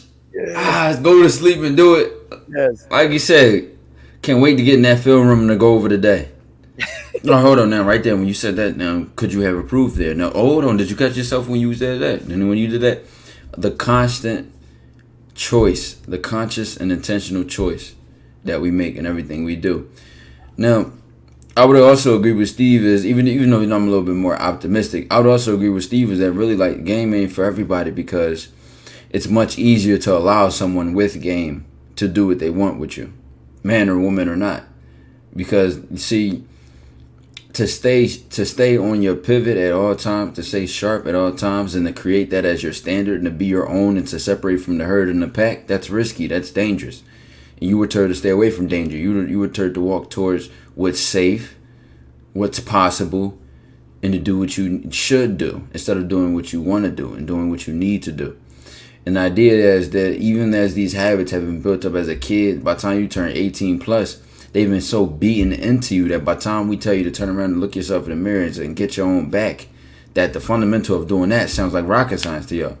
But if we told y'all how like who else to look for, and we analyze y'all lives and look how many people y'all depend on, look how many people you trust more than yourself. So much so that you will allow someone's opinion get between you and you. An opinion. And Steve, it could even be a false opinion. One that you know is false. You will allow that to move you. That's how weak your relationship between you and you is. But instead of making that normal, instead of making reacting to it normal, wait, you don't care about opinions? What people say about you doesn't hurt your feelings? Instead of making that normal, instead of making not caring about it and using it to your advantage a norm, you question it and you get beat up under your emotions. And instead of saying, what else do I want for myself? Exactly. All right, we got 2 callers. Let's go 215 last time. You come in with 215. Can you hear us, sir? Hello. Yes, 215. Hello. Yes, sir. How can we help you, man? How do you talk to women? I'm sorry? How you talk to women? How old are you, big guy? Nigga trying to be funny. I mean, how old are you? Oh, wait. Don't wait. Hold on. Wait a second. This is wait. This is why I want to ask him a question. Wait, hold on. Wait. I want to ask him a question because there's something I want to know. Hold up. Hold the fuck up. Hold on. Hold up, guys. Let me show y'all something. I gotta wait a second here. I got a question to ask now. Hold on, dog. Shit. I got a question. Oh shit. Nigga can't even be a serious troll. Oh god, he lost his composure instantly. Question to ask now. Hey, big dog. Can you put us on speaker so those women can hear this as the same thing? Can you put me on speaker? Can you please put me on speaker so they all can hear me? Yeah, put me on speaker. Caller, let me ask you a question. How the fuck you got 2 bitches next to you ain't fucking, but instead you and us talking? You got 2 bitches in the background giggling, and you ain't fucking. How the fuck you have 2 bitches back there giggling, and you calling us? I mean, come on. Yo, Steve said put it on speaker. I'm dissing the bitches too. Hey, you two bitches out there. If y'all want to know some real man, y'all better lose that guy right there because he ain't fucking y'all right now. You guys should be on your knees right now, gargling balls. But yet he got y'all giggling. So I think you're in the wrong place. I don't understand. Hey, ladies. Yo. Why can we giggle now? Can y'all giggle right now, ladies? Because I don't understand. I mean, y'all sitting over there giggling at him, and he ain't even fucking. One of y'all should be bent over with your legs spread over. But I don't understand what's going on. Why y'all with that loser? Somebody say something, caller. Where the ladies? Did they go? Wait, caller. Did you put it on speaker? I want to know what the bitches, they ain't giggling now. Ladies, you're not giggling now because you realize the guy that you're with right now ain't got no motherfucking game. And you're like, holy shit, he might roofie us. You better watch out. You go grab some chloroform, put it on your mouth. He will chain you up. Ladies, you better run because that sucker doesn't have any game, girls. He doesn't have any game. Y'all ain't laughing now, huh? Y'all looking at each other right now saying, oh, shit. He told us he was a boss. Nah, he's a bitch, okay? And so take care. Ta-ta. Laugh at that, bitches. Okay, I'm sorry, Tom. I didn't say him. He said, put us on speaker. Hey, them bitches in the back. That's serious. I mean, come on, man. I said, if he gonna call and do some shit, he need to do some shit. You know what I mean? Yeah, I'm sorry, caller. Let's get the next caller. 948, I'm sorry. We had to make a correction on somebody. What's up, 98? Damn. Nigga wanted to smoke with the whole room. No question doesn't have anything to do with the building block. Okay, my grandmother used to tell me. Okay, I'm sorry. I'm sorry. Apologize. I'm sorry. What's your name, ma'am? Well, this is Peach Rose. Oh, Peach. Okay, what's going on, Peach? Special. All right, go on, Peach. What's up with your Peach? What's going on, girl? Oh, I'm confused. My grandmother used to tell me that a woman is supposed to protect a man's pride. Was she talking for the surface dwellers, or is that a real thing? Well, how can you protect something I created myself? Why would I want you to protect something I should be protecting? See, she was messing with men who had such a weak pride, such a weak pride that whether or not the woman protected it would change the man's behavior. Yeah, I agree with that. That's why I had to ask to get some clarity. But that's all. No, wait, hold on, I'm sorry. Mr. 1950, man. Shout out, dog. 1950. Man, shut your ass up, 50. Man, find them both in the basket, motherfucker. Now, wait. Hey, Mr. 1950, he said he came from your community after he just said that. No, he's under your influence. Hey, no, he ain't from no, 50 got game, though. No, hey, but Peaches. Stop listening to your grandmother. Please don't listen to your grandmother. She'll know what you're talking about, baby girl.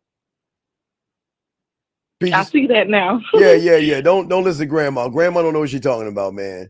Women aren't supposed to touch anything when it deals to a man. They're supposed to follow. Because I thought because she's old fashioned, she's been married.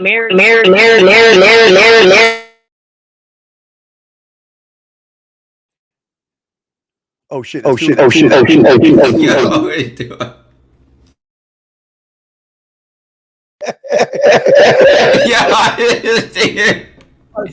Steve effects. I'm in the nigga Doctor Strange.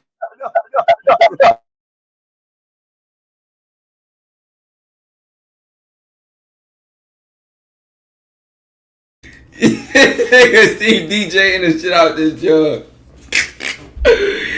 Yo, not 5 Steves though. No, I mean that was like 5 B's. I'm sorry, man. All right, Peaches, yeah. Peaches, stop listening to your grandmother, okay? All right. I love your grandmother, but don't listen to her when it comes to a man, okay? I won't. I thought she was talking like she's been married 4 times, so I thought. Oh, man. 4 times. 4 times. Yo, man, I wouldn't even take a cooking recipe from your grandmother. She Yo, you out of pocket. Yo, you out of pocket, Steve. Hey, no. Grandma, I don't even want to know how to make food. Oh, you take a napkin. Don't even get it. Grandma. You out of pocket. Yeah. Nah, Peaches. 4 times? Nah, Grandma, we I'll do the opposite of what she said. I got you. Appreciate it. All right, we know you're not getting Peach, baby. All right, girl. Nah, you a fool, man. All right, guys, we go.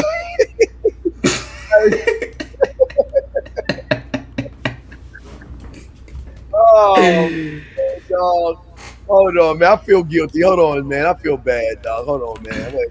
Hold on, guys. I feel bad. Let me call old boy back, man. I feel bad, dog. I should apologize, dog. Hey, big guy. Wait, let me call him back, dog. I feel bad, dog. I think I feel bad. Hey, big dog. I'm sorry, man. Can you put the Q6 on the speaker and everything? Hey, bitches. I'm sorry, man. My bad, man. I know that y'all were excited about the guy and everything, and I didn't mean to let you ain't no such thing as Santa Claus. It was just that when he came on, he was being disrespectful to us, and y'all started stickling and cock-crying. I just felt that was an ultimate disrespect, so I had to correct your behavior like he should have done. But I apologize.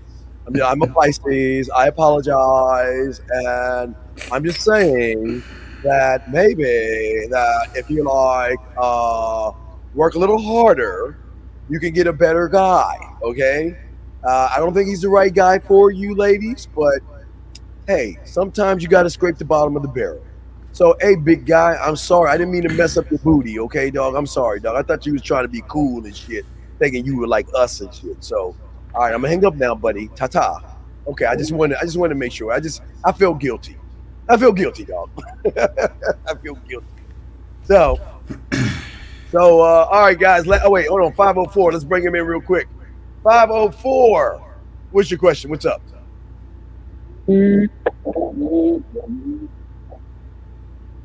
504.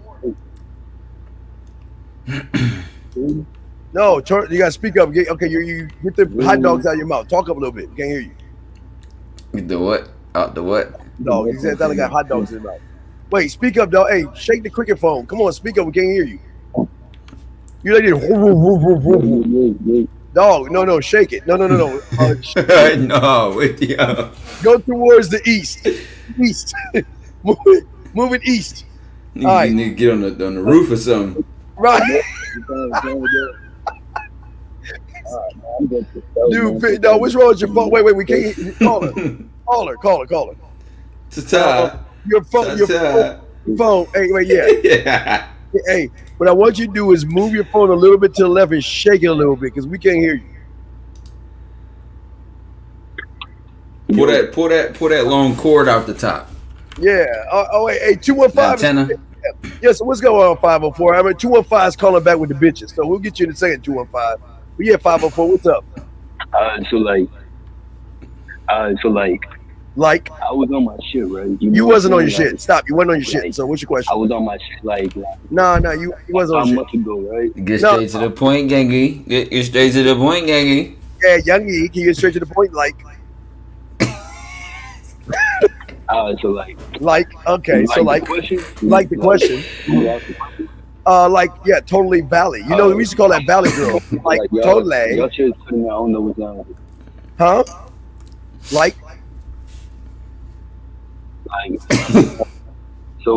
So my question is how to stay on your grind without wait, how old are you? You know, wait, Come on, gangy. Get your words out, gangy. Gangy, how old are you?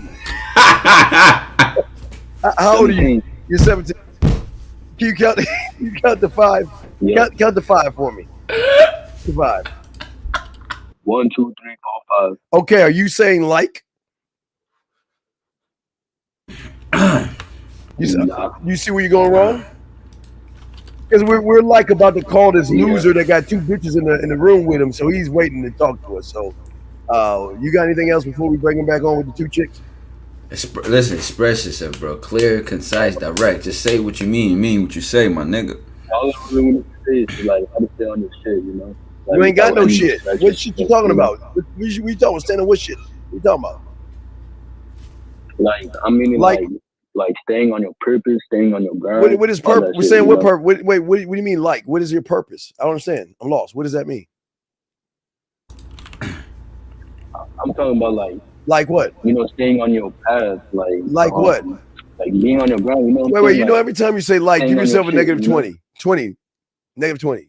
Can you say anything without saying like? Come on, Slime. Come on. Say something without using the word like. All right. Steve, tell him lock in, Gang of Lynch. Not Gang of Lynch. What? Come on, Slime.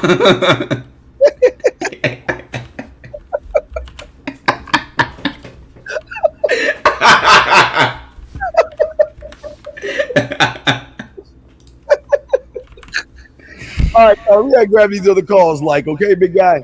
Get some coach. It's like you spent a lot of time and ain't saying nothing that you wanted to say yeah, you know what I mean? Okay. It's like we're about to hang up yeah, we're about to hang up right now. Okay, now hey, he's back.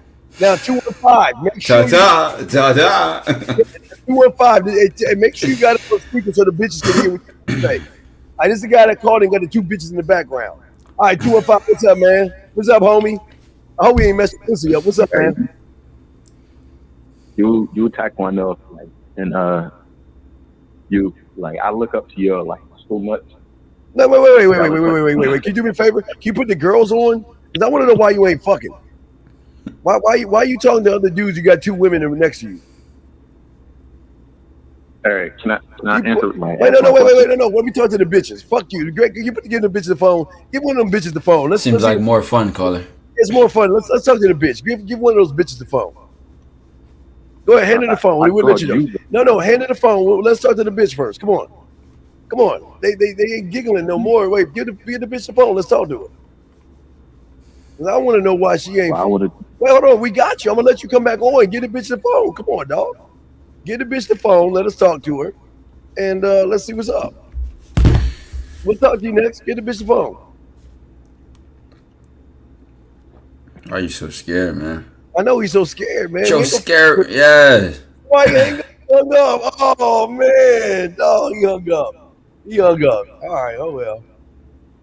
Hey Ty, I guess, man. Shit, I don't know. All right. Some scary ass. Yeah, it's scary ass motherfuckers, man. So let's go ahead and bring this down forth. Let's bring this on home. All right, guys. So y'all got 2 minutes to do questions. The line's about to go down in 2 minutes. So, Ty, what is your final take on this, big guy?